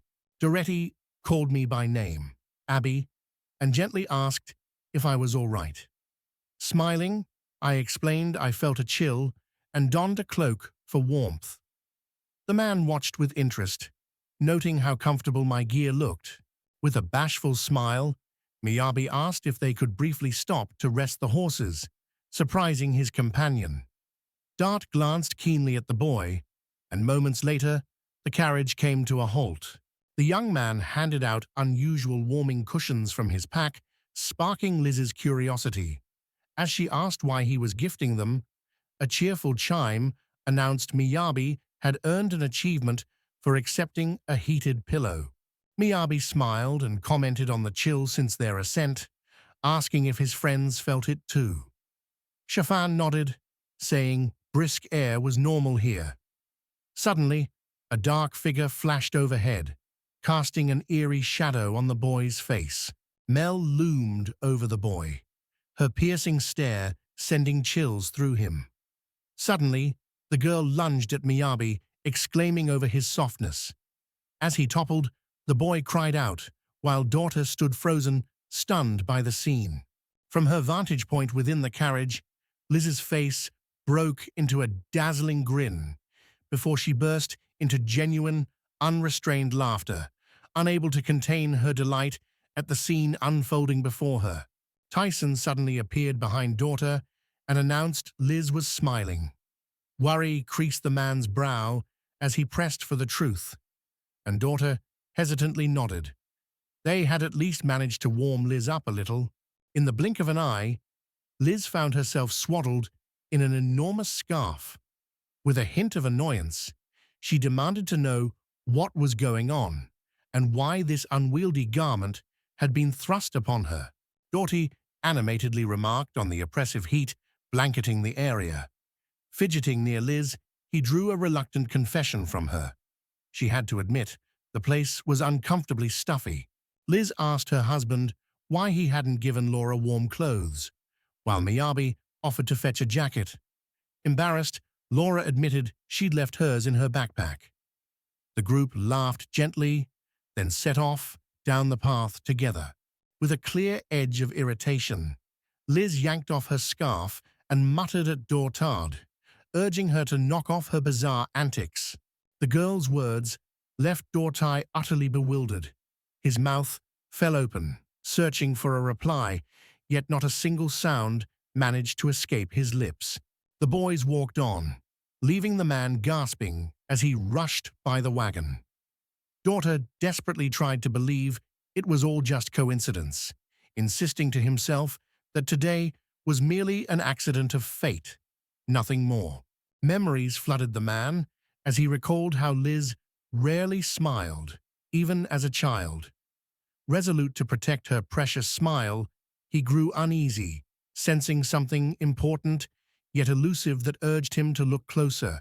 Tyson froze, looking up as Miyabi stared in astonishment at the unexpected sight above, wondering aloud if it was snow. The cart halted, and the group watched in silence as snowflakes spiraled gently down to earth. Dorte, breathing heavily and eyes narrowed, suddenly left the path. Tyson followed closely as they slipped farther from the main road, vanishing from sight and leaving the world of prying eyes behind. As the man lifted his foot and saw fresh prints in the deep snow that had fallen in just hours, Miyabi announced they would stay overnight and without hesitation said he'd start setting up the tent. Suddenly, his deep concentration was shattered. With a grave expression, Daughter announced it was time to move on. The news left Miyabi bewildered, her mind swirling. The man explained the snow might keep falling all night and urgently urged them to leave at once before everything outside disappeared under a fresh blanket of snow. Dotai kept assuring everyone that in 3 hours they'd reach a slope nearer the capital, safe from snow, as he outlined tomorrow's route with meticulous attention to every safety detail. Liz stepped up and asked him to wait. With a soft but firm voice, she confessed she thought they should stop there. Daughter turned, meeting the composed seriousness in her eyes. Liz, eyes shining, launched into an animated explanation. Beyond exhaustion and cold, the harsh, frozen ground, poor visibility, and rising monster activity at night made dangers lurk everywhere, she stressed eagerly. Moved by the girl's words, Laura called out to her. Flustered, the girl admitted she cared about Laura and her friends. Annoyed, Liz snapped that only horses and chiffon really mattered to her. With a keen gaze, Dora studied Liz and instantly sensed her discomfort. This sudden change of plans was clearly not to the girl's liking. A man told a young woman that snow-covered roads tomorrow would delay them, then asked Liz what they'd do if that happened. Meanwhile, he silently hoped, "Just give in now." Liz, eyes shining with certainty, affirmed the man's judgment and firmly reminded Daughter that Miyabi was still with them. Her voice, resolute, she spoke as the blizzard outside grew fiercer with each passing moment. Another night slipped away, ushering in the 12th day of the escort mission. At dawn, Doughty left his room to see boys gathered in the camp center, busy with activities. Mel, caught up in their excitement, laughed and joyfully helped mold a snowman from the fresh morning snow. For a brief moment, uncertainty flickered in the man's eyes. Liz, however, steadied her voice, a hint of gravity sharpening her words. If they had managed to pass through solid rock, she reasoned, why not try the same with the snow? Liz turned to the boys, pointing out that clearing the snow-blocked path would let them move forward. With Miyabi leading the squad, escaping pursuit seemed like an impossible feat, she remarked. Yet, she pointed out, today presented their one chance to reach the capital. The girl, eyes confident, recalled the past and vowed not to err again. She asked Daughter if this was true. He nodded solemnly, assuring her that on this path she'd save her strength and move ahead, resolute, unhindered. In 2007, Daughter fell into a pensive trance, speaking aloud his conviction that this had indeed been the right decision. At that very moment, Liz, utterly drained, collapsed onto a seat, releasing a heavy, weary sigh. His eyes darted to Liz, worry etched across his face. In response, her radiant smile lit up the room, quietly assuring him that at last she had found relief and tranquility, and that in this very moment, genuine happiness warmed her heart. Stunned by the girl's tempestuous outburst, Daughter froze in place, unable to tear his gaze away from Liz, who stood silently by his side. Bursting with enthusiasm, Liz dashed over to Miyabi, cheering his name and urging him not to give up. Flashing a confident smile, the boy nodded, assuring her that he could handle it and asking her to trust him. Stunned, Daughter clasped a hand over his mouth, sure he had just caught a fleeting smile from the girl. The thought crossed his mind. Had his words of praise truly moved her? Still, he doubted that was the reason.